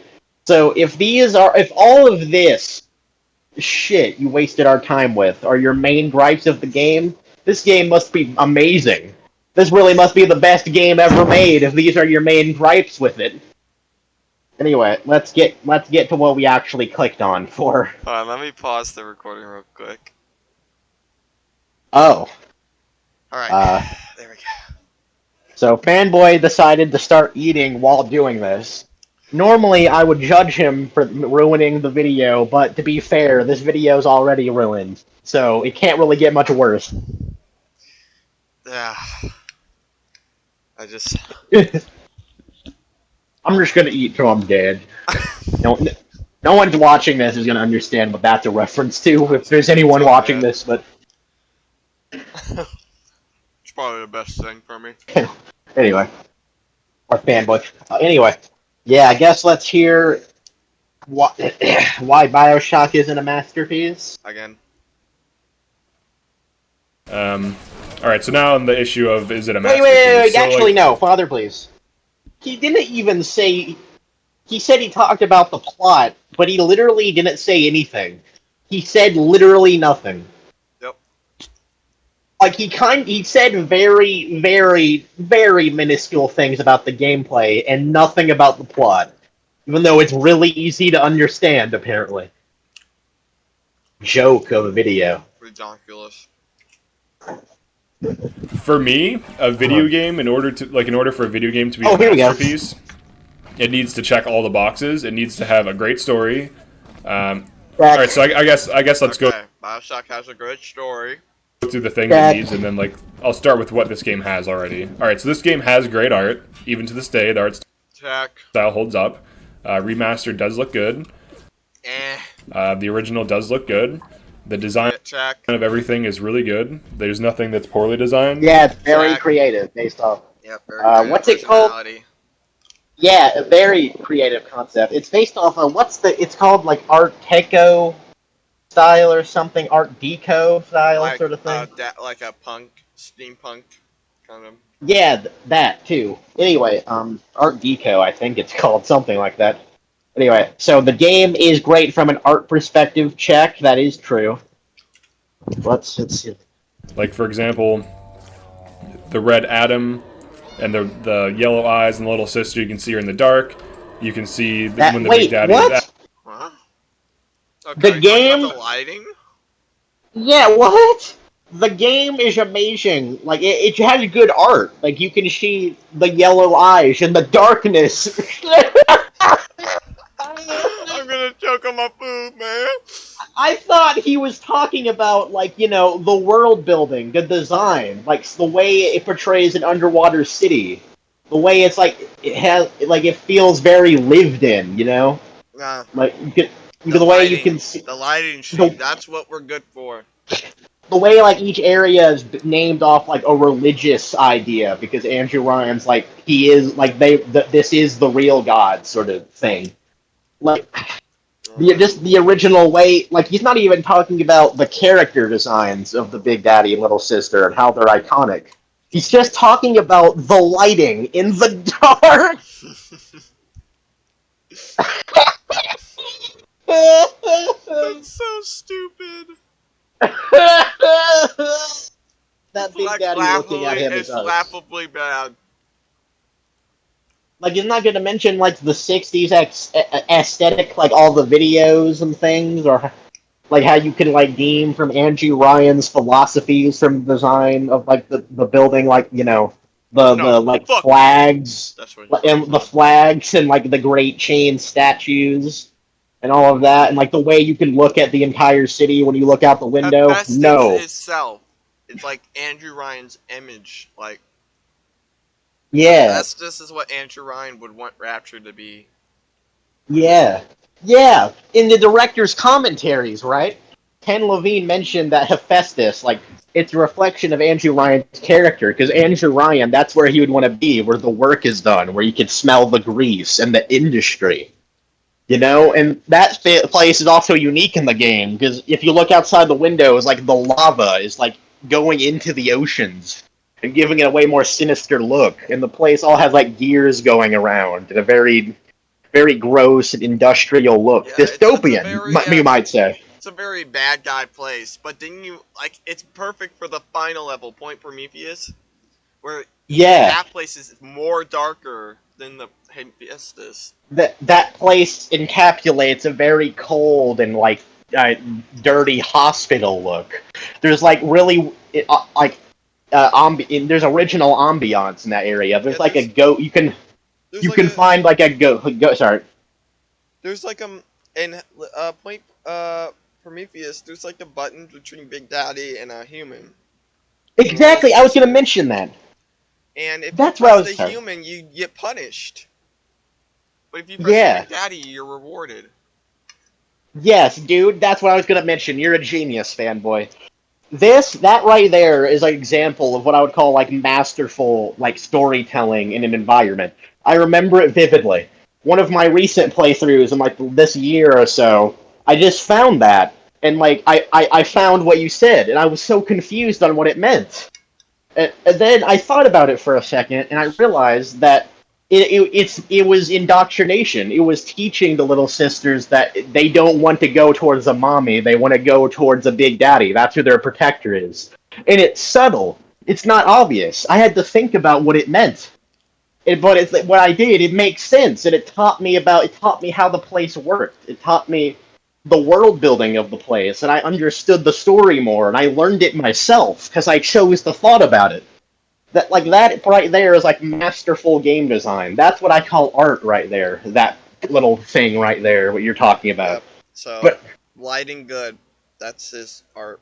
For yeah, look at the yellow eyes, man. I can see it in the dark somehow, bro. Yeah, I didn't know. Aggroed because he goes from like kind of yellow green to red. He's worse you at can see that this complimenting turret the is friendly. game than insulting it. Because he goes from like kind of yellow green to red. I guess that is. Wait, a neat father, detail. please. I guess that is a neat detail for the Big Daddy. Like when you attack it, his eyes turn red as he's attacking you.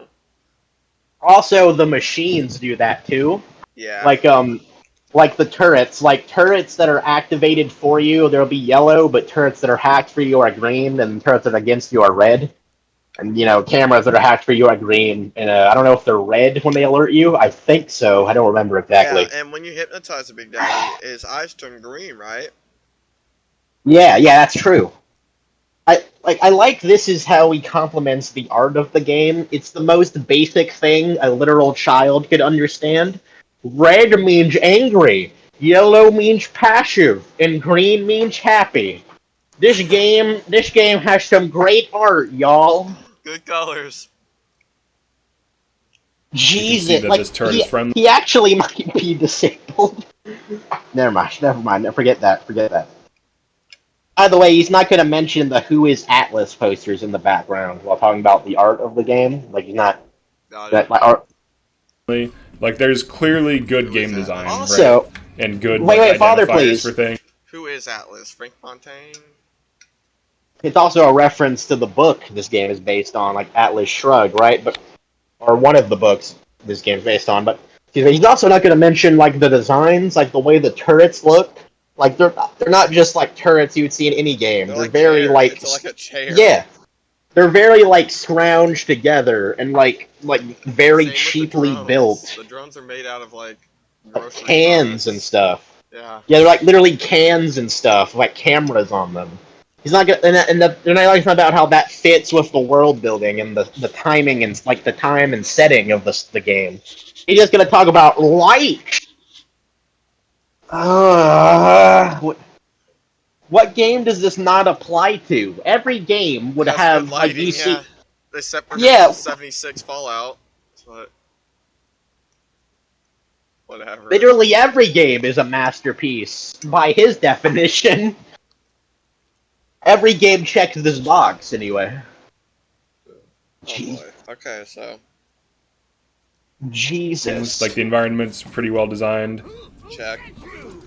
Well, how about you explain why they're well designed, huh? So that's one thing that has the music's good, and not like the music that they just took from like the time, the era this game takes That place. doesn't matter. So that's It- really that bad. music's also good. So The check. actual music. Yeah, and it's also really you can well hear. fitting. And for someone who that needs they to use had the to wrench make here, for, like, he really needed the that actual- electric bottle on this guy. The era. Yeah, this look, game he takes was place. barely able to So catch really up with bad. him. The actual music Hey, I thought that you plasmids can were hear useless, huh, that buddy? they had to make for like wait, father, background please. music and Father, What did he please. cutscenes. say? Hold on, what did he say? He's that you saying the can hear music that they that- made is good, Okay.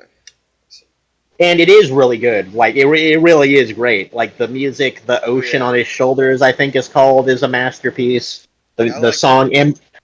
I like him.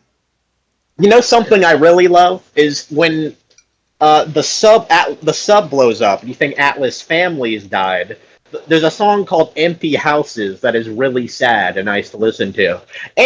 But here's the really cool thing: when you leave Tenenbaum's safe house and you see like a whole thing of Who is Atlas posters, the same song "Empty Houses" that played when Atlas's family died replays again, and it's supposed to reflect. Not only does it rhyme, with like your most emotional moment with Atlas, a moment that really tricked you and encouraged you to kill Ryan.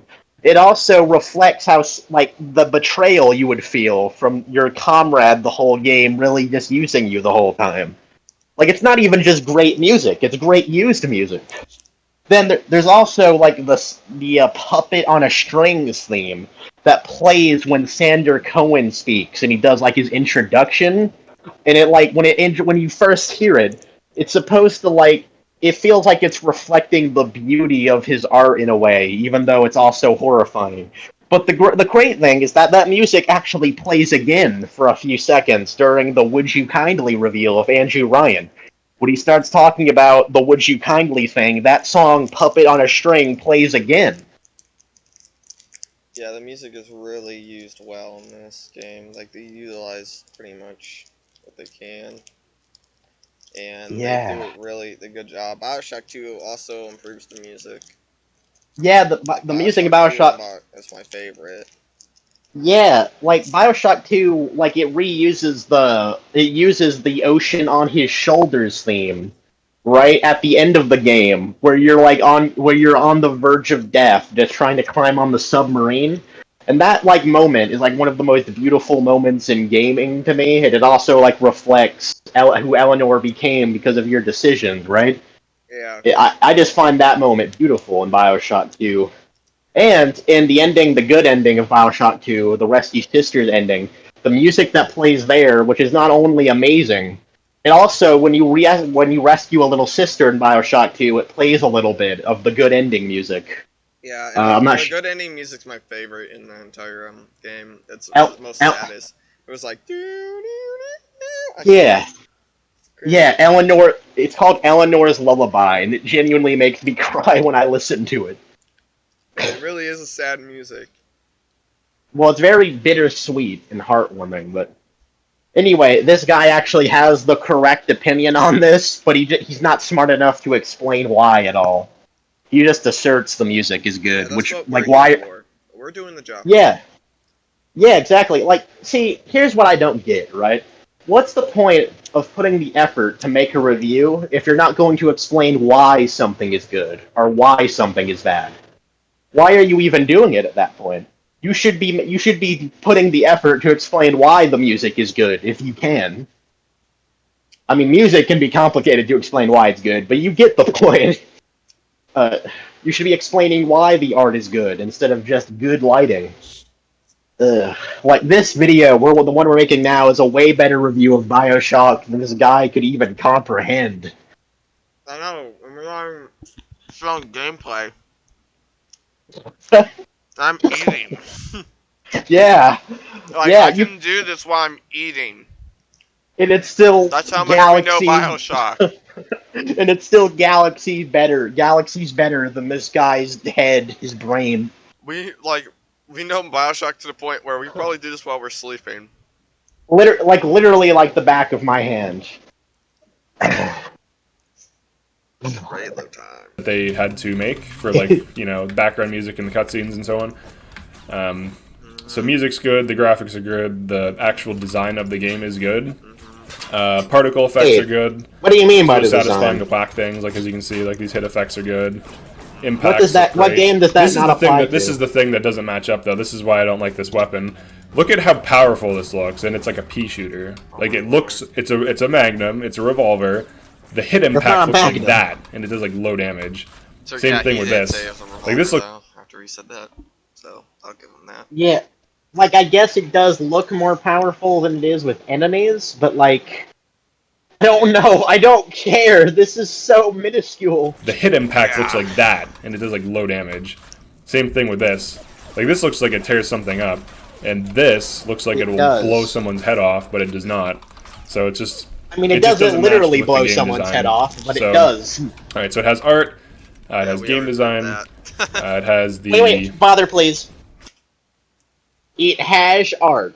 It has Enough art. said. By the way, he's recapping again, even though he's been speaking for like 2 minutes at most. Yeah. You want your constructive criticism, man? I don't think your video deserves constructive criticism. Like, what the thing to critique would be too much, dude. I mean, I think this is constructive for the most part. Like, me saying he's disabled wasn't constructive, but like most of it's constructive. Um, what's not constructive though? Man, you know why Bioshock isn't a masterpiece? Look at when I shoot this gun, right? It looks like way more powerful against the wall than it does with enemies, even though it is powerful with the enemies if you use the anti-personal bullets. Yeah, that's cool and all, but what about the actual gameplay? Yeah. Ugh. Ugh. Ugh. Like, talk about what's cool about the guns, really. Like, how they are in the beginning, and how, when you upgrade them, they're really good near the end. And it really feels like you earned these guns doing this amount of damage near the end. Yeah, again, reminder, he doesn't even have the damage upgrade. You're complaining about the damage because you didn't earn that. You're not entitled to the sweat of your brow, so you're relying on the crossbow to win it. Yeah, and Andrew Ryan would definitely call this guy a parasite. He's getting hanged. Not that that's a Who was that? Not that that's a good thing. No one's even gonna ask who that was. They're just gonna move on. Or I'm sorry. I guess it doesn't necessarily have the game design. Joke. As far as like, constructive, what I think about it, it has art going for it. The music, it has art going for it. Visual effects are good. Maybe that's the title for this video. It doesn't have art going for it, or something like that. I don't Bioshock. Oh Is wait, not maybe my hold on. Masterpiece. Wait, hold on. Here's the title: Bioshock. It has art. I was gonna name it something ridiculous like Bioshock is not flawless. We should probably just call it Bioshock is not a masterpiece, in quotes, the worst video we've ever seen. Yes. Constructive criticism at the end. Just the words, constructive criticism. Like, you know what? This is literally us. I know this is Bioshock 2, but this is also us in a nutshell.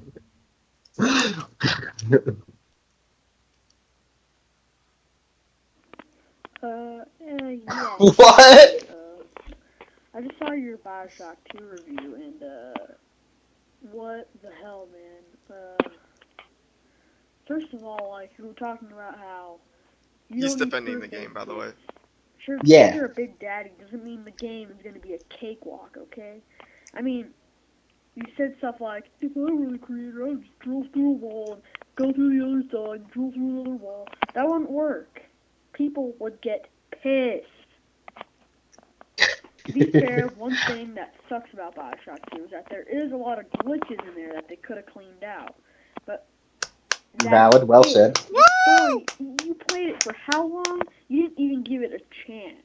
Yeah! You're not making a very good case for yourself. You'd rather play as a naked human? Man, I can't even spend too much time on this. See ya. Dude, I know, and we're oh, thank you, Ducky.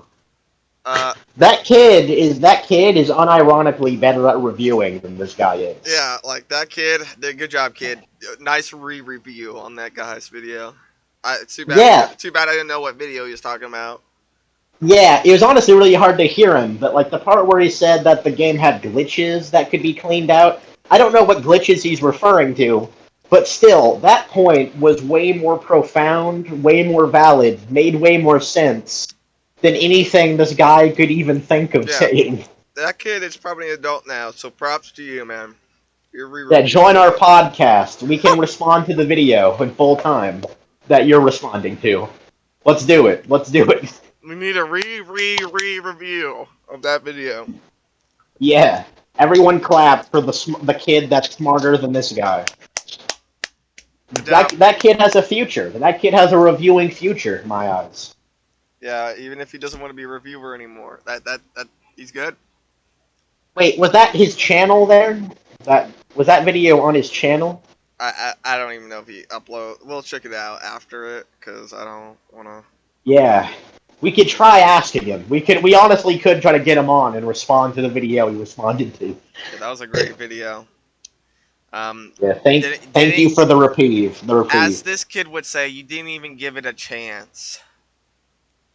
Well, apparently he did. He just I don't know. It's like he gave it a chance, but he ignored it. Yeah, he gave it a chance, but he wasn't even really paying attention when he did the review. You know what this reminds me of? Actually, I watched a video, their videos of everything wrong with Batman Arkham City. It's like a CinemaSins thing, and I watched a video criticizing those videos, and we can tell these people they literally only played the game once and didn't pay attention to the context that would explain some of the plot holes in the game. They would criticize the game of why would Hugo Strange bring Batman into Arkham City? You would think that would be a bad idea. That would be the opposite of what he wants. When the game points out that Hugo Strange's character is proving that he's greater than Batman, and that he is the real Batman, and he's the real bringer of justice, and he's gonna be the real apprentice of Ra's al Ghul. He's really arrogant, narcissistic, and wants to prove himself, and it makes perfect sense. Yeah, anyway, yeah, a bitter rival. Yeah, some people, they play games and don't even put the effort to really understand them. They just have a basic understanding of the plot. This guy doesn't even have a basic understanding of the plot. He just doesn't understand anything. Right. Alright. Anyway, I guess Raylo, unless you have anything to add. The plot, I would say, is good. It's not the best plot. It's kind of easy to see it coming. I remember when I played the game. What? Huh? I just remember who is this Atlas guy? Who is Atlas? Anyway. Oh, you do know about that. So you're telling me you figured out that? Did you predict? I was making fun of that when I was saying earlier. Yeah, I knew the whole time. I was joking. I didn't think you were actually saying that. So, did you predict Atlas was Fontaine and that you were really a genetically designed 4-year-old slave who actually was born from Andrew Ryan in Rapture the whole time, and you never had a family or real life at all? And you're also just the slave to everything he says. Did you notice the would you kindlies every time Atlas said it? Did you notice that? No. You can't. Yeah, no, you didn't see that coming. He either played the game, he didn't play the game before, and he watched YouTube videos of it. That's bullshit. There's no way you would have. You didn't see this coming. Don't you lie to me now. You did not see that coming. It was real to me. Even if you did see it coming, that doesn't make the plot bad. That doesn't make the plot any less good. It can still be a good story and have a predictable twist. For example, Spider-Man PS4 is a great story, but everyone could predict Doc Ock becoming the bad guy or Mr. Lee becoming the bad guy. That doesn't make the story any less good. What are you talking about? What are you talking about? Who are you? What? Who was that? Oh. Who was that?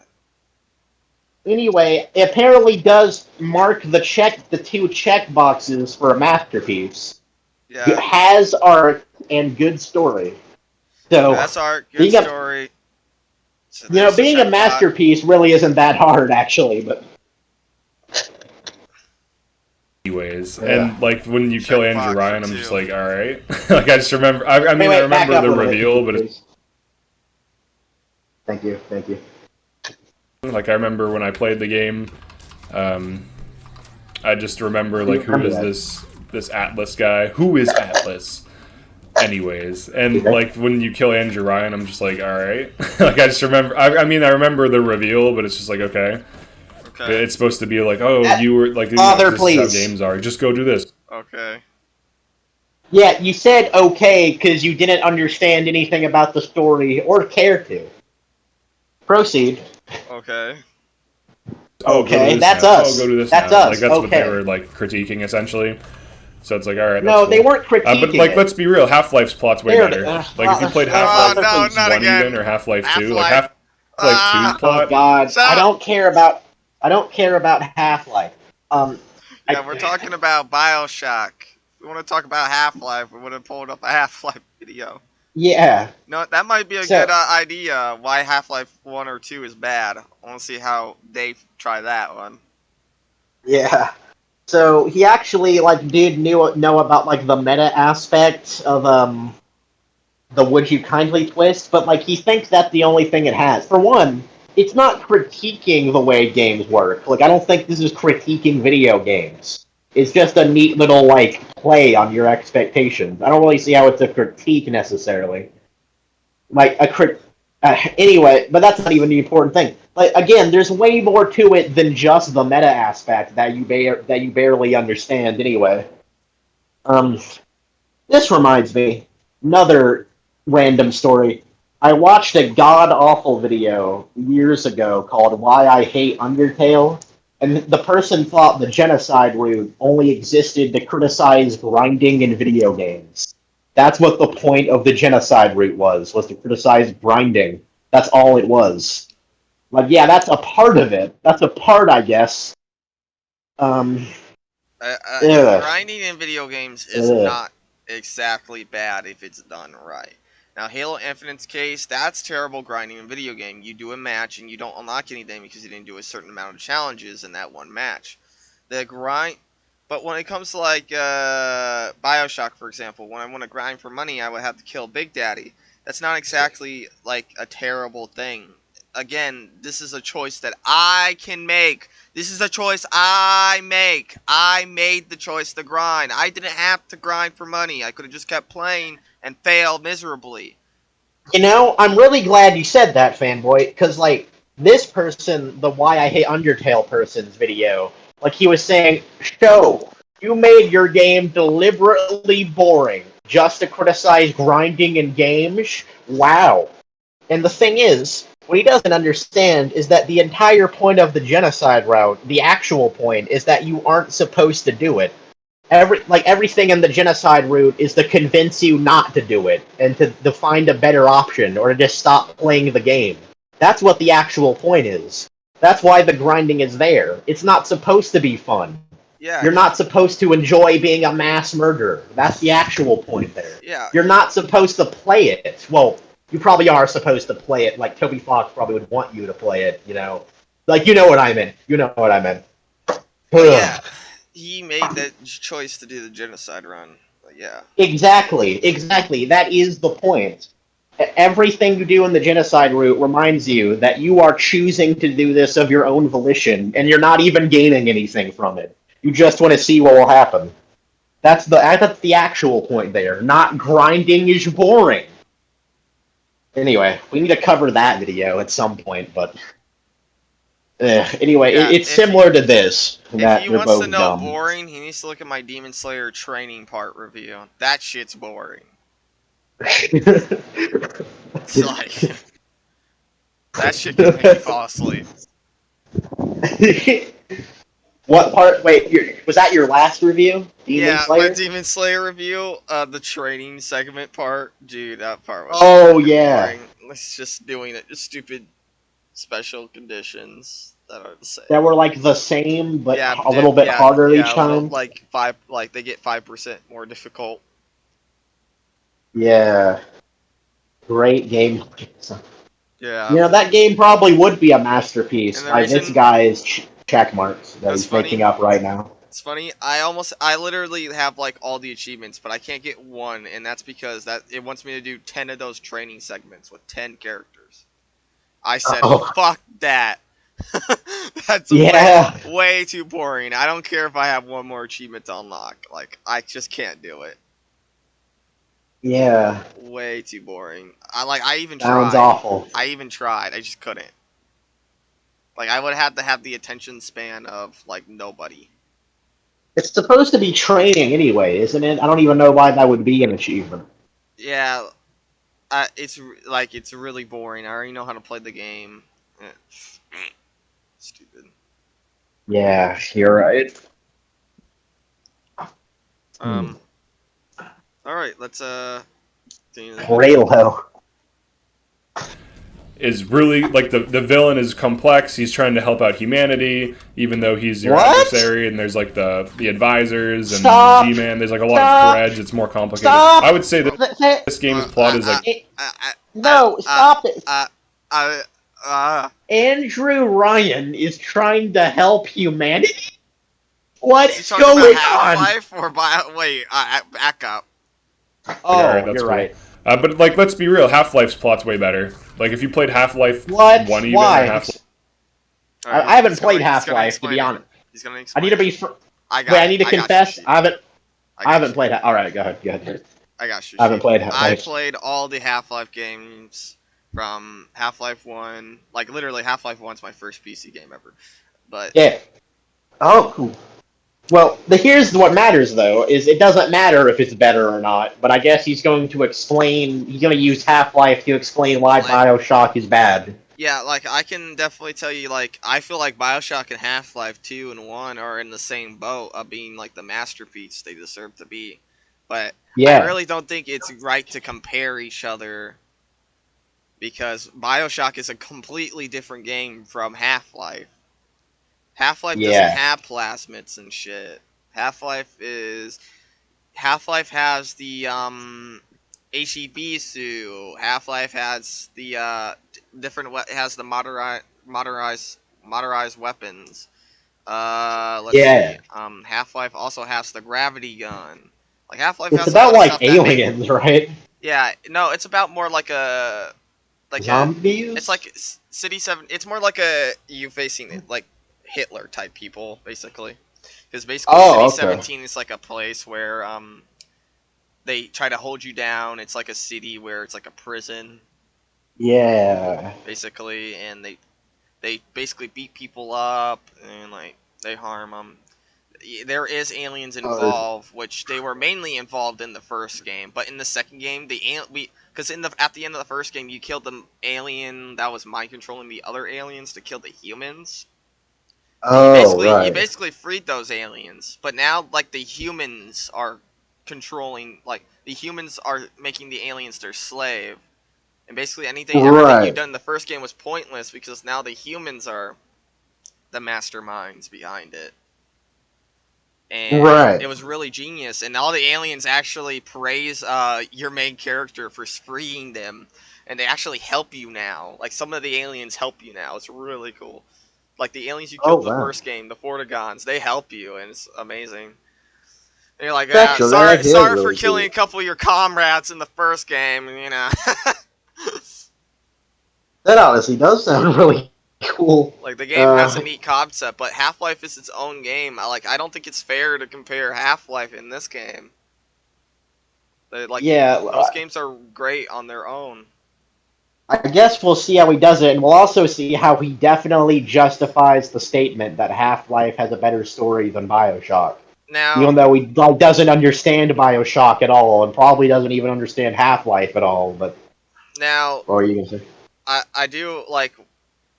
Here's my opinion. Like, what's my favorite out of the bunch? Like, I think I preferred the Half-Life series more than the Bioshock series, but that's just my opinion. Like, I'm actually genuine about this because Half-Life is a fun game. You can do a lot of stuff. You probably have more... like, the game's similar to Bioshock in a way. You can use your creativity to beat the game if you want.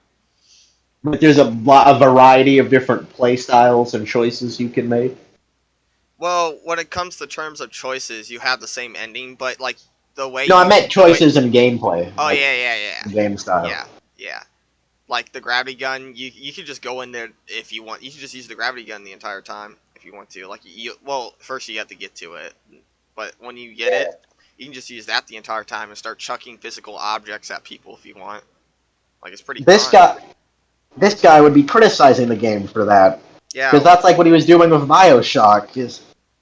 Again, the guns on there, they have their uses. Like, the crossbow is good for sniping. It necessarily isn't as good to up front of enemies, because if you miss the crossbow shot, if you're dealing with, like, 3 enemies and you shoot one with a crossbow, you have to slowly reload it, and you're getting shot at.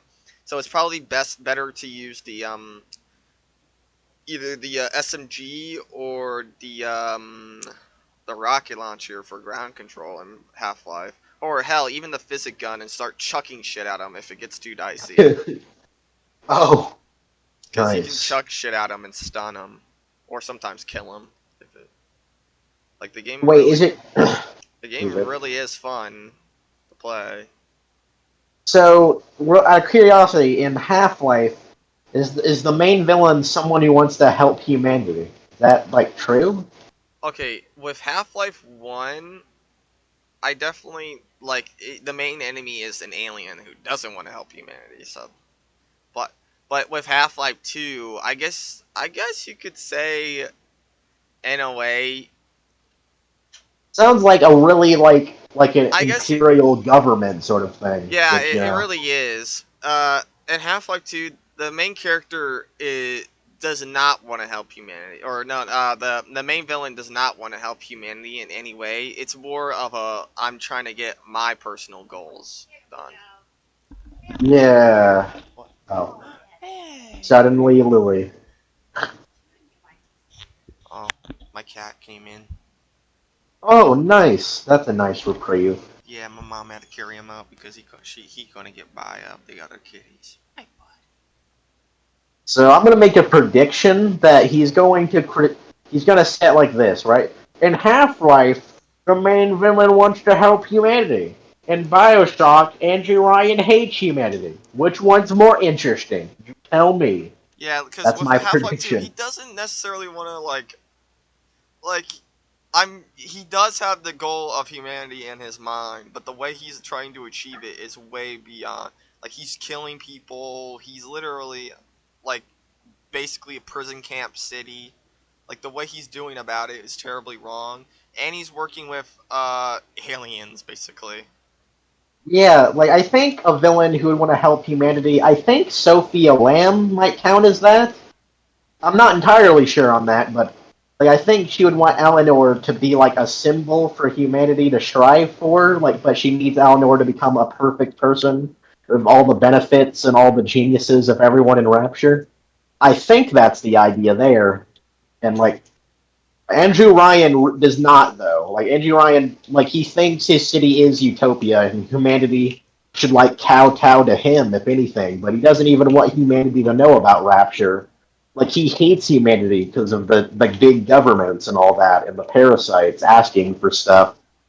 Like the Bioshock's not like Andrew Ryan's really not a pro humanity person. Andrew Ryan's let's take the best of humanity and leave all the other dregs of society alone kind of person. Yeah, let's see how he Anyway. goes with Half-Life now. I'm very curious what he's going to say. Alright, let's see.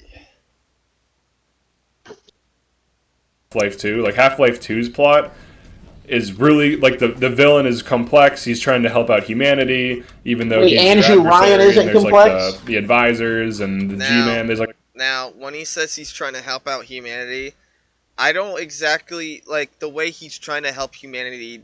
Like, is not the right way. The way he's trying to, the way he helps humanity is like so scummy and terrible. It's what makes him the reason why he got like people rebelled in the city, and were on Freeman's sides because he was hurting people. Basically, he was making people in prison camps. Like, it was really bad, and he was using his bosses are like aliens. Like, the way he was trying to help humanity was the worst way possible, and that he was never a good guy. He may have thought he was the good guy, but the main villain in the second game was never the good guy. Never was. Did he think humanity would be better because of it though? I doubt he would know. I doubt he wouldn't have known. I feel like if anything, he probably was being tricked by the people he was working with. I don't want to spoil it too much because he might want to play it. Yeah, I'm not going to say it's not complicated, but that implies that Andrew Ryan or Frank Fontaine isn't complicated, because like he says, Half-Life is better. It has a complicated villain. Like Andrew Ryan is definitely complicated. Frank Fontaine is even complicated, but probably less complicated. But like Frank Fontaine even feels like guilt in a way that he has to kill someone who is almost a son figure for him, Jack. Because in a way, that almost was Fontaine's son in his eyes. So that, like, even he's complicated. But, I mean, we kind of already talked about Andrew Ryan, and, like, when we talked about the plot. Well, talked about the plot in quotation marks, but let's just hear it, I guess. Anyways, everything he's saying about Half-Life 2 doesn't matter to Bioshock story. Whatever he's saying about Half-Life 2 shouldn't make that doesn't make the game bad or the story bad. Yeah. Like a lot of threads, it's more complicated. I would say this game's plot is like a 7 How is out it of more 10. complicated? He's literally just saying Half-Life 2 is a good story. Like, we know. So, which isn't a review of Bioshock. Okay, so for one, explain to me why Half-Life is more complicated. He says Half-Life is more complicated, like that automatically makes it better. A story being more complicated doesn't mean it's a better story. I will say Half-Life's plot is not so complicated. But the lore is a bit complicated. Where, again, the same with Bioshock. The plot isn't as complicated, but the lore is complicated, and the lore is part of the story and plot. I feel like the story is complicated when you get to the "Would You Kindly" twist. Yeah. I was pretty confused when I first, so I can believe that. When you get to that twist, that's when everything doesn't feel like you knew everything at all. Yeah, I mean, we kind of already explained that. Again, it being more complicated doesn't make it a better story in any way at all, actually. I feel like I'm forgetting something. Like, he just not explain it. Like, he didn't explain anything about Bioshock's story, except a very child understanding of the plot twist in Andrew Ryan, and that's it. Like, there are hundreds of hours of, like, this storytelling we could talk about that he didn't even address or probably even know about. Yeah, we'll be here like all day. Like, I'm serious. I'm dead ass. People, if you made it this far, we would be here all day. We're talking 25 hours. Like, we would be here. If we tried to explain all the Bioshock 1 story and lore and characters. Yeah. Like, we're already here for 4 hours. This is, like, I love it too, because we are doing this guy's review for him. If we were doing this review, it would be way fucking longer than this shit. 40 minutes? Come on, man. And the G-Man, there's like a lot of threads, it's more complicated. I would say this game's plot is like a 7 out of 10, and Half-Life 2's is like... I like the way he words this. Again, this is why you should script write, because he says, there's like a lot of threads, the story is more complicated. He sounds like a 5-year-old, man. Let's just... Why did you post this? You should know better at this point. You should know better. Let's just move forward. Well, I don't want to... I know we already talked about it. We know. Oh, that's true. A 9 out of 10? Maybe even like a 9.5, because it's like really interesting and the setting is more dystopian and more gritty. Like there's a scene in Half-Life 2 where you walk into a playground Half-Life 2, you know before this. I don't care what about Half-Life 2. Stop talking. He gave us Stop talking about Half-Life 2. He gave us an early feel of his Half-Life 2 video. 9.5 out of 10. You're right. He just stopped caring about Bioshock and is giving us a preview of his content. Thanks, man. So all of the kids in the game, like there's no more kids in the game because they have that like suppression field that prevents reproduction, and you hear the ghosts of children playing. That is one of the creepiest fucking things in any game. Yeah, and there's Bioshock has dead bodies of kids. Literally, there's a room you can find if you go off the beaten path in Olympus Heights, the hotel section, where you go to a hotel and it's just like a couch with like a dead family, like a mother and a father, and like bodies of little sister corpses just lined up on the couch. Yeah. With like cups and everything in front of a TV. Yeah. What about in like a darkened room? Yeah. What about Not to mention the audio log of young Jack like crying as his brain is forcing him to snap the neck of his puppy dog. That Suchan just like, oh yeah, the experiment's working. That's good. Pretty good. Not to mention the just like harvesting children to survive thing in general, or the yeah, children crying over their father figures too, or yeah, we're not gonna question all that. Like, come on, man, you can't say that on Bioshock. Matter of fact, like I know, like in Half-Life 2, oh, you can't, like it's more darker because you can't have children there, right? I Or you guess can't that's what he's saying. I don't know. reproduce children, whatever. There's like a thing. But like, dude, like, okay, Bioshock also has its bad times with children, and it shows it quite often. Yeah, this is one of my check marks for what makes a masterpiece. It's how badly children are treated, or something. Yeah. Nothing there. You just hear an echo. That's all it takes. That right there is more powerful than the plot reveal, to me, in this game. Why? Now, it's not... To you? What? Well, wait, I'm glad Explain he's that. smart. Hold on. Well- Explain what? I'm glad he's smart enough to say that it's only that way to him. He actually is smart enough to not just say that it is objectively better, but like for one, why does a game having a better moment than Bioshock mean Bioshock isn't a masterpiece? And for two, like why? Like you haven't explained why that moment is bad. I guess you think you've explained it, or what you explained why it was just okay, but like you haven't actually explained it. Like you haven't. You just said Listen, that like Listen, alright. The children, they're echoing. Bioshock 2 and 1 is bad. Those children Yeah. echoing, they're telling me Bioshock is terrible.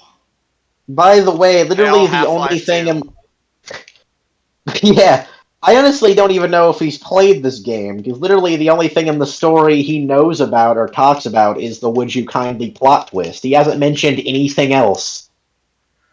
Seems to know. Nah, he just doesn't know anything. To say that the plot reveal was Hey, bad, wait, Father, please. but Half-Life 2's like world Father, please. is just like so I'm much trying. more... It won't pause. Father, please. It wants to watch the video. It wouldn't pause. It wants to. It The wants to video end it. itself wants to end. Yeah.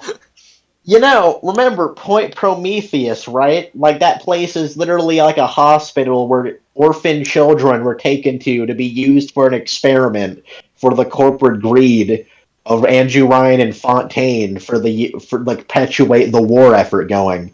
Like there's a part in Point Prometheus where you go into like a closet and there's a ghost of a little sister saying, "No, Papa Suchon, I don't want to go back on the table."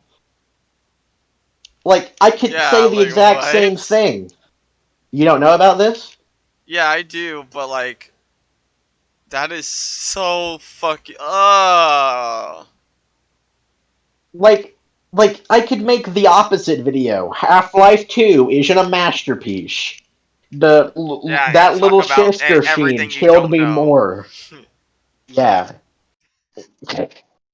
Dude, like, the table? What the fuck? Yeah. He's dumb. He doesn't know. Oh man. You think he's that's actually dark played as fuck. Bioshock? I forgot Do you about think that he scene, man. Do you Like- think this is like his first playthrough of Bioshock? Because he's not actually at Point Prometheus yet. I don't know, man. Apparently he did beat Fontaine, I guess, because he did load into that in the beginning. plot reveal, to me, Who's Fontaine? in this game. What? Now, it's not to say that the plot reveal was bad, but Half-Life 2's like world is just like so much more. It just feels like so much more alive. Like this game feels like Father, a please. cartoon, and I love this game. I made all these Father, tutorials. I please. literally Pause. Here's the sentence, right? The plot. I'm not saying the plot twist is bad, but Half-Life 2's world feels more alive. What? What kind? What sentence? What? You're mixing up your thoughts. You don't know what you're talking about. Even. You can't even stay on track. By the way- better game every way. Bioshock feeling like a cartoon. I really hope you justify that. Like in Medical Pavilion, like seeing all the work and the writing of like Jay Steinman all over the walls. Like you see like almost like photoshopped pictures of women on like all over the place, for like how Steinman would do it, and it's like a metaphor almost for how he reconstructs people literally. Is that a cartoon to you? It Very cartoony, man.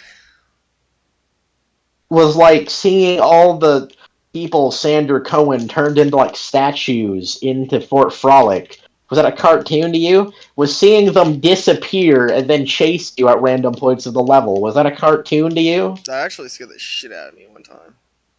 You know, like, Rapture is definitely alive. Like, one example, right? You go into an Arcadia, there's a little, like, door you can go into, and you find a dead body of, like, someone who, like, shot himself, and you can tell it was, like, a suicide, because you can see, like, the gun and the blood on the wall.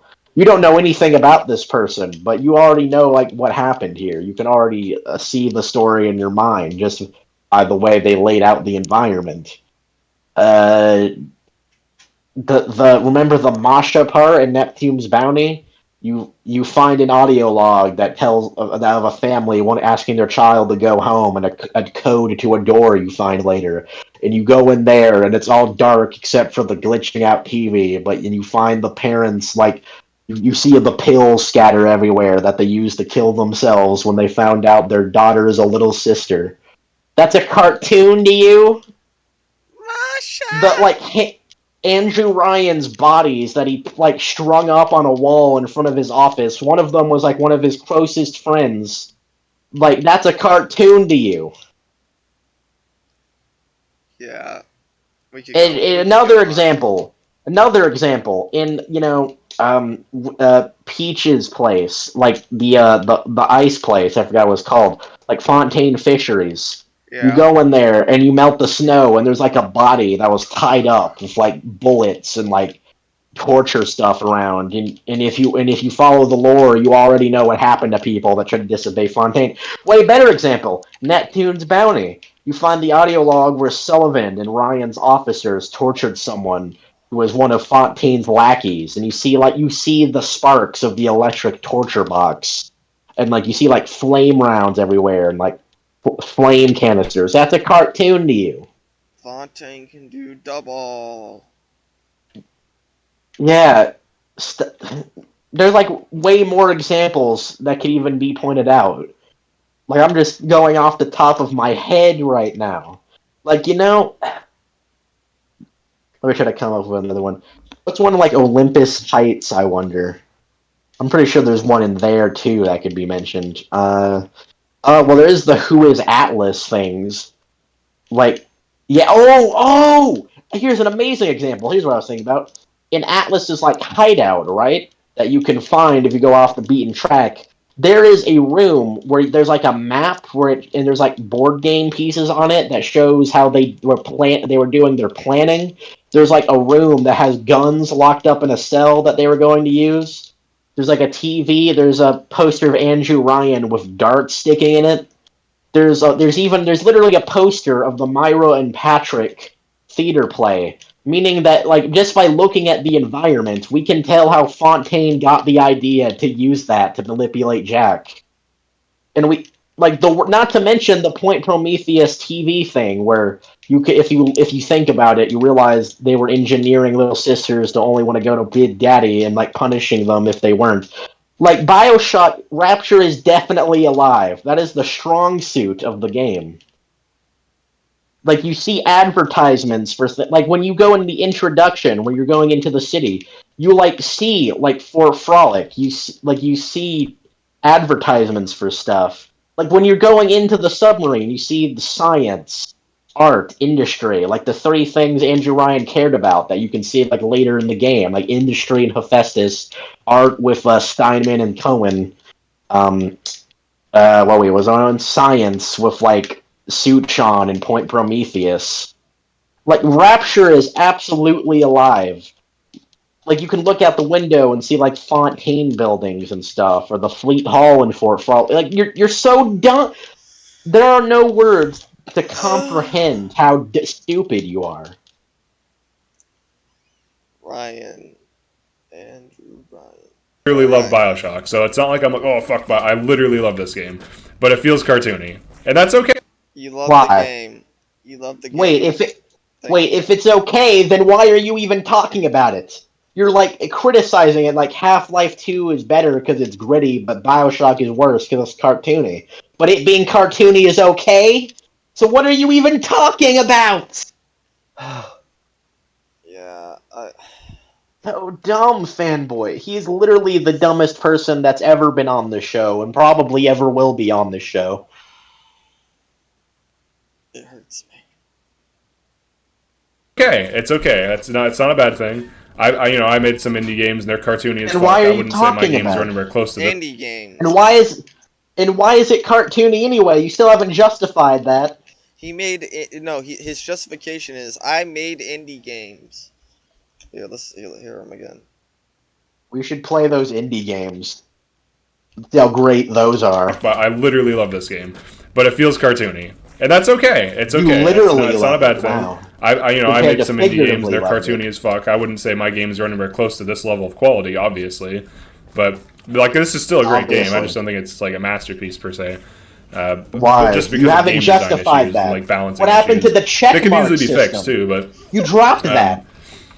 all right, so let's actually go over the gameplay, which is another important aspect of a game. Okay. The gameplay is Gameplay is decent, just but like at a high important level, like in aspect. survival mode, and even on hard mode, a lot of weapons feel really weak and just like not worth using, and a lot of plasmids feel really weak. We already and, proved like- that wrong. Like for example, Incinerate looks like it should be strong, but it does like very poor damage.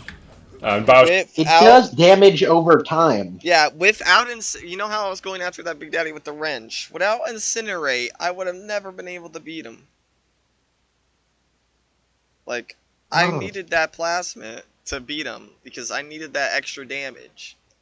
You know, the plasmids being weak, that doesn't even necessarily, like, mean the gameplay is decent.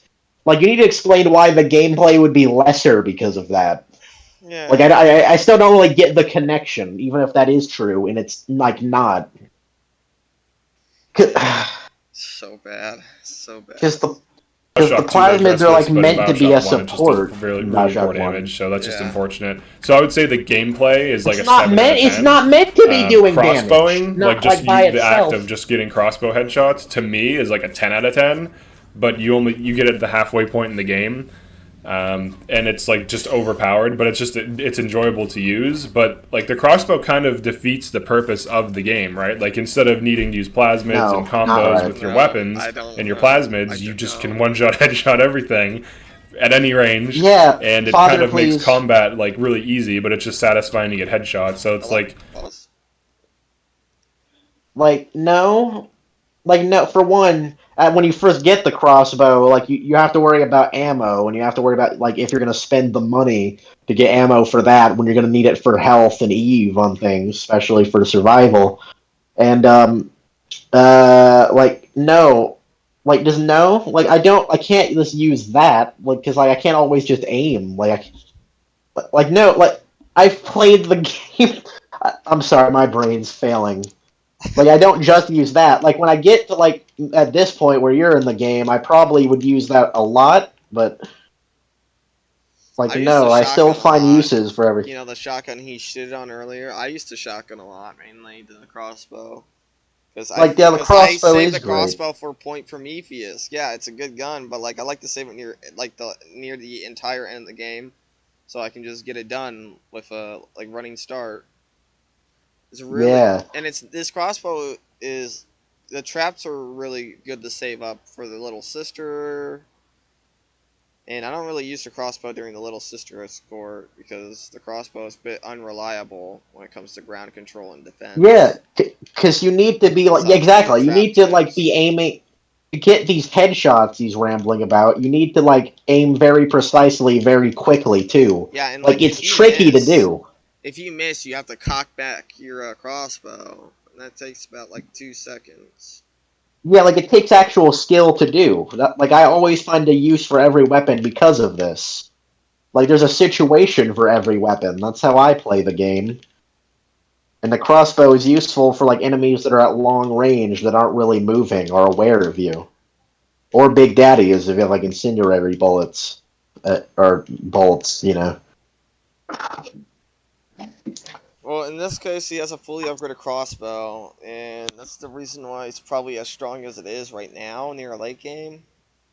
Yeah, that's probably why he's saying it's the only useful weapon, because that's like the only weapon he's upgraded. Like, yeah, completely. Like, the upgrades for it is the damage and the bolts not being destroyed as quick. Yeah. So Or like you can pick up more after you use them, but they're hard to find because they don't glow or whatever. yeah, it isn't like Half-Life 2. And your plasmids, Oh, you that just means can it one-shot, sucks. headshot everything at any range, and it kind of makes combat like really easy, but it's just satisfying to get headshots. No. So it's like that's kind of my issue, right? Like things exist that are That's too your strong, issue with the entire like the crossbow, gameplay. and then wrench builds, and then things exist that are too weak, which is like all these weapons. And especially this one. Upgrade This is the them. worst weapon in the game. The Wrong. camera's better than this Wrong. weapon because it can get you upgrades for Maybe the the wrench. So and like damage reduction. So maybe so yeah, I would the say fire this is isn't definitely the worst weapon like in the game. The a camera's major literally better than damage it. dealer, but it's good for crowd control. I don't know, like if they're able to hear me while he's talking, but Yeah, his the- definition of crowd control, though, right, is one Big Daddy. Oh, yeah. Ground control one person. Okay. The fire isn't too high damaging, and I don't know if there's too many uses for it for me, but like you can use it to light a lot of enemies on fire and have like a whole crowd take damage over time. But the ice is especially useful for stunning an entire crowd and being able to run away or deal with them. And the electric gel is just unlimited power, so Yeah, Wrong. electric gel is like the best. Like the electric gel is probably better than the crossbow because you can literally. you don't even have to worry about aiming it. Yeah, you don't even have to aim it, and with Atlas, with Fontaine and the Big Daddies, it just stun locks them until they die. Exactly.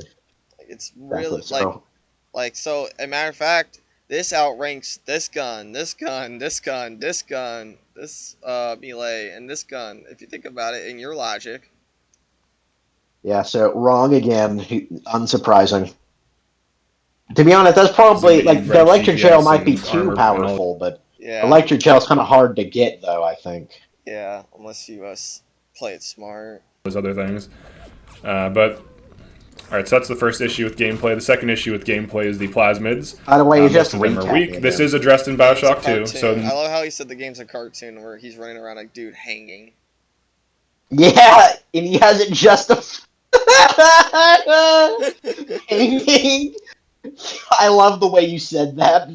He really did just say that while there's a hanging person. Like at least it's to take him seriously.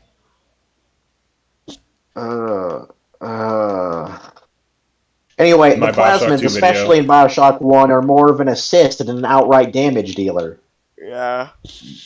That's like the zap 'em and whack 'em strategy. That's like what it's trying to tell you. Yeah, the weapons do the offense. The plasmids do the support. Yeah. And the tonics, I guess, do the defense mostly. I don't know. Anyway. Yeah. That's probably not entirely I true. can But go over, Yeah, what? if that's a masterpiece or whatever. you could go over things, but you won't. It can't be a masterpiece if there's gameplay problems. A masterpiece is hard What? to achieve. Like, Really? I might be, as an indie developer, making I don't games for you. know where he thought that was a good idea. So, It this can't isn't be a even... no. It can't be a masterpiece if it has gameplay problems. So every game is not a masterpiece. Okay. The word means nothing, sheep. That word means nothing. Exactly. So, for one, he's not even saying this is his standard anymore. He's just saying that, like, outright, objectively, if a game has gameplay problems, even if they're very minuscule and minor that, like, no one cares about except this guy, it can't be called a masterpiece. Which, like, applies, for one, this means that, like, you know, like I was talking about Undertale earlier, right? Like, a lot of people wouldn't like the gameplay, or the gameplay could be, like, more like, the gameplay probably has flaws in Undertale, right? But it's still a masterpiece mainly because of the story and characters. So that's just dumb. And Bioshock, like, the same thing could be applied to Bioshock if what he's saying was even true or mattered. Like, the storytelling could be so good, and it is, that if the gameplay was bad, it doesn't even matter. but the gameplay is good, so It's bringing tears to my whatever. eyes, man. And most importantly, your point, like every game has some gameplay flaw. Like every game could be better in some minor way, like he's saying Bioshock could be. Like I bet Half-Life 2 isn't flawless. Yeah, this is the wrong way to think a masterpiece. Again, a masterpiece is something, if you're a gamer, a masterpiece is something you must experience at least once. Yeah, like That's I think what a I really masterpiece like is. that definition. Like, Bioshock is a masterpiece because, yes, I believe if you are a gamer, you should play this game. This game would be great. You will enjoy it. Everyone needs to experience Bioshock. At least once. Yeah. And yeah. And that's probably the same for Half-Life 2, I would Yeah. bet. It is. Like, everyone needs to experience all the, like, Half-Life 1 and 2. They're both masterpieces. Same with Bioshock 1 and 2. I believe Bioshock 2 is a masterpiece. I believe, if you like Bioshock 1, yeah, go ahead. Do Bioshock 2. It's literally, it improves everything Bioshock 1. Yeah, I think Bioshock 2 is a masterpiece too. To be honest, I would also say, like, even though we have a lot of problems with it, I think everyone, if you're a gamer, should probably play Infinite 2 at some point. Because you probably, there's a chance you'll really like the story there. Yeah, I don't really recommend Infinite. I know Infinite is far from a masterpiece, but it's not a bad game. Like, I would recommend trying it out, you know? Like, if you enjoyed the Bioshock series and you want to know where it's going from now, then go ahead. Like, but it's, like, completely different from the Bioshock we know. This is random, but my history teacher, like, said his favorite game was Bioshock Infinite, I think. Because he liked all the history ties it had. Anyway. Yeah, my so that definitely is something to enjoy, but... Ironically, my friend said my biologically teacher likes Bioshock. And, yeah. And I'm like, oh, I think I know who you're talking about, because I probably know what he's... I don't... Like, I know probably the teacher, because he likes to play video games. And I'm like, wow. Yeah. There's an actual intellectual among the mist. Yeah, my history teacher, I'm pretty sure, likes Bioshock 1 as well, but, like, he specified Infinite more because of the more historic connections it has. Like, I guess, you know, he cares more about that part of history than the 1960s. Infinite's historical representation is really well done. I think so, yeah. It definitely is a really nice, like, look at 1912 society in some way, and, like, you know, racism and all that. Yeah, really well done. The setting in the game, you really do feel like where you are. It, like, again, Infinite also shows off that the place is believable. Yeah, I think so. I don't know if it's as well done as Bioshock 1 and 2, but yeah. Anyway. Yeah. Alright. So here are standards for a masterpiece. It has art. The second one was... It's good story. Good story, even if it's not... A masterpiece Gameplay doesn't have to have... flawless. Yeah. Ugh. And, yeah, that's it. Years and never make anything even that comes close to a masterpiece. Because it's hard to do. It's hard to be a master at everything. I'm not even a master at making games, or like anything, or at art, you know. Well, obviously. It's really hard to become a master at one thing, let alone multiple things. To make a masterpiece that's a game, you have to have everything be perfect. And to me, the gameplay of this game, while it's polished, and while everything looks nice, and everything is smooth, it has a lot of issues. Explain. You're wrong, and the only issues you pointed out were the fact of the matter is, on nitpicky. hardened survival mode, the pistol sucks, the SMG generally sucks, unless you use anti-personnel ammo, but at the late game, enemies have so much health that even that falls off. The shot... Here, let me make an actual representation. I'm on survivor difficulty. Late game. Damn, this Tommy gun's sucking right now. Maybe I should go back and figure out a way to upgrade it. Exactly. I forgot he didn't upgrade anything. Yeah. Because, like, I don't know. I can tell you from my memory. It's upgraded. It's good. Yeah, the Tommy gun is great for like crowd control or just doing consistent damage on an enemy. Like the Little Sister escort mission. My main strategy is to use anti-personal Tommy gun bullets there. And even then, the normal Tommy gun bullets are really good for like the entire game. Yeah, Now the pistol, like it is again, I do think it's the weakest weapon, but it still can be useful. Like it still is useful because of the anti-personal bullets. I do admit the regular bullets aren't useful, like in the late game. yeah. Again, Again, he's playing Survivor difficulty, and the game probably thinks that you know where all the upgrades are. So he's expecting you in your late game to have all the upgrades. At least up until this point, you're missing 4 upgrades. Unless you got the upgrades in this map already, then you need 2 more. yeah. Again, like very. Never mind. It's anything but his fault, really. Yeah, he's not Shotgun even definitely He's sucks, never even especially at the addressed. late Oh my god. game, like Oh the my mid to late. god. No, Father, please. He hasn't even addressed the fact that he doesn't have all the upgrades. He doesn't even like know that for some reason. Or he doesn't want to mention that because it might make him look bad. Who knows? Yeah, the shotgun definitely shucks, and then we show the clip of you killing that one person immediately because you have the auto shotgun upgrade. Yeah, completely with the And- hip fire and the damage. It's so good. Yeah. So, provably wrong. It just doesn't kill him. Yeah, okay, buddy. Game, like you need like 2 to 3 headshots. Like you're just like pumping in headshots to kill dudes. And you can argue, oh, get the fire rate increase why is that or a do this problem? shit.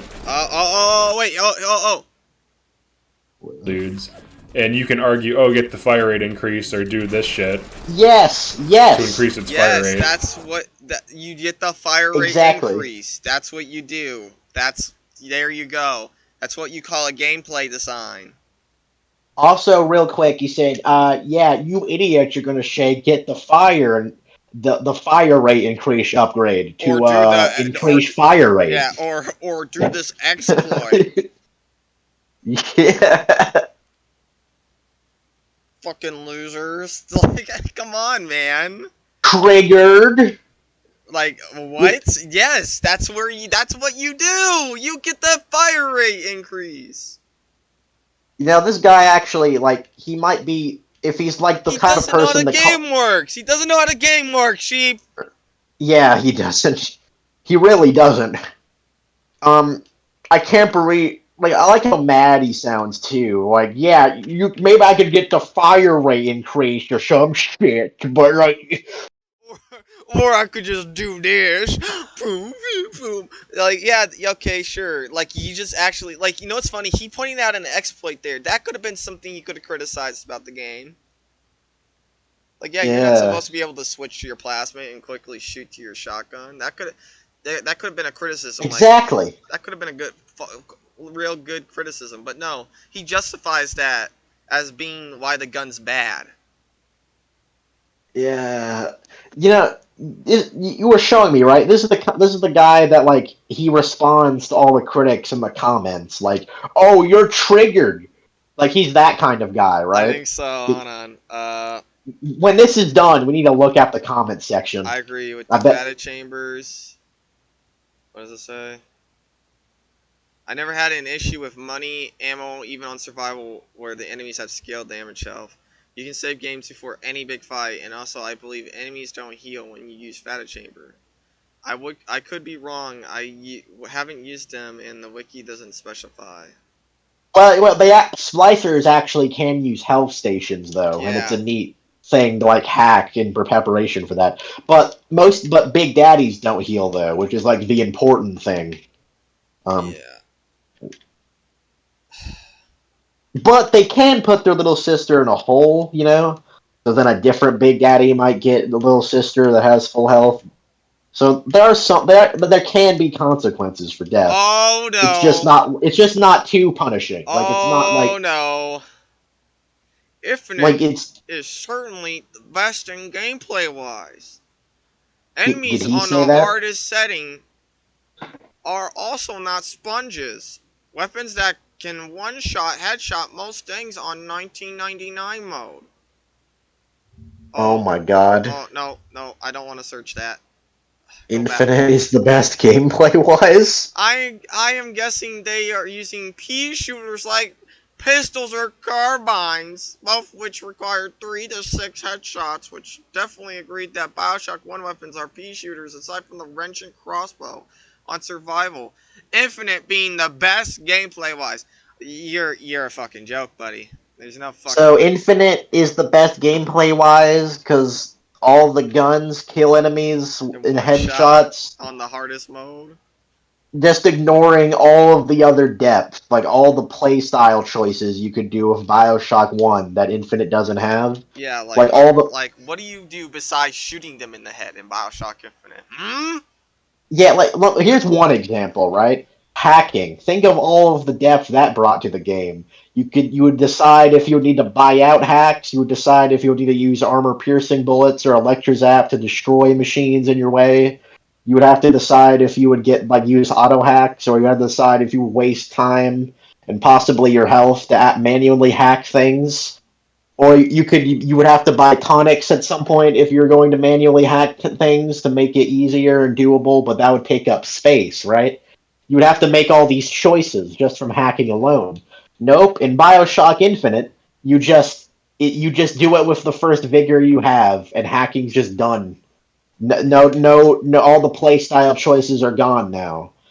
That's just one example. Another example, all the playstyle choices you made with all the guns you could have that really felt like your guns. You knew how each one worked. You don't have that with Bioshock Infinite. You don't even you have to you don't even know what the gun. I never knew what all the guns did because I didn't want to give up the weapons I knew that were good for weapons I didn't know would be good. So I kept with the same 2 weapons the whole game. Yeah, and that was a lot more boring than Bioshock 1 or 2. Not to mention that, all the plasmid upgrades that Bioshock 2 had, where your plasmids could become crazy, and you could shoot fire beam out of your hand, and do all kinds of crazy stuff. All gone in Infinite, and just replaced with very simplistic vigors that most of them just use stuns. Which I guess Bioshock 1 is kind of the case, too. Yeah, but the difference between Bioshock 1, you had something like Cyclone Trap that you could have equipped it and hold on to, and you could just place it around the map. As whereas the figures, they're mainly there's always just one that stuns them in a different way. Yeah, I don't even really remember Obviously, the you would figures. rather use one figure the entire game than the other figures that kind of just suck. Like Bucking Bronco, really? I'm never going to use that. I'm probably going to use the Crow one the entire time. Yeah, Bioshock Infinite has nothing like the Big Daddies, where you could do all sorts of different strategies and preparations, and having a knowledge of the environment. Yeah, I'll get to that in a second. There's nothing like the Big Daddies where you would test your you could choose to defeat Big Daddies in whatever way you want, do whatever with the environment where you want, or even bring them to where you want. Hundreds of different ways you go about killing Big Daddies. But Bioshock Infinite has nothing like that. The closest it has are the Handyman, which are just shoot the obvious weak point, and you only fight those 4 times. You don't have, again, the Atom system. Not only is there no morality choices that really matter, but that's, I can understand that, because that's what the story wants to be, or whatever. But, there's no Atom system where you have to think about your choices carefully, and, everything you spend with it, you have to actually think about it, and it really is a risk, because once you've used it, it's gone forever, and you can't get that bit of Atom back. There's only so much of it you can have. That's just gone, and it doesn't even make sense, because how could they make vigors? Bioshock was all about Atom. Everything resolved around Atom. But then Bioshock Infinite just brings back the vigors, but there's no Atom, and the vigors aren't even relevant to the story. No one even really uses vigors, and they don't seem to have any effect on anyone either. So everything that plasmids brought to the story aren't even there. It's just there because it's Bioshock. The upgrades, you can get upgrades for guns, but they don't have the changing of the appearance that Bioshock 1 and 2 had. Although I guess that's not a gameplay thing. I don't want to remember the upgrades in Gears and Infinite. like yeah, like different Definitely setups to non-superior game to the first one. We all can agree. yeah. I just Infinite's remember gameplay wise is just in like Bioshock 1 and 2 are just superior in that. I yeah like anything this guy says, like no, just no. I've played 1990 mode on Infinite. I didn't beat the final boss, but I've played through the whole thing, right? And I just remember it just being very trial and error. Like I would just keep retrying and Yeah, trying to because that figure also out the has like Fida chambers. Well, it has Booker's PTSD re- room. or Elizabeth chambers or whatever you called them Yeah, the other day. Elizabeth brings you back sometimes. Yeah, and it is better because it has more consequences for death that you lose money. But that creates a thing that like I'll have like I literally can't even really beat the situation anymore because I don't have the ability to buy any resources, and I'm just like just praying I'm able to luck it out with whatever I have on me. Yeah, Now that I think about it, the Fida chambers were really great because, well, even if you lost, you would lose about minimum and you could still beat it. As whereas in Bioshock Infinite, if you keep losing, you'll never win again. well, maybe you could like the ghost fight especially. That is the case. I if I remember correctly. Like I don't even really remember like there ever being many moments of strategy in Bioshock Infinite. It's mainly just trial and error from what I Yeah, remember, but like just maybe I'm shoot, wrong. Maybe shoot, I'm and hope wrong. they don't fucking kill you with one shot. The hardest difficulty. I remember the first time I played Infinite like years ago, like when I was like a kid, still a kid basically.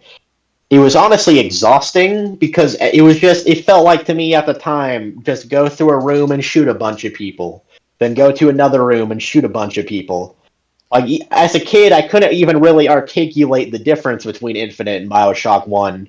But even then, I knew I liked exploring an environment and like seeing all the world building and like touches there were way more than just shooting Gallery One and then shooting Gallery Two. Yeah, I was playing when I was playing Infinite for the first time. I definitely the world was like great, like you can definitely tell it's believable, but the gameplay though, like the charm of the gameplay for Bioshock just wasn't there, and I was playing it, and I realized like how much how less fun it was, and I was just thinking to myself, man, I'd rather play Bioshock 1 and enjoy those plasmid more than these figures, like, cause I just like I knew these figures were just fucking lame. Yeah, Like the figures for a Bioshock game, the plasmids are an important part of it, and if they're just terrible overall compared to the other games, you just be like, why am I playing this game when I could be playing the other ones? Like, yeah. Forgot my thought. in Oh, story, Infinite is let's not. That's uh, too complicated. That's too complicated to go into, fanboy. Let's yeah, save that for another time. Infinite story is infinitely something. Yeah, let's get into that another time. Um, the way I remember Bioshock Infinite is instead of being like seamless, like exploration and combat, it's big, large parts of just exploration and then large parts of just combat. In Yeah, my opinion, anyway, a lot less. I like that's a lot less enjoyable than the way Bioshock One and Two did it, in my opinion. But I guess that's just preference, maybe. yeah, and on top of that, we were looking back at like the trailers of the game one time, and like we were like, oh man, we get to make choices and all that, and Booker actually spoke to enemies who would speak to Elizabeth wrong. He would aim at the gun at him. He said, "Look, well, I don't want any trouble." That's something the player could have chose to do, but Yeah, in like the E3 demo or whatever, you could have chose to save a mailman about to get executed, or just do the pragmatic thing for yourself and just walk by and let it yeah, and happen. he's like, That's "It's the like wit."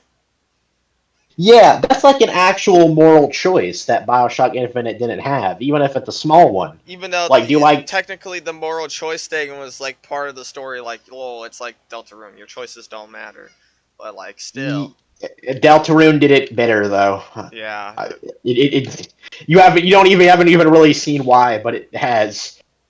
Uh, Although Chapter 2 kind of did a unique twist on that, but Yeah, you're right. It kind of did do the choices Infinite's don't whole matter meme thing. is Like like heard it. choices don't matter. That's the whole meme of Infinite. Yeah, well, it's more complicated than that, but like it would take too much effort to remember what exactly it was, like the message was. I'll do it later. We'll talk about it later, All right, fanboy. I think we can We'll continue play this it video again. now. But that's just like, it's like, why? Why should I do that? I can just do that. Why do that shit when I can just get a headshot? Well, getting a for headshot fun, isn't like, always easy. The shotgun is just weak. Oh yeah, for like, you saw it fun. right there. For fun. That is A also bolt a valid does more reason. damage. A bolt to the dome does more damage than a shotgun blast to the face, which in real life, obviously, we know that. Which one is more easy? Like, you know how dumb you sound. The shotgun, it does less damage because it's a lot easier to get headshots of that. And if you have the auto thing, you could still kill enemies very easily with it. Yeah, The shotgun can it's be fairly easy to use, and it's the shot. does Yeah, damage. sorry. It does damage. The shotgun is better than the crossbow a lot of the time because it can. If you have the electric bullet, you can keep stunning them while running away. The crossbow is more situational because you do need to be in a decent enough distance, Yeah. even though the shots are very powerful. Yeah, and again, if you're getting jumped by splicers, would you rather use the crossbow where oh shit, I accidentally missed a shot. Here, let me cock it back. No, you Exactly. You use something like a Tommy gun or a flamethrower that you were shitting on, or maybe even the fuck grenade launcher, or maybe Exactly. a plasmid like Sonic Boom. Exactly, fanboy. I couldn't have said it better myself. Thank you, fanboy. Hey, Hale, dude. Remember that part where you first got the shotgun and you were ambushed by a wave of splicers suddenly, and it was really cool and scary and clever and everything? Would you rather have had a crossbow in that situation where you would have had to land each shot while they were running towards you and running around you, or have a shotgun with you? And at that point, you definitely could kill them with like one shot to the head or two shots to the head at that point. Well, he's near late game. I will give him that he doesn't have the upgrade, but that's just his fault for not having an upgrade. They did no. Now that I think about it, when you first get the shotgun near the beginning of the game, that's exactly what they do. Sheep, they surround you, and you can take them out with the shotgun one by one. That's what I was talking about. I was talking about that point. Like, would you rather have had a crossbow in that situation? Yeah, where if you Like, miss a shot, you have to cock. Like, it's the same with the shotgun. If you miss a shot, you have to cock it back. Well, there's like 5 of them on you. Yeah. The thing about the crossbow, though, you have to cock it back. But at this point in the game, you would have the upgrade where you don't need to cock back the shotgun anymore, and you can just like an auto shot. Yeah. This is random, right? But I just remembered a very odd flaw with Bioshock Infinite's gameplay. I remembered it from a review, I'm going to be honest with you. But the way is, like, if you upgrade, like, the machine gun, or, like, later in the game, there are, like, sequel versions of the gun that are supposed to be better. Like, there's, like, a Machine Gun 2 sort of thing. But the thing is, if you upgraded the machine gun before that, then the Machine Gun 1 is still going to be better. And if it somehow isn't better, then there was no point in upgrading that to in the first place, like buying the upgrades for it. So that's a weird mechanic on Infinite's part, but I'm not sure how many times it has upgraded versions. Everything about Infinite kind of felt like they had to re-scrap everything. Yeah, I mean, I'm pretty sure that is the case, right? Like there was a lot of stuff in the early builds of Infinite that we never got to see. Yeah, and then people are like, "Can we play the early build, please?" Yeah, like Elizabeth putting on an Abraham Lincoln mask. That was cute. Also, she was actually able to summon a lot more like help too. Yeah, I can kind of understand why they would restrict that, though. I can kind of understand that, but by the way, Elizabeth was more of your plasmid than your tonics. Yeah. I also remember seeing a review that like pointed out that a lot of the things you could do in 1 were like you could only do with Elizabeth in Infinite. Like you could at random scripted points like ask her to put a turret in there, which is like a way more simplified version of hacking turrets. something you could do in Bioshock 1. By the way, Bioshock Infinite has, like, you only have 1 bar health. You don't have med kits that you can use at any time. You have to ask her to, like, put someone in the environment that you have to run back to. And, yeah. And you... Yeah. It's really, Like, you don't have the... poor design. Like, it's just all just way more simplified. And, you know, as he said earlier, that Bioshock 1, like, having Vita chambers, as he calls them, was like the simplification of video games or something. Okay. Bioshock Infinite really is a simplification of a video game compared to 1 and 2. Especially 2. Anyway. Alright.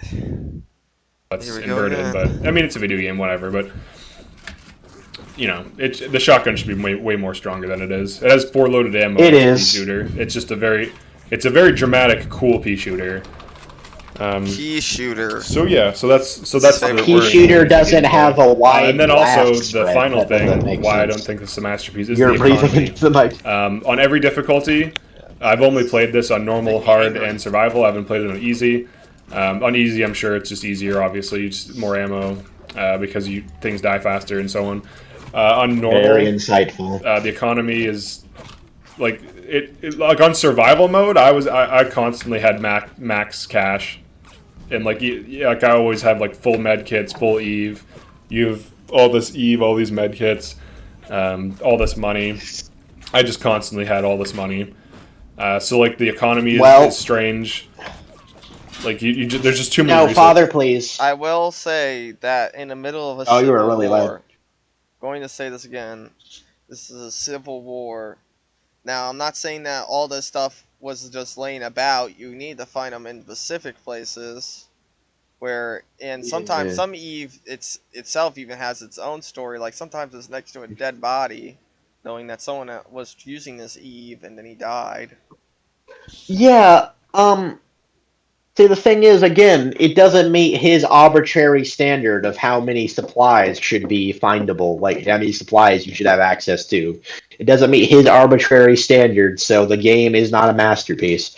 The thing is, though, I remember struggling with having a lot of resources, especially early in the game, like in Neptune's Bounty, in Arcadia sort of area. In the end of the game, you definitely do have a lot more resources then. But, like, I don't know. Like, I assume you're just good at the game. Like, I'm assuming you did just, like, look at all the nukes and crannies. You just didn't look at the story in those nukes and crannies. Like, you're just good at the game. Like, it's not, like, I don't know. Yeah, or Not you can that- just farm the big daddies for cash. But Also, even if the game is easy, like, the game's not trying to be hard, though. Like, it says, your only argument that it should be harder is because you would think it would be harder, because it's a dystopian setting. Well, I guess that's not the game they wanted. They didn't want to make a game of your arbitrary standard yeah, of this difficulty. isn't Metroid. This is Bioshock. Yeah, they made the game they wanted to make. Or It was as Metro, difficult Metroid, Metro. He said Metro, Yeah. right? It was Metro. Yeah. Yeah, this isn't Metro. They wanted... Like, it was as difficult as they wanted it to be. I'm sorry, it's not as difficult as you wanted it to be, but that's not, like, that's not a flaw. I don't really say that's a flaw. Ugh. I don't know, man. Resources. There's too many abundant resources. Like in Metro, According in to Metro you- series, resources are Metro. Oh. Metro too much Insight. abundant. Here we There's go. too Yeah. many abundant Knew it. resources. Knew it was Like coming. in Metro, in the Metro series, resources are scarce. already and heard him make bullets this count. point Headshots anyway. matter. I know. There's like a mechanical demand on the player They- to land they headshots. do matter here. And to be smart with your positioning. The game's just and not to too be punishing. smart with when you reload. definitely- Because if you reload at the Father, wrong please. time, like an enemy.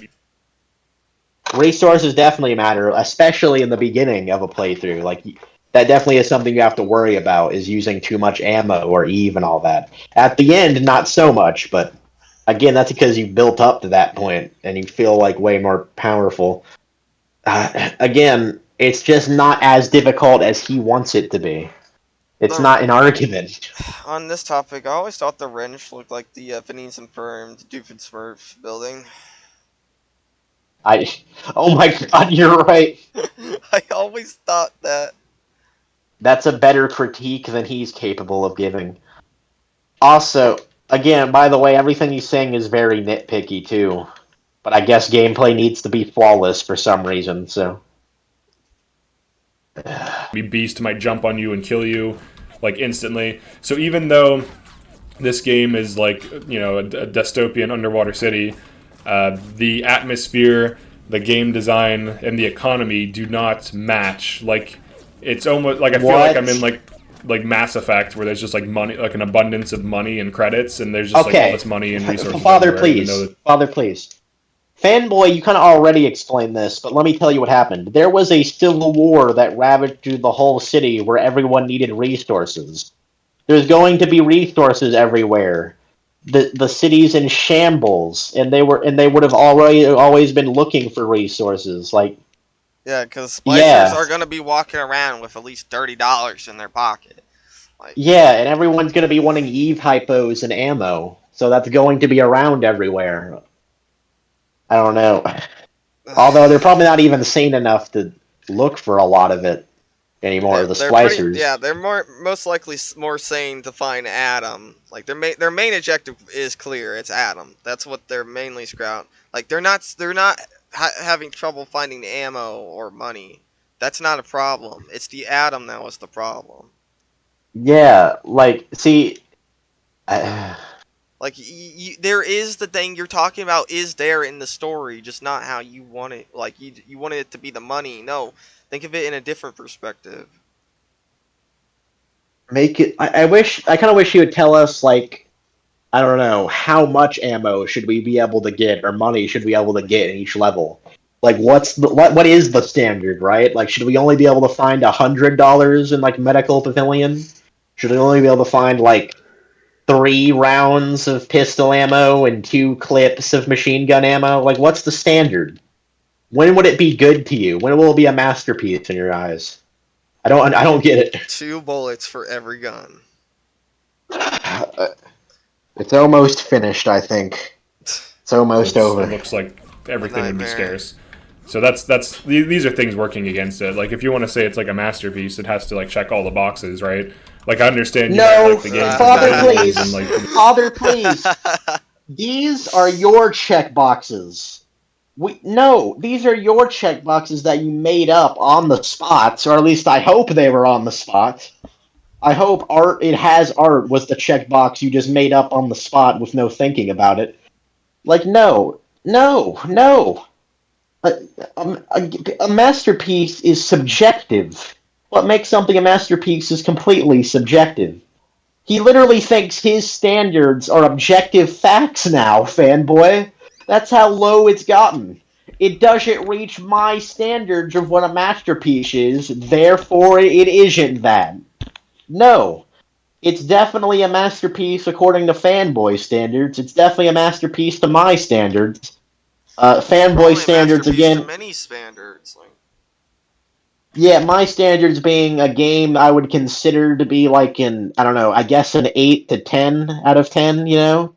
That range. Fanboy standard being a game that you would recommend to anyone. And Bioshock definitely fits to our standards, so I don't know. Get fucked, I guess. Yeah, I just like he's treating the game unfairly. It's like, this is unfair. And you haven't explained why anything would make it less than an 8 out of 10 in my eyes. So yeah, the story and everything, and the game does look great to this day. I'm definitely not going to say anything bad about the art, but like the game design is really casual. I actually can make a valid critique of something in the visuals. Is that like I can make actually a valid critique about the visuals in some way, and that like Tenenbaum and Atlas and Julie Langford are literally just like reused splicer models. It's kind of funny. Yeah, the limitations they had. But yeah, like they had limitations. I understand why that was the case, but the point being is that we can make way better critiques than he ever could. That's the main point here. Working against it. Yeah. The Big Daddy What's Little Sister system is fine. It gives you like boss fights. I guess another. Why? There's just a lot working against it. Working against The Big what, Daddy huh? Little Sister Sorry, people. design is really casual. There's no consequences. There's too much economy.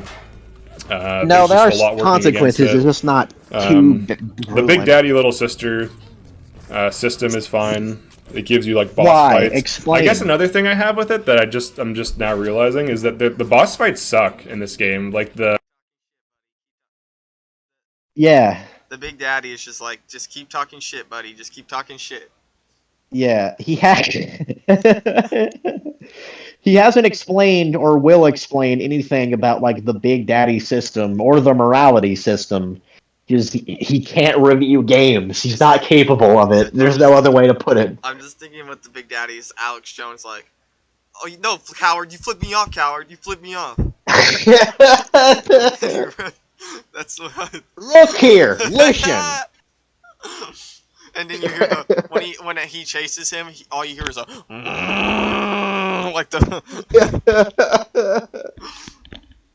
Oh, that's a beautiful thought right there. By Him the way, getting that Big Daddy mauled to design death is by a the Big best. Daddy. Yeah, The Elite Rosie. Yeah. Looks really cool. It was never brought in the Bioshock 2. It's a shame.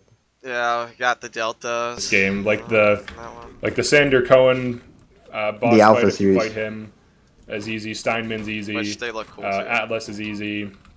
What else is there? Or Wait, Atlas, you fuck, just one- saying they're easy isn't enough. You're not actually I guess explaining the anything bosses about the are boss just mini fights. bosses that are big Yeah, daddies. like we can explain how easy Fontaine boss fight is. Electrogel, Yeah. shoot, you win. There you go. Even if you don't, you have so much resources at that point, and there's no way you couldn't have so many resources at that point. And Fontaine just doesn't even have enough health, to be honest. Like, I don't know. Like, I feel like he should at least be bullet spongier or have maybe more unique attacks. Like, you can tell, like, he's a boss fight where he has to have minions around him to be somewhat challenging, you know? Like, one of those boss fights that aren't good enough to stand on their own. Like, yeah. Like, you're just... he's really just easy because you're ultra powerful at the end of Bioshock, which is kind of, like, the fun of it, but... Yeah. Yeah, Steinman is easy because it's a tutorial boss, and it actually is cool because there's a lot of different options you can. There's a lot of different choices you can do to fight it at that point. Like you could just use the shotgun or machine gun, or you could use telekinesis to throw fire at him, or maybe wait for him to go in the water, or maybe light him on fire and then like with the explosives and then electrocute him in the water.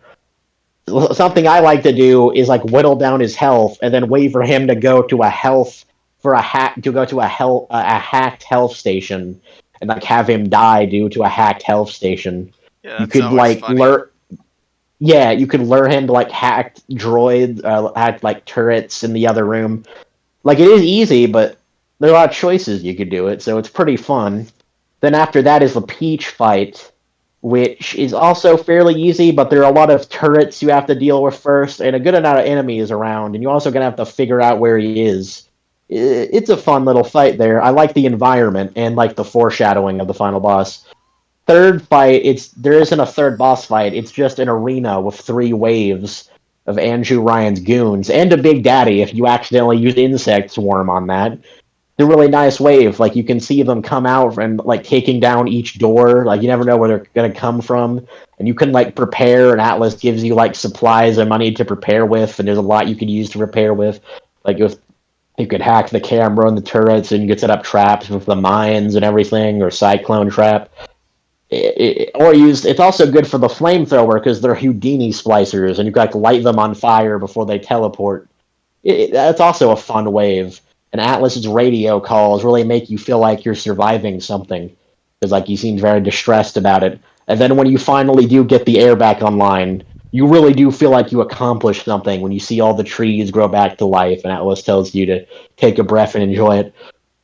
Then the optional Sander Cohen boss fight, which there are actually 2 versions of, because you could choose to fight him at Fort Frolic, or wait to fight him at his apartment in Olympus Heights, or just not fight him at all. What I love to do is you really can just one-shot him with the crossbow, but it's tricky because he keeps teleporting. It's fun because it feels rewarding because of how hard it is, but he can teleport around, and he's like basically just a really buff Houdini splicer.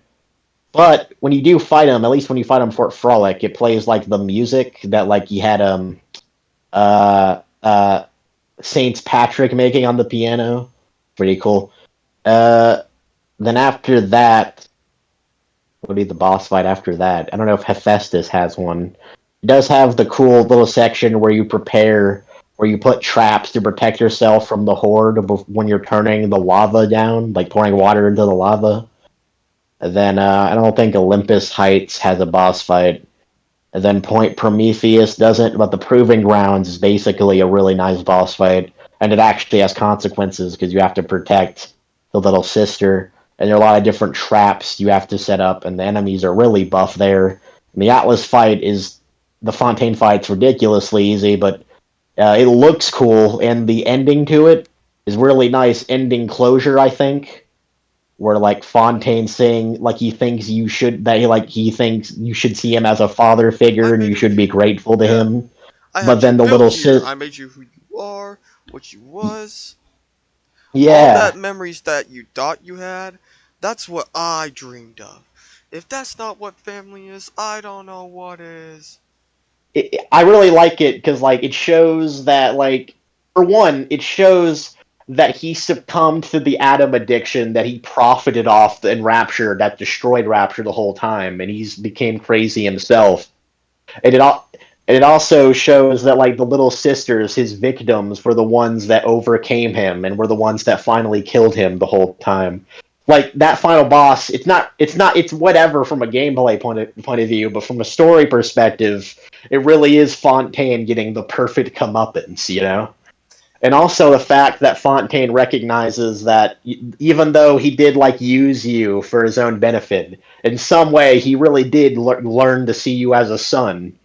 When he was Atlas, it did actually mean something to him, you know. Like Yeah. anyway, the boss fights in Bioshock that aren't the big daddies, like they're nothing really particularly special, but they're all fun. There are all different choices you can do to beat them. I think they're all pretty good. I don't know. Yeah. And the big daddies are just amazing game design. I don't know if we need to talk about that. I feel like we kind of already have. Their bosses where it's all about how you choose to beat them. And it's all about the play style you want to do. Yeah, that big daddy really wants to shoot him right there. Yeah. The fact he doesn't, he has a lot of restraint. Way more restraint than we would have. But there's no like cool Anyway. boss fights. There's no interesting like creatures. What? They really could No. have done a lot with like making like weird creatures that like were made with atoms slug. and shit like that, or Sea slugs, Father, like even, like the please. small stuff, like the sea slug. Yeah, that's true, but like the splicer design, seeing all the way like the human body has been deformed due to drug addiction, like that's not interesting to look at. The big daddy designs and little sister designs are interesting to look at, even though you already said they were, I think. Like, I mean, maybe Fontaine I can understand saying that sucks, but the Fontaine boss design, like, no, you're just wrong. Well, I guess that's subjective, but you're saying it as it's objective. It's objectively there's no interesting creature design, even though there's no creatures even in this game actually. Ironically, you get a sneak peek of the Fontaine like boss fight design look in the beginning of the game, where the guy holding the earth on his back. But exactly, the actual Atlas statues foreshadowed the Atlas boss. It's really clever. That's true. Yeah, the boss fights definitely are interesting, though. Like, they definitely are memorable. I just described how they're all memorable. Like, I mean, I could go into more detail. Like, was Steinman showing off all his bodies, like, above him and around him, like a theater production? Was that not memorable to you? Because the world disagrees with you. I'll put it that way. Sandra Cohen was definitely memorable. I think we've gone into it. Yeah, I remember pretty much Andrew Ryan. Like, if you want to know, like, the most thing you can remember from the Bioshock, Big Daddy's little sisters and Andrew Ryan and Fontaine is probably the foremost that you can remember the entire series. Yeah. maybe make it so that you can like use your plasmids on your weapons, or your weapon. There were like weapons made out of plasmids, so you had like a gun that was like Like, you know, like if you played Half-Life A 1, there's plasmid gun? No, oh my Oh, god, God. he's doing this again. Like, he doesn't Oh, explain God. it. I was like, okay, he's gonna explain it. Nope, that Half-Life. is like you know, No, like, if you Father, played please. Is he unironically saying that Bioshock would be better if you had a plasmid gun? Like a drug you inject in your DNA that makes you form a gun. It's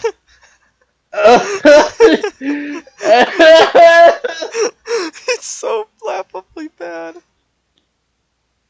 So I guess we know how to make a masterpiece now, guys. Half-Life 1, there's like the alien arm that shoots like bees and shit. Like they could have something like that. That's you know? aliens. This is science. Look at the name, Bioshock, not bio-aliens. This is about this is about what's the word? Biology. Biology mixed with science. It's biological mutation, basically. Like it's in the way like this is supposed to be Ratro is supposed to be the best of humanity. Because there's no government restrictions, it's like supposed to say that like we were able to bring the best out of science. We were able to bring the best out of humanity. We are not But your with- kind.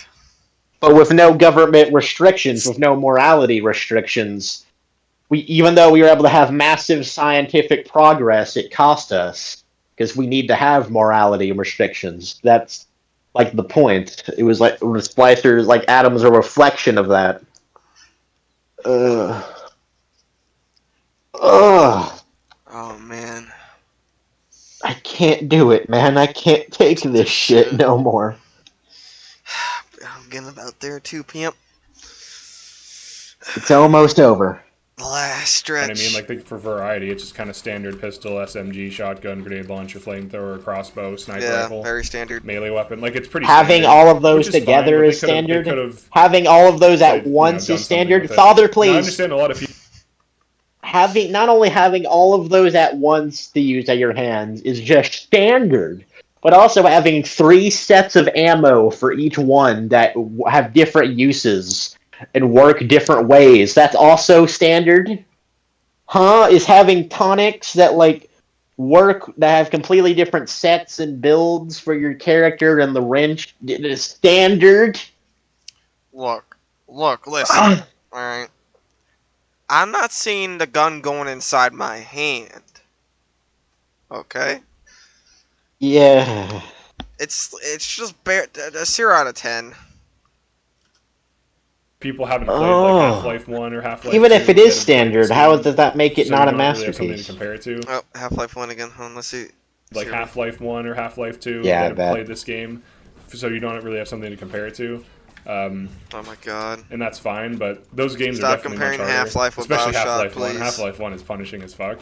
But the generally, like, combat. Bioshock why does Bioshock need to be punishing? Pretty big consequences for down. I will say, though, in Half-Life, you can save wherever you like. So you can, like he said before, in his words, you can save before a big fight and just reload your save if you fucked up. So in that case, Yeah. Half-Life is only punishing if you make it. Yeah, Half-Life's the exact same as Bioshock with no Vita chambers, as you would say. Yeah. By the way, again, you can disable Vita chambers, so just do that. Your argument's invalid there. For the most part, unless you save constantly.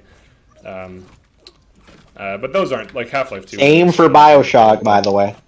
The atmosphere makes sense and everything kind of works together. I would say Half-Life 2 is close to a masterpiece.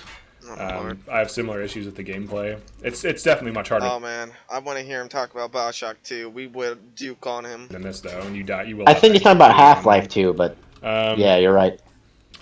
But yeah, those are my issues with Bioshock and why I don't think it's a masterpiece. I think it's a great game, but I think it's missing a lot, especially from like the gameplay departments. A lot of the mechanics don't match with the area you're in.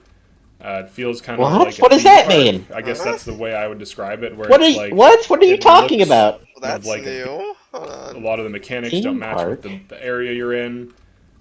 What does that mean? Wait, By the way, I gotta hear he him. meant A lot of the mechanics don't match with the area you're in.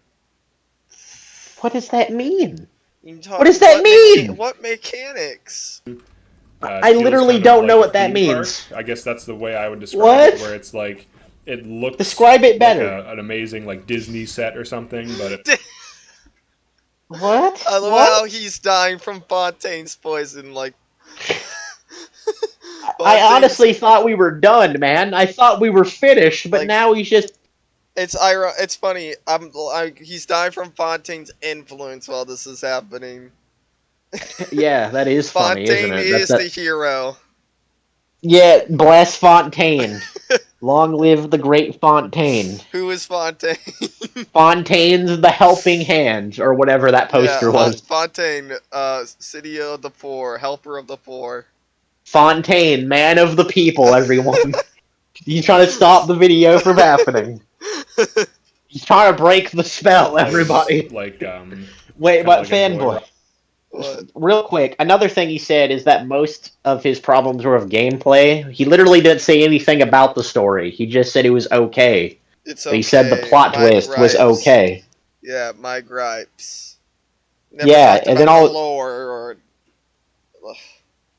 And all of his gameplay criticisms, in quotation marks, were most inane, minuscule criticisms that aren't even true. Oh man. Ugh. ride, you know what I mean? Like it's not like super gritty or super serious. Everything's kind of cartoony and a little over the top, which is fine. I No! love the aesthetic, but By the way, if You that's broke fine, the why spell! By the way, why are you saying it like a criticism if it's fine? He's saying it very passive-aggressively. Like, if it's fine, then why are you mentioning it? What? Oh man. What? Huh? I just wish it was harder. I wish there was more of a mechanical challenge. Well, I wish wanting animals it to were be scarce, harder, I maybe more understand, enemy but maybe variety. you could Like, do... essentially every Whatever. Maybe he could just make it harder on himself. Like, maybe play the game without Well- saving at all. Yeah, I mean, if you want... I understand, like, wanting it to be harder, but, like, you can't... I don't know. Like, you can choose it. You could, like, use your playstyle to make it to be harder if you want. Like, people have done only wrench runs. Yeah. You've done only telekinesis runs. Fanboy suggested earlier in the video, I think, like doing a no upgrade run. Like, that's a nice challenge there. Yeah, Like, there are a lot... No using Adam, like, at all, and just, like, using what you got from, like, the straight-up beginning. That would be tough as fuck. Yeah, there are hundreds of challenges you can enforce on yourself if you want the game to be harder. Like, maybe do a no crossbow run, because you think it's so overpowered. Like, I mean, that doesn't make the game good, necessarily, but, like, I mean, it kind of does, because there's, like, It's a lot of hundreds of a replay variety value. of plays. Yeah, there's, like, hundreds of different play styles you could play the game with, man. But like, yeah, the game not being as hard as you would want it to be does not mean the game isn't a masterpiece. I'm sorry, you're wrong. Get out. Let's move on. The enemy's just a Let's be humanoid. done. As far as I'm concerned, they're all A just minute heads and that are just 50 waiting to get seconds. one-shotted. It doesn't even matter what they do. Like, once you get the crossbow, that's essentially what happens in the game. Everything just becomes target practice, and you just take them out like nothing. But We're yeah, I taking don't think the you game's out a like masterpiece, nothing. but I think it's a great game. I would give this game overall like an 8.5 out of 10, which is still really high. Oh, Oh. well, I That's guess still like, you know, that would probably be a masterpiece in my standards. Then that's kind of funny. Okay. I love whatever. this game, but I just don't think it's a masterpiece. I know people think it's a masterpiece because of their like. They think.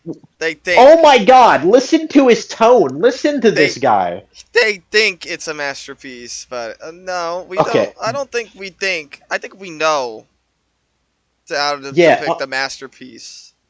No, unironically, look here, listen, unironically. This guy, he's trying to have his cake and eat it too, right? He's trying to act like this is just, it's not a masterpiece in his opinion, but he's also saying people think it's a masterpiece.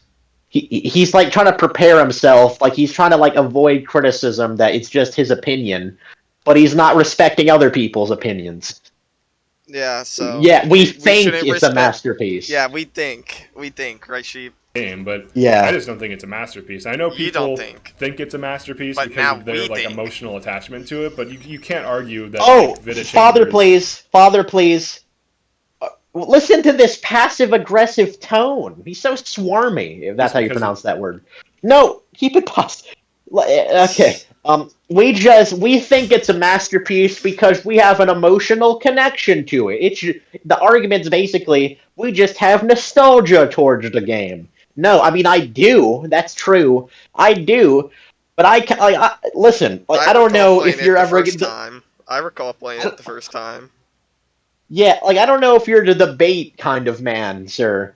But come on here. We will argue for this game with our lives. This isn't just some nostalgic memory. I can look at the problems this game has. It's not just an emotional connection to it.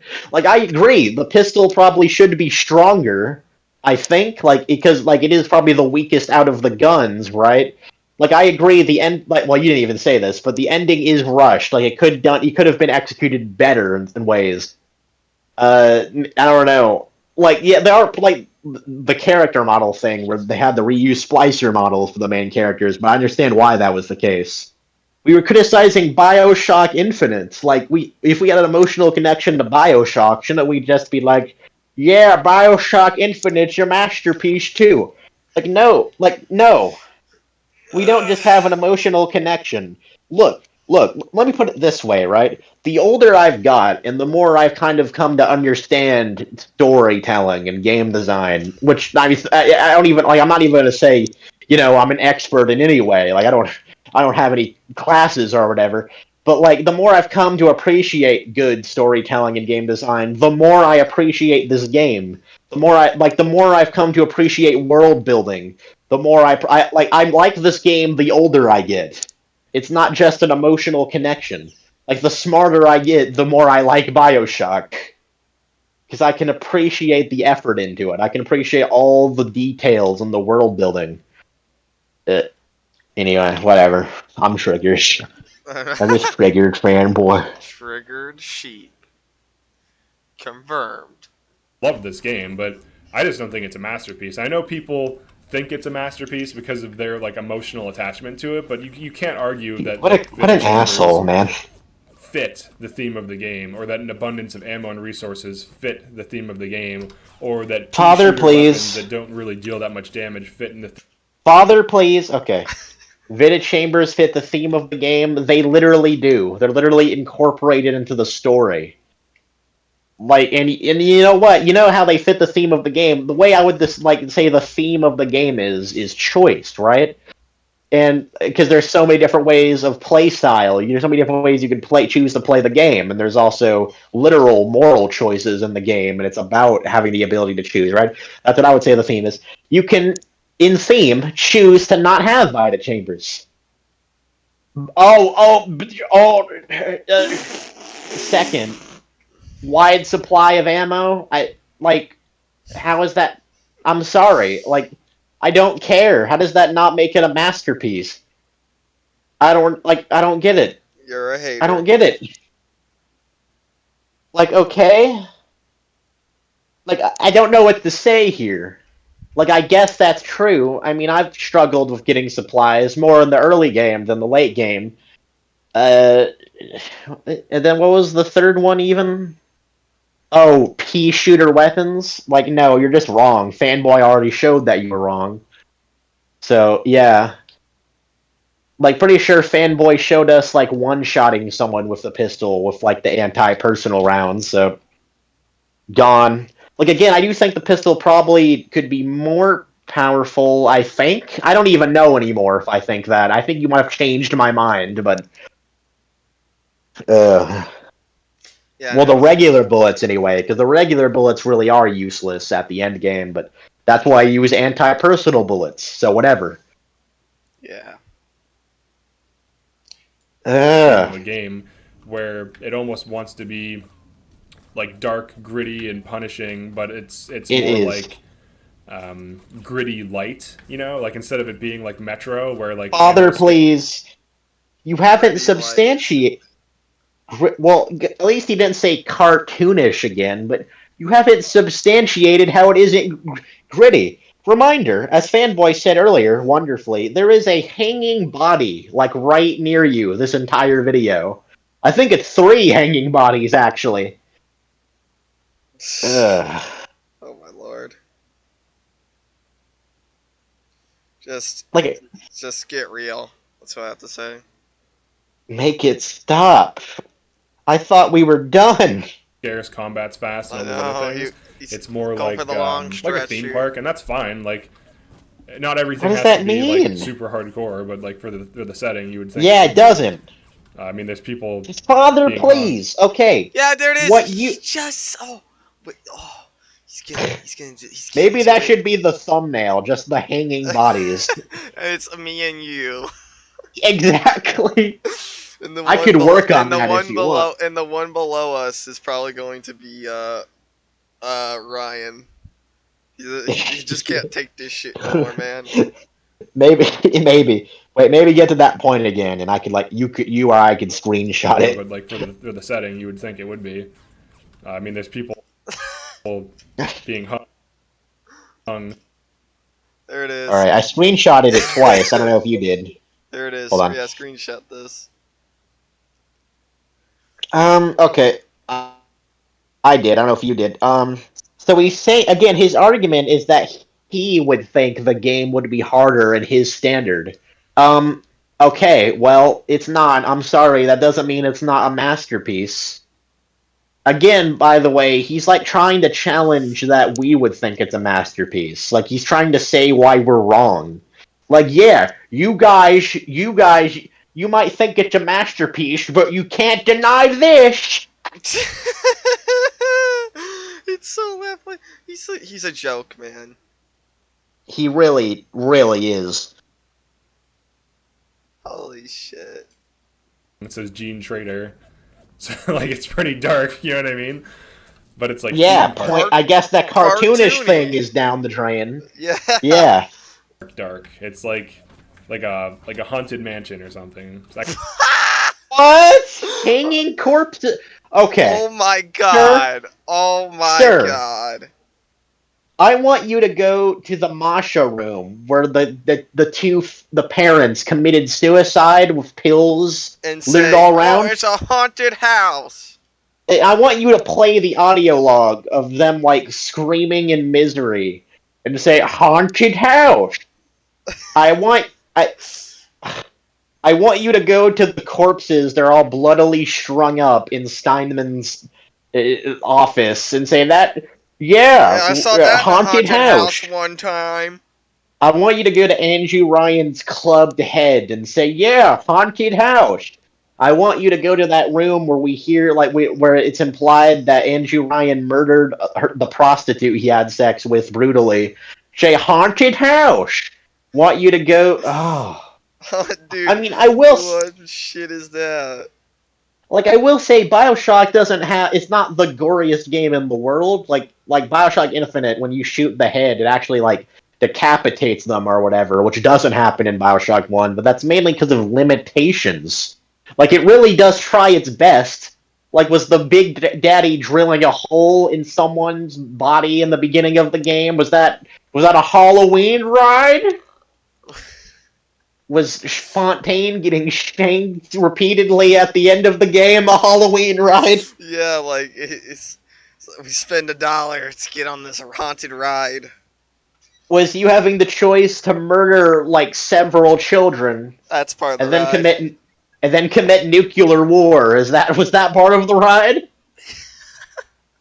Was Papa Suchan, I don't want to go on the table. Is that what name my favorite Halloween ride, man? I love Disney World. There it is. Here's the title of the video. Bioshock is Disney World.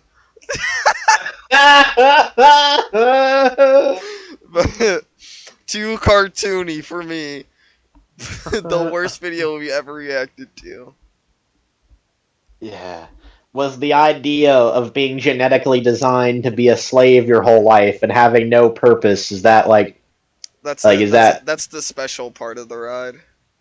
is all the citizens in a city being turned into completely deformed, mind destroyed monsters? Is that Halloween ride material? I guess that's how man. I'd describe the game. But yeah, so Yes, describe the game. Use a haunted house. I'd say it's an 8.5. Still a great game. Still love it. Crossbowing satisfying, but I wish there was more content to do with the crossbow. I wish it was harder. I wish there were like more areas, more enemies, more difficult things. Like maybe some creatures made out of plasmids, or maybe some horribly deformed humans that are turned into creatures. Made out of plasmid. What? Now yeah, he wants Dead Space. that What? is the end of Father, please. my video. How? Father, how There's does me he? and you. I'm screenshotting that too. How does he inject so much wrong in so little time? He wants enemies made of plasmids. Okay, that's like saying enemies made out of cocaine. I do agree they actually could have done way more with plasmids of enemies though. Like they could have had. I mean, I understand why because of limitations, but there could have been like incinerate enemies, insect swarm enemies. Like they could have been enemies for each plasmid. There's a lot of opportunities there. I will admit that, but he's not even saying that. He wants enemies made out of plasmids. Okay. What was the other thing he said? He wants Dead Space where the enemies somehow morph into like monsters. But what? They look pretty monsterish right here. This is biology, not like no. How would that happen? How would a drug make Dead Space monsters? What are you talking about? That's like what the big daddies are for. Am I being pranked? And Is this like your friend you convinced to mess with me? I wish. With this, you are a gene trader. A gene trader. Oh, it's actually over. We're a gene trader. Let's just take a breath and enjoy it. As Atlas would say, yep. Alright, let's look at the comments. Was a masterpiece and probably the best Bioshock content possibly ever. Bioshock 2 improved and fixed gameplays with Bioshock 1 style story. Boom. Best comment this guy ever gotten. Yeah, probably. Gamer Gabe.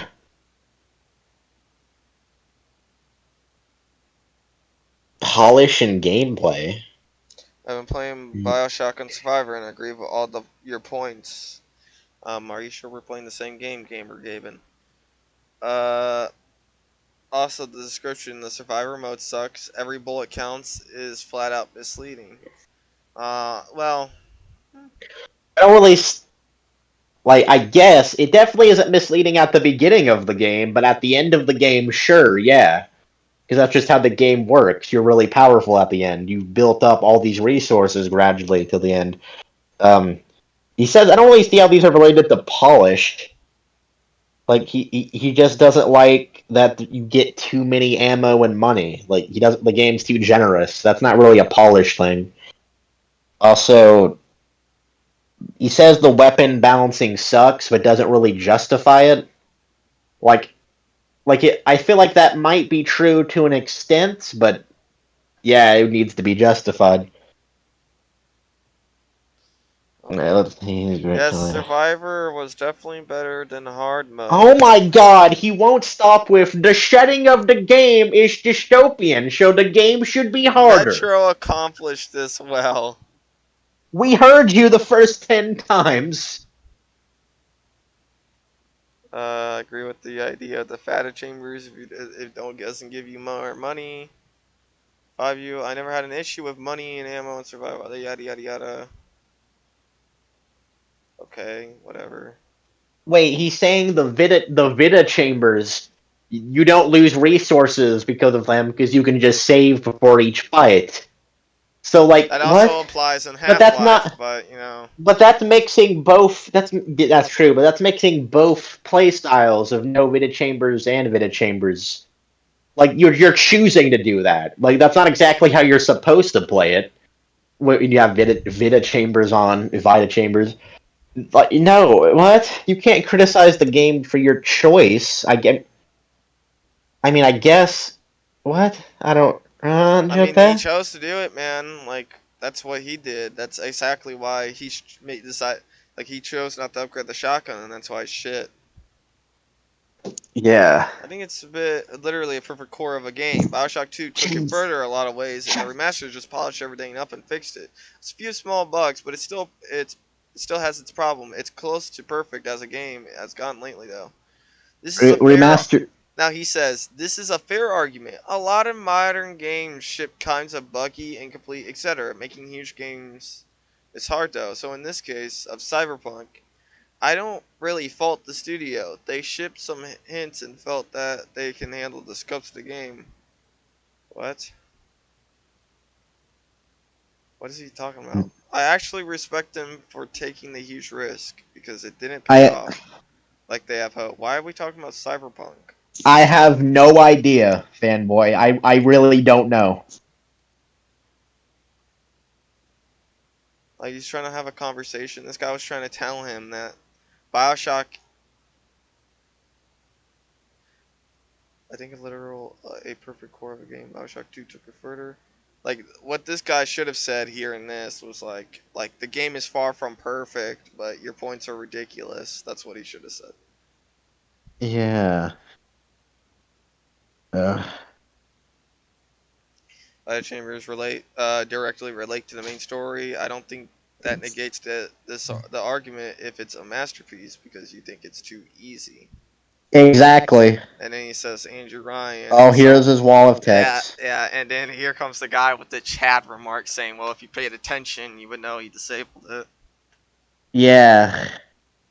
And he never responded, too, never by the way. responded because that's something he can't respond to because he's a fool. Yeah, and he knows it. I love Bioshock. It's probably my favorite franchise. That being said, I agree with some of your points. The revolver question, though, is immortalized after a British 38 Wesley. The same revolver in COD 2. Oh my fucking god. Who cares? The thing is, though, I think he's saying that the revolver actually is accurate to what model it is. Okay. So, yeah. As you mentioned, the rest of the film, the balance on it is quite good. One shot at the stun splicer. One headshot to a stun splicer would kill them in the first couple levels with the base ammo. And in Arcadia, you can get anti-personnel rounds, which remain visible for the entire game, even on Survivor. I actually think the revolver is super underrated. You can yeah. though the whole yes, finally someone. You can saw through the whole game with the revolver if you want. Only limited factor for one rare component of the anti-personnel ammo, the steel screw, which if you research the Big Daddy, it does give you more rare materials and really helpful. I say that rarity and essential though. The game's difficulty on Survivor, while overwhelming, relies on the limited accessibility of the good kind of ammo, like anti-personnel auto rounds not being craftable. The game clearly rewards playing a generalistic style in terms of weapons and specialist style, in terms of plasmids. The wrench is an obvious expectation, but again, you're taking away from the plasmid's DPS by taking the wrench tonics over tonics like Human Inferno, which obviously amps fire damage. I say the relevant weakness of the wrench against Big Daddies when comparing it to a shotgun, for example, especially in the early game, is another counterpoint to the weapon's imbalance critique. Like that was really well said, honestly. We already showed the wet wrench versus shotgun things. Yeah. Like that was well he basically just debunked this guy's video. Amazing. Let's see his comment. Oh, yeah, I want to read it out. Wrench build can perma-freeze Big Daddies until the final few levels. Pistol with anti-personnel stops one-shot headshotting at early mid-game and onward, requiring upwards of 4 headshots at a time. Wait, do you know that for sure? Did you look this up on, like, the wiki that it requires 4 headshots specifically? I feel like Fanboy's footage earlier disproved that, but combined with the rarity of that ammo type, you are better off with crossbow. The rest of the weapons also have poor DPS. You can use them, but they take a long time to kill things and waste resources in a way the crossbow doesn't. Plasmids can DPS. Incinerate has low DPS in Survivor. Oh Aside no, from that, no, not much else can no, really take the no. role of Hold wrench on. builds or crossbow. Wrench build out DPS's every weapon except the crossbow. No, no, Except no. I couldn't even beat the Big Daddy with the wrench. I needed Incinerary, the low DPS, to kill him. exactly because the damage over time. Yeah, you're you're bullshitting. Please stop. Also, again, the wrench build Well, takes a lot of effort here it and is. knowledge Here it of is. the game to get to. She. Oh my god. Oh, ooh. Well, you don't get the Frozen Field Tonic Wrench until Frolic. And plus, the Frozen Field, like you said, when you freeze them, it cancels your damage when you freeze them. And the Yeah, wrench it takes does. too fucking long. So we're hitting, like, for what you say, he said over here, wrench builds can perma-freeze Big Daddies. No, it doesn't. It does not perma-freeze. Yeah, permafreeze. What? So Permafreeze? he's just lying. Permafreeze. He's dumb. Permafreeze. It does not perma-freeze. It just stuns him for about 2 seconds, and the Big Daddy's right back at you. Yeah, what is he talking about? What is this? What? And if you're talking about, I freezed him with the wrench and didn't use the shotgun, there's Winter Blast.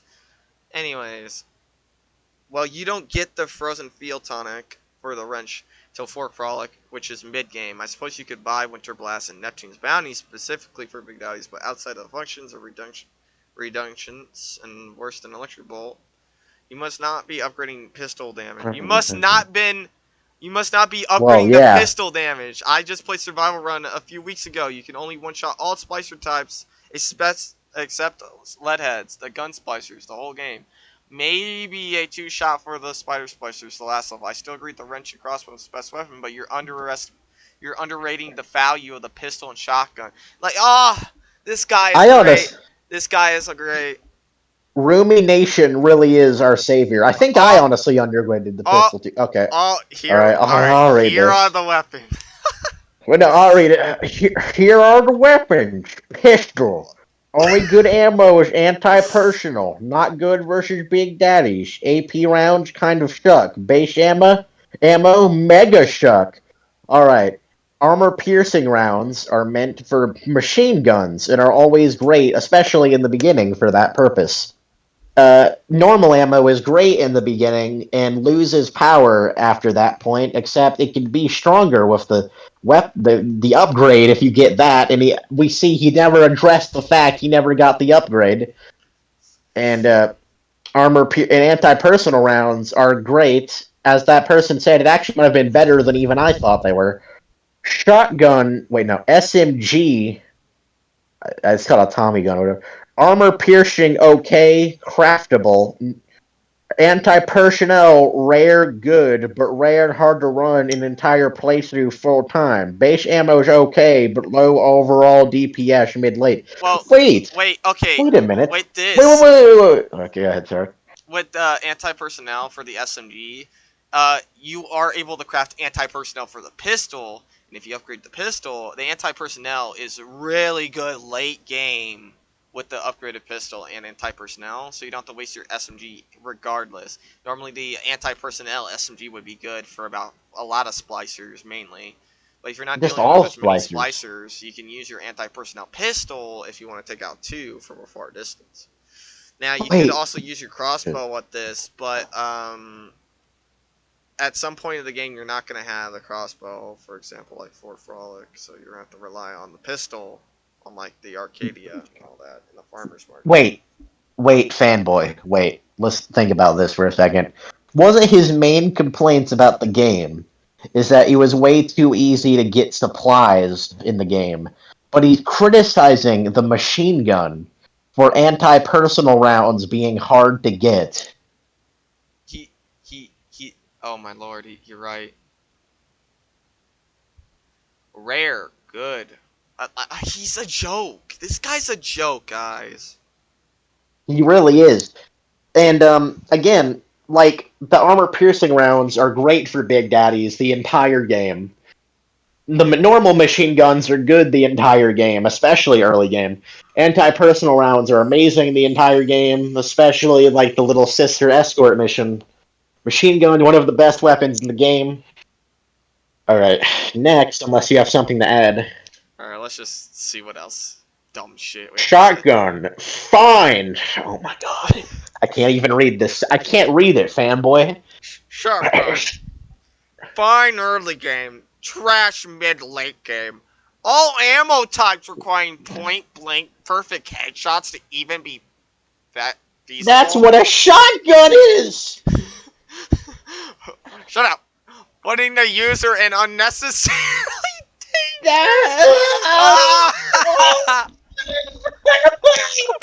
Okay. Okay.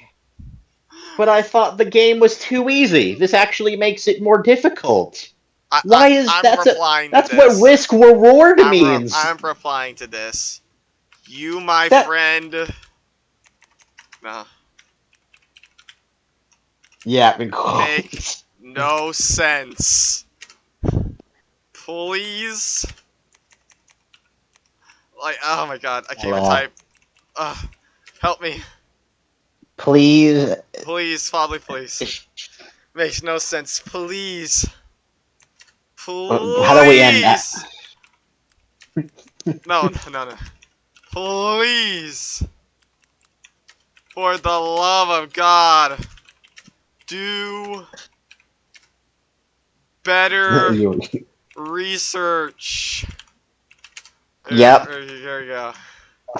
I spelled research wrong, but... That's okay. You're still better than him. I can't. Like, I can't even type right now. There you go.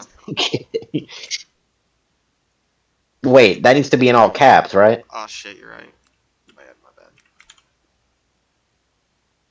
What do you think he's gonna say to you? I hope something intellectual. Alright, so... Back to the shotgun, right? Please! For the love of God! Hello? Dude, like that meme where it's like, dude, this is literally... Let me show you me in this video. Please do. Please do. SpongeBob SquarePants. I would rather watch that right now. This is literally me. For the love of God! For the love of God! Please! Damn! Damn! Maybe he'll be in the thumbnail or something. Please!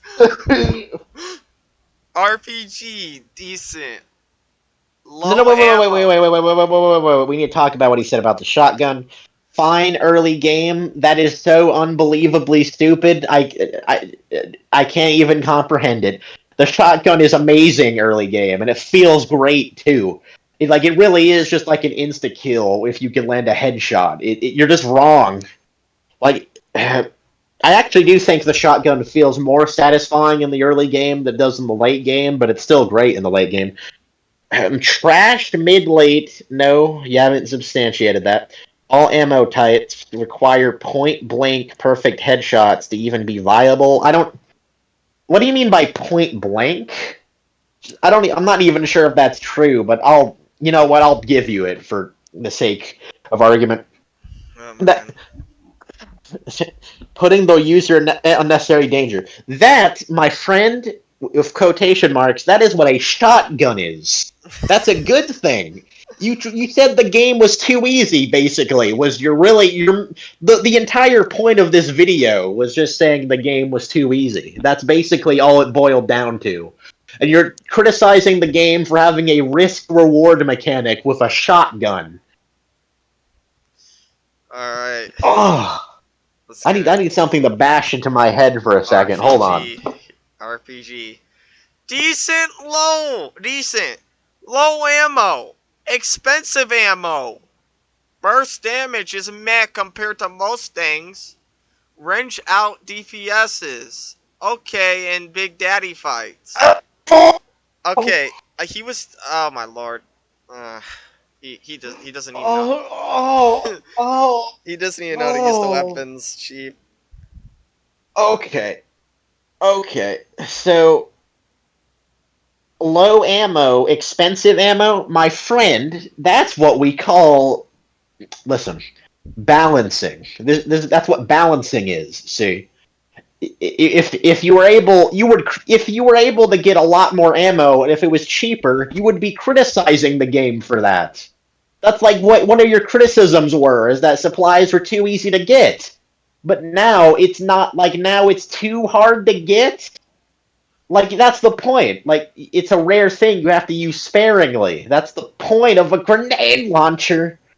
And yeah, okay, listen, look here, listen. Wrench out DPS's this? Sure, with a single target. Is a wrench gonna out DPS a massive group of enemies around you? Is a wrench gonna out DPS a big daddy chasing you? Yeah, Well, apparently that bloodlust isn't gonna kick in when that big daddy's beating your ass. And if you don't have that, it definitely isn't going to then.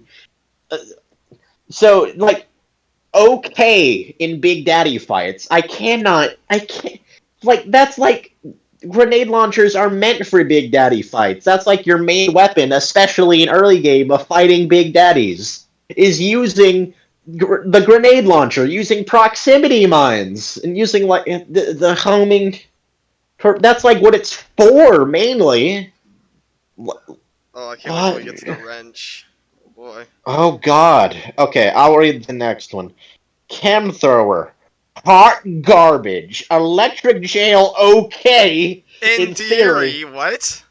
Fanboy, do you want to, like, go quickly get footage of you insta-killing the final boss or something with electric jail? Like, I don't know if we need to get that, but you can. In theory. In theory. Alright, you wanna... Going back in the game. No. He's pushing me too far!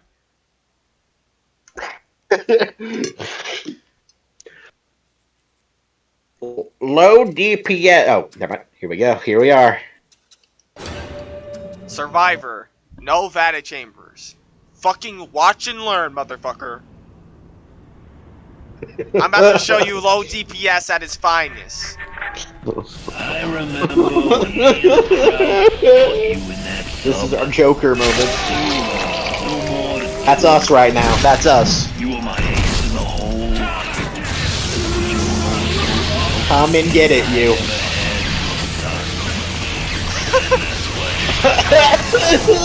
Real kid. Low DPS theory, y'all. Low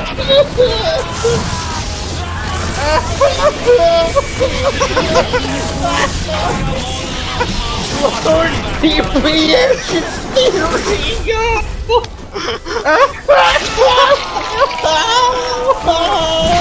Now let's use the wrench now with his got.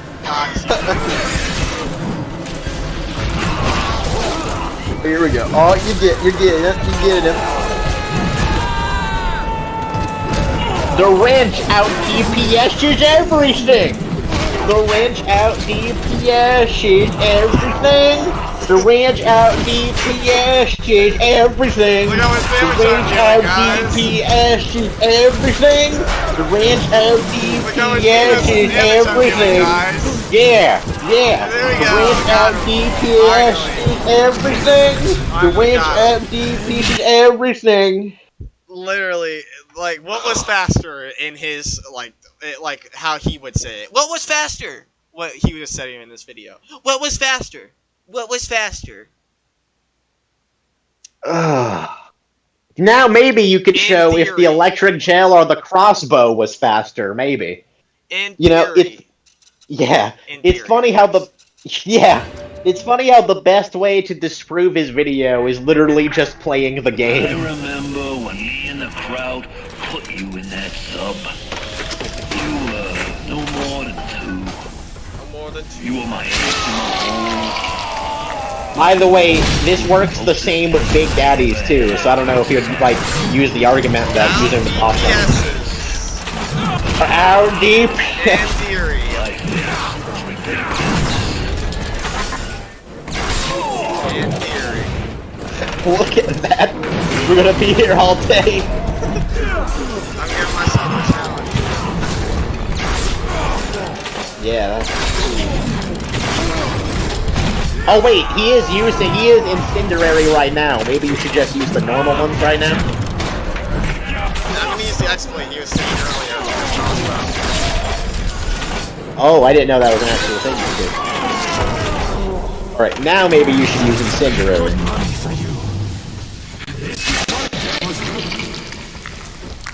Think I'm alone in this world? I got more than enough bugs to watch my back while I recharge. Oh yeah, that's... Yeah! There it is, man, there it is! Fuck that shit, man.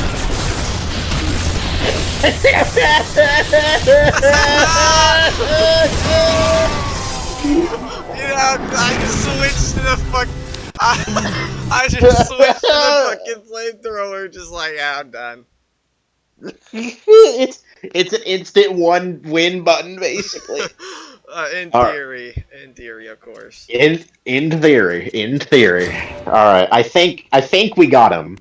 Maybe he only meant, like, the fire throw. No, he said the cam thrower. He didn't even say the fire I thrower. remember when me and the crowd put you in that sub. You were no more than 2.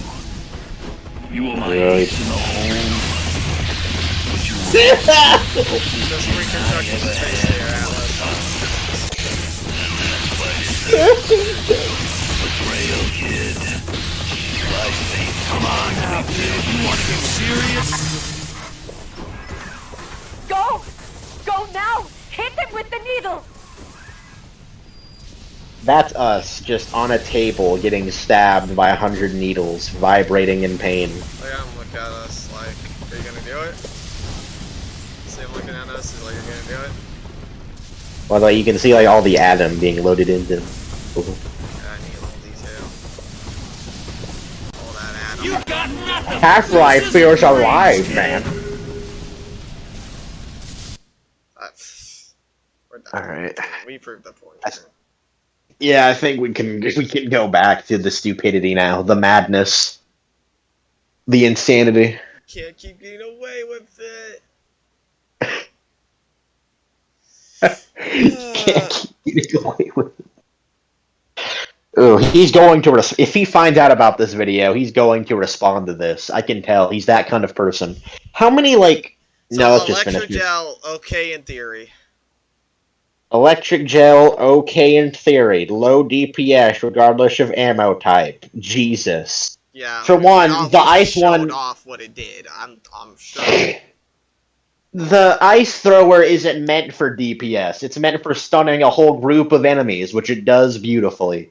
The fire one, I think, does have low DPS from memory. No, It's more like the fire one is for. But does less like clips of damage, but you're able to add amount to that damage with your bullets. It's like incendiary. yeah, it's a great like assist. You know, it is good crowd control. Like it's not supposed to do high DPS is the point. It's supposed to have fire damage. The electric gel is good at stunning and high DPS. The electric gel is for DPS. I don't care what anyone says. That is a DPS weapon. It's so beautiful. You're right, but I just read this next sentence, and oh my god. Okay. Alright, Freezing neat gimmick to lose enemy loot. Look here. Listen.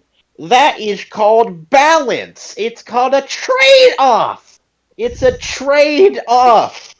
That's the gameplay design. That's the point of it, is that you can easily stun them in place and easily be able to kill them quickly enough, but then you don't get the loot for it. That's the point! That's the point. That's the point, sir. Sir, that's the point. It's the point. It's the point. That's the point. That's that. You're criticizing it. You're criticizing these weapons for doing what they're supposed to be doing. You should just go in here and give him the description of what the weapons should be and how they work. Even if running Human Inferno 1.5 low DPS, I don't even know what that means.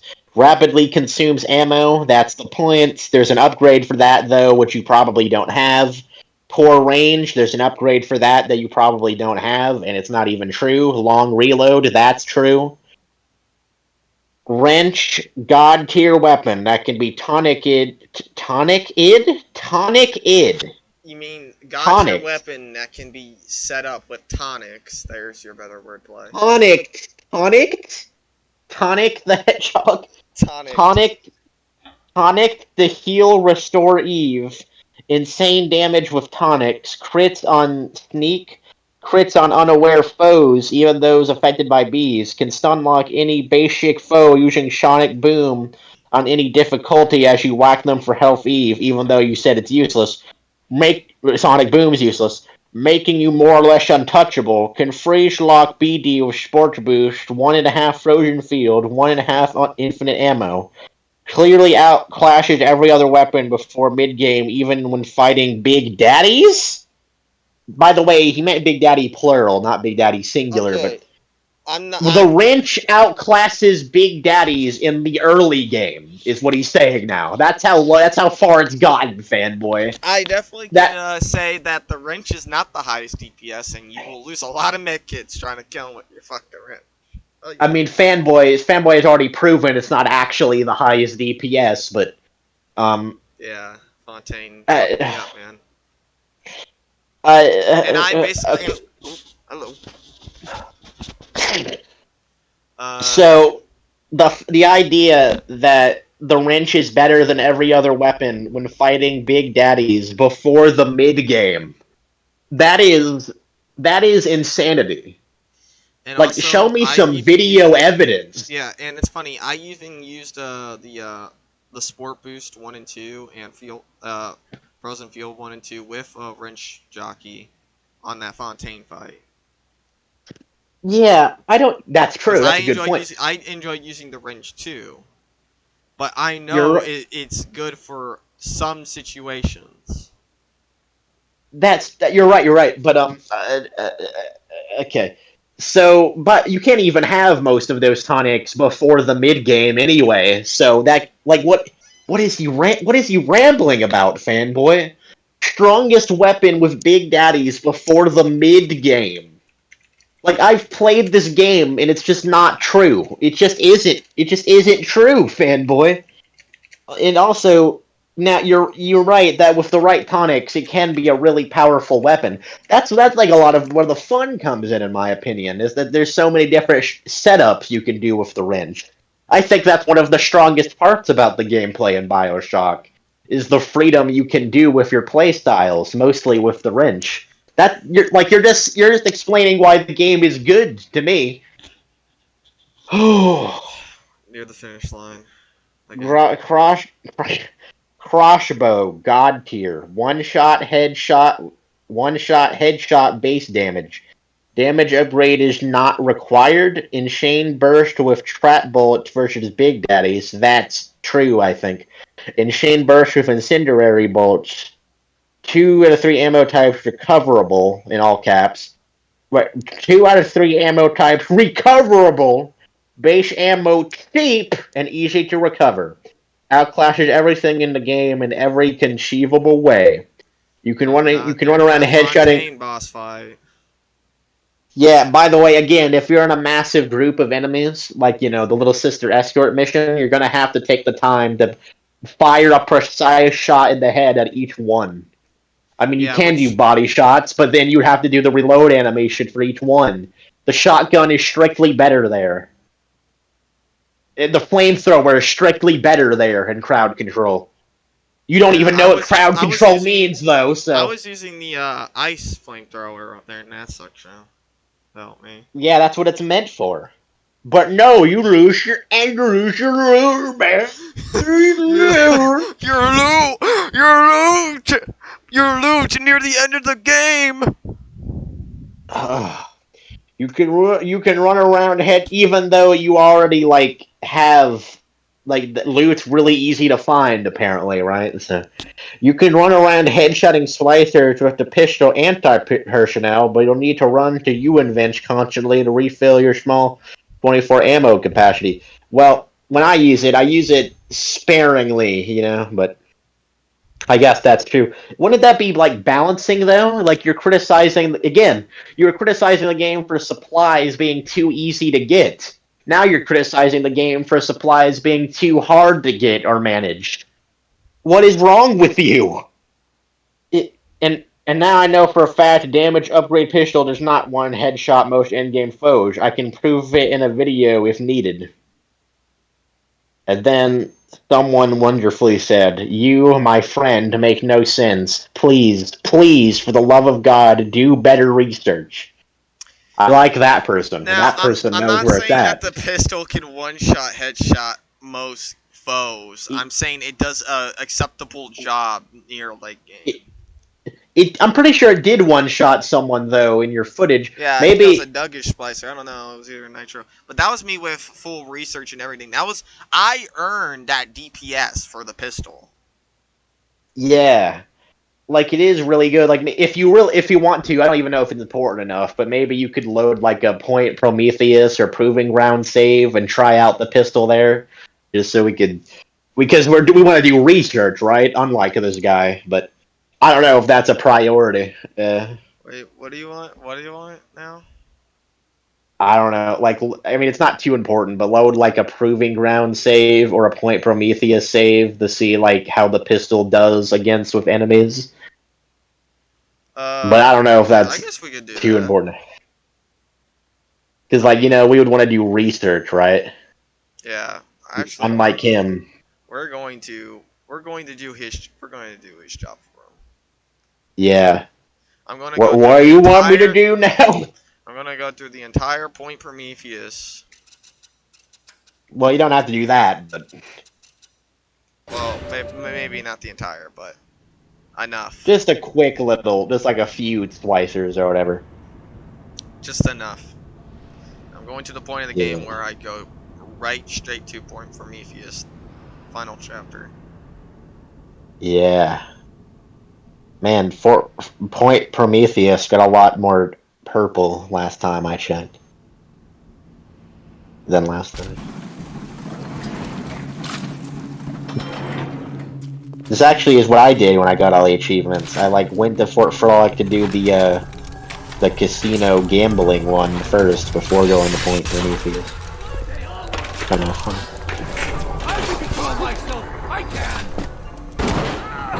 Oh my god! Wow. Seems pretty strong to me, and this is mid-game, right? So, this is like last mid-game. Hephaestus is the start of endgame. Yeah. Good game.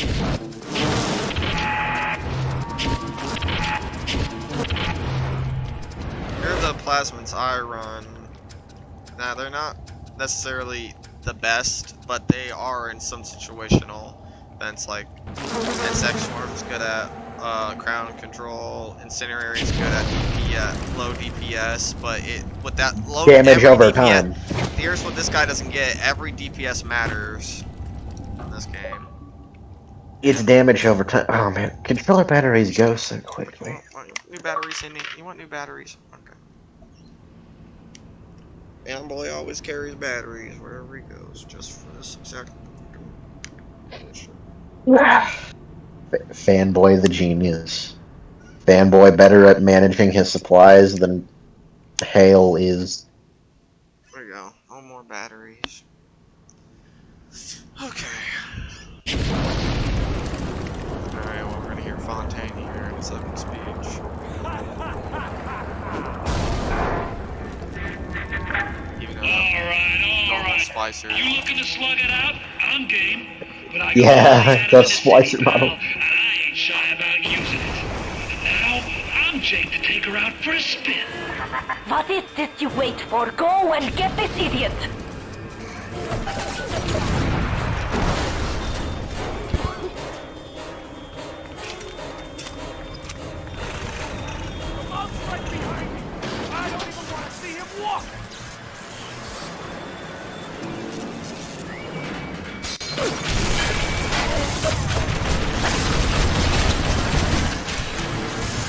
Here would be good for armor piercing rounds.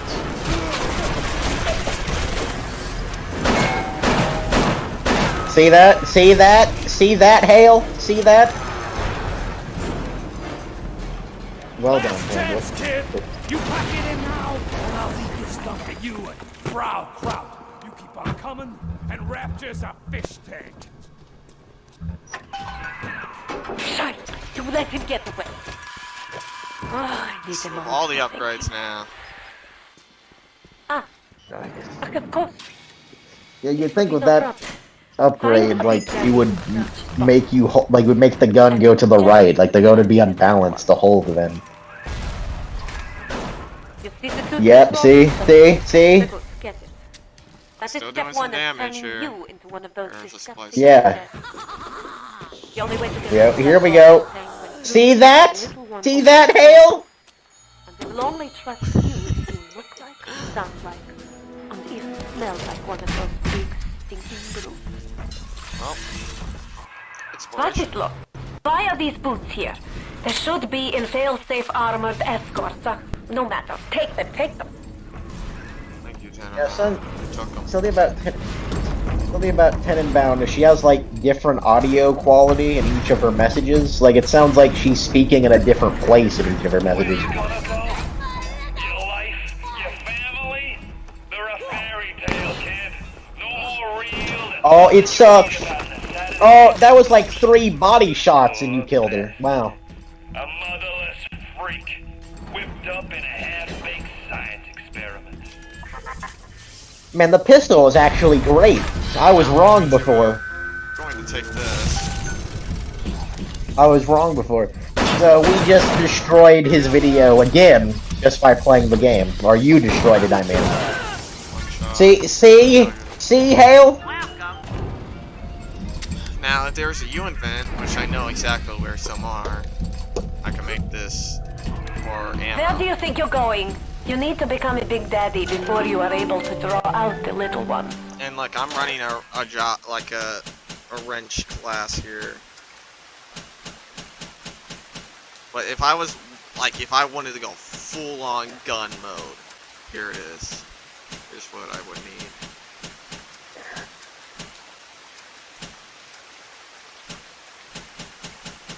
How much Adam do I have? Oh, perfect. Now, I'm going to do a class mode.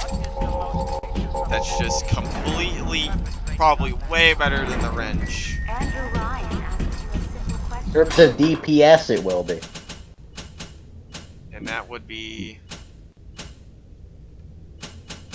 armor shell. Maybe Machine Buster? And I would normally do a Inferno, but I don't have enough of that, so Yeah, we should test that at some point, maybe. Well, if we want to see how good the actual flamethrower is. I don't even know if we need to, though. I think the video has been, like, handily debunked at this point. yeah, but if I just like really wanted to, I could just make this pistol unbelievably strong.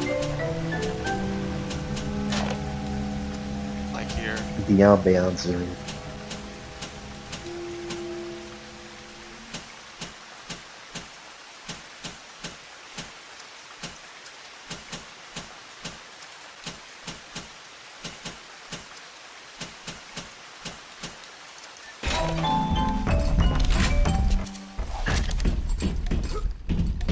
Okay.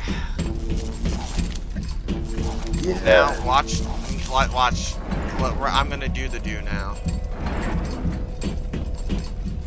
I'm gonna go to genetics because that's where the unit event I want to go to is at. Here is where you'll be finding the voice box. Wait, use armor. Use armor. Sounds like one of Oh no, that worked just as fine. those repulsive creatures. Yeah, the pistol's weak, guys.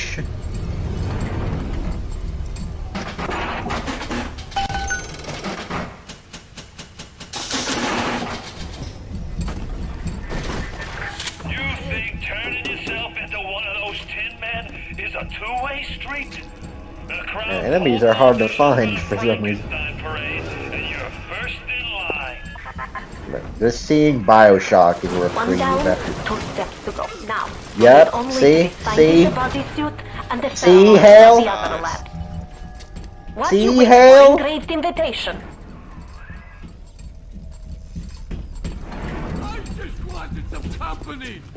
The spider splice are one shot still. Yeah, we got him. Mission succeeded. Yeah. Alright, now with a Big I Daddy, these are gonna be a bit more harder. Well, Wait, are you gonna use the pistol? Because I'm pretty sure that isn't really a good choice for that by design. yeah, really it isn't. But you can show how the machine gun. Well, you already did show that. Never mind.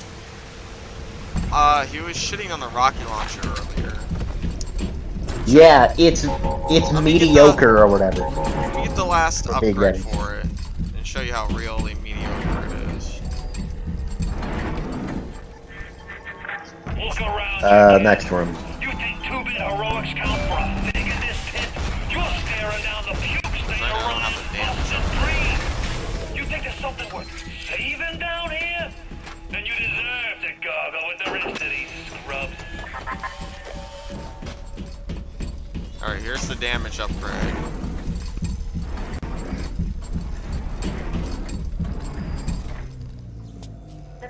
Not to mention, you can use proximity mines and like just group them up. On them.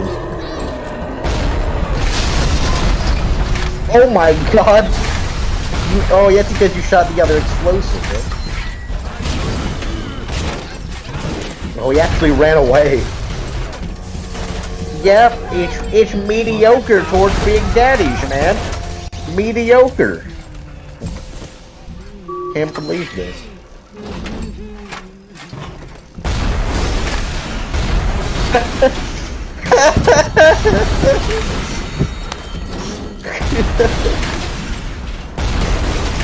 I think I got him.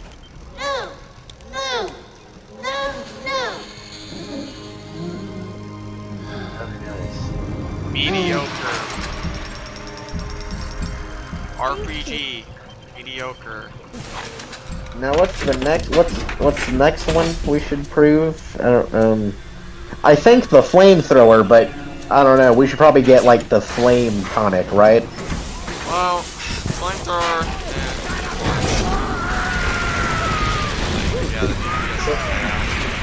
But what if you had well, it's good for crowd control, right? But what if you had the Inferno tonic? Because he said even with that it's what weak. I wanted. Now I can Yeah. Well, now you're just gonna. Okay, maybe you should just use electric gel to quickly kill another Big Daddy, and then you can show it to us. Not sure what we talked about in the meantime, though. Maybe, like, hold on. Maybe I can try to find the video, and I can read off the comments while you're doing this. Actually, that's not a bad idea. Alright, so while you're doing this, I'm gonna get the comments here. I got the video for you. Oh wait, you already have Oh, it. no, I'm on it. Yeah, I already have it. Perfect. Thank you, though. Oh, what?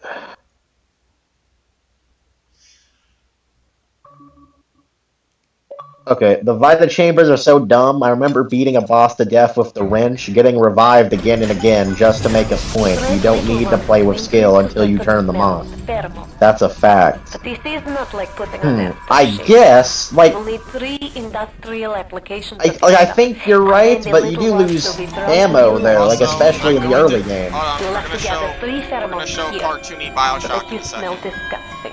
Oh yeah! A Big Daddy.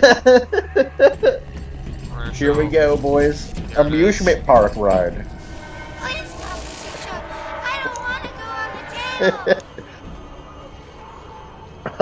Child torture. Cartoonish. Never even explained that, by the way. Oh, you found him. Here we go. Just a napalm or- No. Electric gel, right? So there's 2 splicers in this room. Oh, actually, maybe use the flame then. Maybe use Now flame. I'm going to round these guys up. Yeah. You push me too far. It's also fun. When you're cold and stiff, Nice. I'm gonna go over to Mother Goose's house. If you and I'm got a gonna little take it sister. apart, piece by piece, and it's working on your ass, sir. Low DPS in theory, or whatever.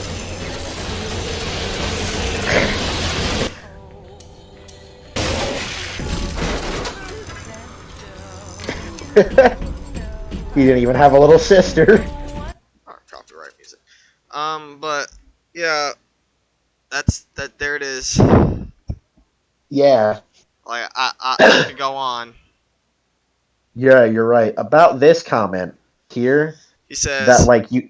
Alright, so what's the ending of here? I can run around headshotting splicers with. Oh, you already said that, right? But I can't see anymore. Yeah, so he's like.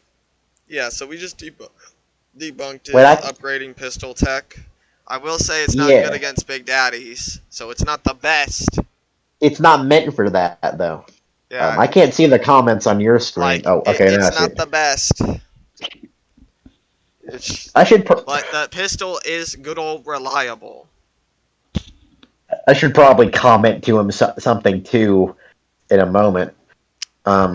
About this comment though, that you don't need to play with skills with the Vita Chambers on. Maybe that's true in the late game, but in the early game with Survivor, if you if you waste too many supplies trying to kill a Big Daddy, like in Neptune's Bounty, you don't have that back anymore, and it's gonna like be hard to get enough to like fight the Big Daddy again. Like, yeah, you could just keep going at it, but like you have to be careful in the beginning of the game.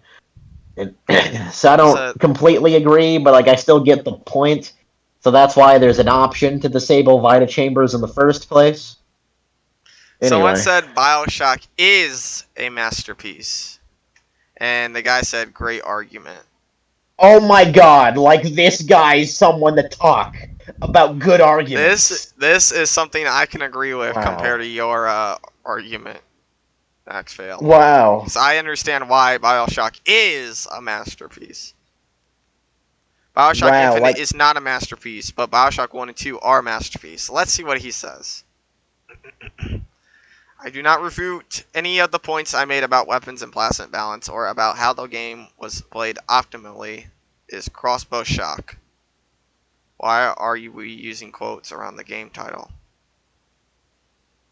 What? I don't know. Oh, he used quotes around the game titles. Sharike did. Doesn't matter. Anyway, yeah, this guy takes his comments seriously, so that's good to know. What did Raul Val say? So he doesn't like the quotations of Bioshock Infinite, the Bioshock 1 and 2. It's just a nitpick, I guess, of his comment. Which I guess is all he can do, but... Like, why are we using quotes around the game titles? Because we think... because we're mocking you.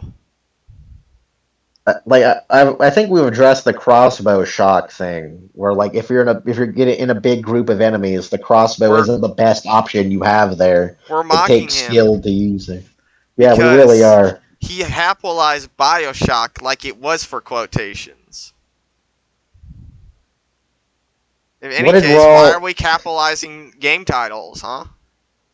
I don't know. What did Raul Valley say? Valley? A little bit up. Just a little bit up. I agree, the original Bioshock, not the remaster, is not a godlike game. It is an amazing game, but people just give it too much credit. And about the difficulty, I personally enjoy shooters, but I'm absolutely horrible at them, and you can play Bioshock on hard with no problem. With weapons, I partially agree, but I usually use electric gel on chemical thrower, and I use steel tip bolts to absolutely demolish daddies. That's a funny sense. With plasmids, the only ones I like are Winter Blast to free security to hack easily. I forgot about that use, that it makes hacking easier. Yeah, Insect Swarm to distract. Telekinesis to launch a corpse at enemies. Anyway, I enjoyed your video, and I think you got yourself a subscriber. Huh, okay. Thanks. I do still need to finish Bioshock 2. Plasmid guides. Then do a tier list. Then onto Bioshock Infinite, which I'm hype as fuck for because there's a lot of fun plasmid and weapons. Okay, that's cool. Okay. I don't know. Not sure if we should eat every single one. What? I don't know either. Why did you think of Prey 2017 ironically? Most people complain about it being too hard, but I find it too easy on Nightmare. I actually thought that the fighter chambers were a dumb design beside the decision in Bioshock. Oh my god. Oh, Sorry. I was reading ahead of it. I also find the big daddies to be boring enemy. Oh my god. Yeah, designs. here we go. You just hide behind cover, take a pot shot, hide him. Oh my god, I'm not reading No, this. there are so many different things you could do. You could lure them to security cameras, lure them to like proximity mines, and shoot a grenade launcher. You could use electric buck and keep shooting at them when they're stunned. You could hypnotize a big daddy to fight a big daddy. You could enrage a big daddy to fight other splicers and shit at them while they're doing that. Why bother? You could use electric gel like Fanboy did and easily kill them. You could actually, I'm pretty sure the crossbow can kill them pretty easily with incendiary bolt, which is actually an argument in favor for. I know you have to play peekaboo with that. No, he's wrong. Yeah. Oh. Let's see what Masked Vale says. So I haven't it's a played Prey community yet. video. I just started Doom 2016, and it's really good though. Get to know this is a community of I idiots. enjoy that. You will love Doom Eternal because it will challenge you. Alright, well, that's cool. I'm an indie dev. Wait, hold on. I think the idea of Masterpiece isn't just attainable. Every game has its issues. Bioshock 1 is a lot of fun to play, and I don't think the game is balanced and difficult. It is the difficulty is to the be all end of all game designs. For what Bioshock is, I think it's the Katrita and needs the criteria. the criteria and needs for me, especially in the art direction and writing department. And this guy said, I'm an indie dev, so game design balance has to be perfect for a game to be considered 10 out of 10. This is always going to be subjective. Well, at least he knows that. See, a masterpiece, like I think a game being perfect isn't attainable, but a masterpiece is a subjective concept, which everyone has their own definition for. And this guy kind of knows that, but like when he speaks about games, he doesn't really know that. Like for example, he would say, "People think this game's a masterpiece." No, you don't say that. Yeah. Like if you really did know it's subjective, you wouldn't say people think it's a masterpiece. You wouldn't have made that point. And then, like he said, people think it's a masterpiece, but you can't deny. And then all the points he already said. Yeah. Small brain move. Also, he really is. He apparently is an indie dev, so I wonder what those games are like. I don't know. I'm afraid to check his channel. No. 604 subscribers. That's actually a little bit more than mine. Yeah, good job. So we're actually on like the same tier, I guess. Maybe if we make bullshit videos like this, we could start getting subscribers. Huh? Yeah, we just start recording Bioshock and make an incoherent ramble. That's how we get the big bucks. 38 people didn't even watch this video and just disliked. Oh, we watched it, Nate. Oh, we watched it. I assure you, we watched it. So she's like, watched it. Wait. We gave it our 6-hour attention. Wait, read that comment. Read Dead Eye. Actually, I'll read it. I liked the video, but it would have been better if you had written down and structured your arguments instead of rambling. Maybe add visual examples of what you are talking about. Exactly! That's what we've been saying, man! Yeah, it's too long. Yeah. In future bits, I do multiple takes until I get a nice, cohesive video. He really likes using the smiley things. things. This video, you would think this video should be your go-to. This is the important video. This is the one everyone's gonna see. It literally says Bioshock is not a masterpiece. Yeah, if you're gonna give it a clickbait title like that, you think you would put some effort into it, but you know. Like there's zero effort into we don't I can't believe you besides calling you a joke because of this video. Yeah. Again, there's the "we have Actman at home" comment, which is. Yeah, it's funny. He deleted it. Wait. Wait, what? He deleted his reply! He deleted his reply! We got that on camera! We got that on camera! Hey, we got that! We got that! Rare comment on YouTube. Wait, reply that to the original commenter that he deleted his response. Maybe you should add him too if it works like that. Wait, what the hell? What the fuck? I don't know. It's doing some weird shit. Okay, there we go.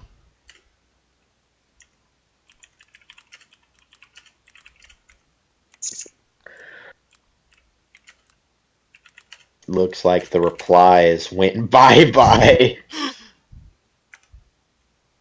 And then at GD at when and then at him when you're done. What? I don't know. Oh, at Max. Nah, I'm not gonna add him. But because I don't want to spark anything. But I do. Ackman wins.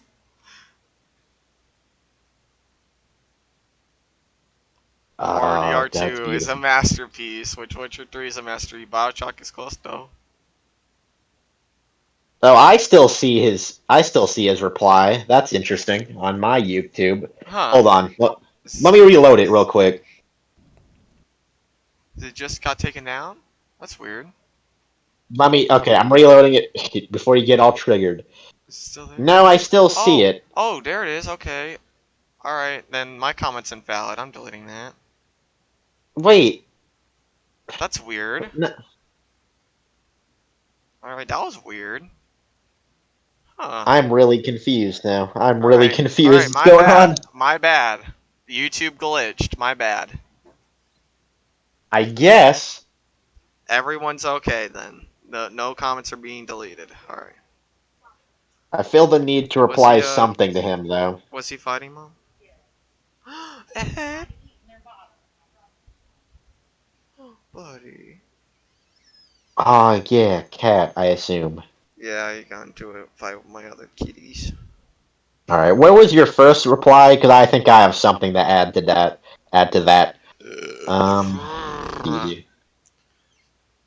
Where was it? What did he reply to? I replied, I don't even know, man. I'm glad I forgot. What did he go on the rant on the guns? What did he do that? Yeah, the gun one. The ammunition. Where did he do that?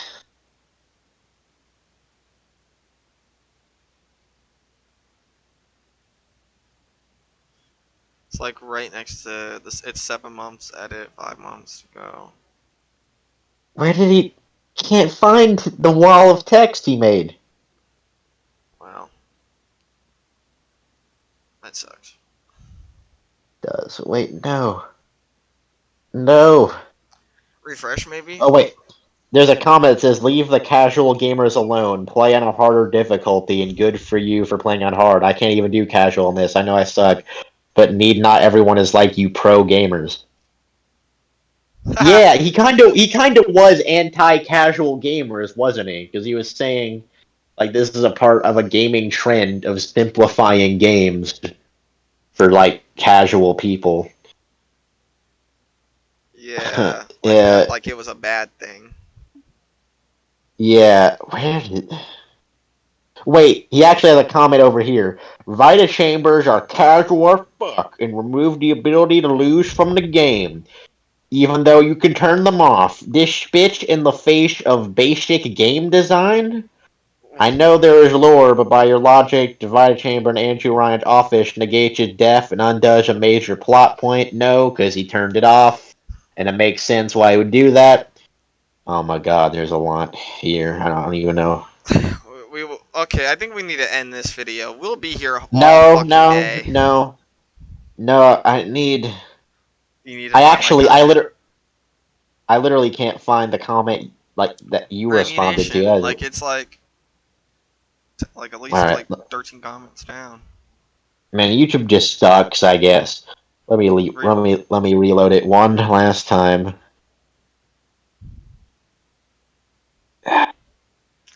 Sheep's having trouble. Yeah. Yeah, I just deleted the replies on that one comment. Made me look like a Yeah. fool. Yeah, he had the last laugh. He really did. YouTube had us back there. They're trying to shut us down, fanboy.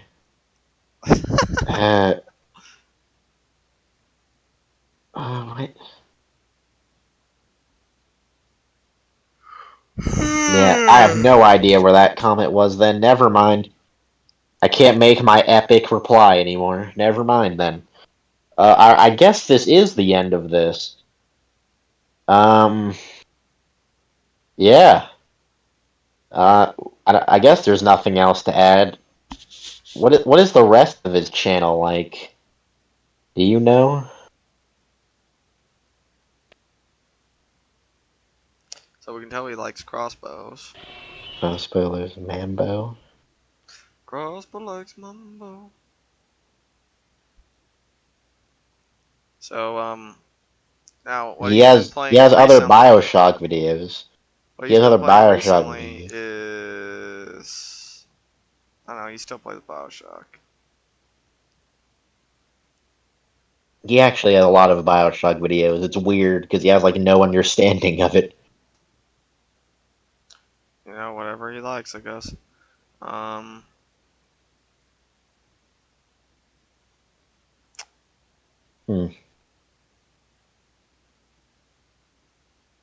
Odd. It's a plasma Anyway. tier list. Oh boy, that could be a like. That Oh my lord. that could be interesting, but he's probably like right though. Probably. I don't know. It's hard to say. Like I'm not really sure how I would rank them in a tier list. I know I use a lot of plasmids, so I never want to rank the plasmids by tier list in Bioshock, because well, plasmids have their own uses in certain situations. Like any plasmid doesn't really deserve a tier list. Like yeah, I feel like there's some plasmids that you just should have, like electric ball and stuff. Yeah. But like you don't have to have them. I don't like to tell people like what they should do to play the game, unless you're completely wrong about the game and you're just calling it bad because it's too hard or the guns. Or it's too do nothing. easy for him apparently. Or yeah, because the guns do nothing. That really is just his main complaint, and it's too easy. That's what it boils down to, I think. Except for when it doesn't, because ammo's too hard to find in some specific cases. Anyway, I guess that is it then. Feels weird to end it now, though. I don't know. That's it. It ends so abruptly. Is a man not entitled to the sweat of his brow? No, said Max Hale, the parasite. Yeah, we probably have just been kind of, prolonging this for a while. So I guess, you know what? Just thank you for watching. Sorry you had to experience this with us, but you know what? We're grateful you did. Bioshock is a masterpiece. It is in our subjective standards anyway. So even if you did not watch the entire video, thanks for at least watching like 5 minutes of it. yeah, thank you. All right, I get. Probably should end it now. Yeah, well, I can't end it now. All right, see you guys.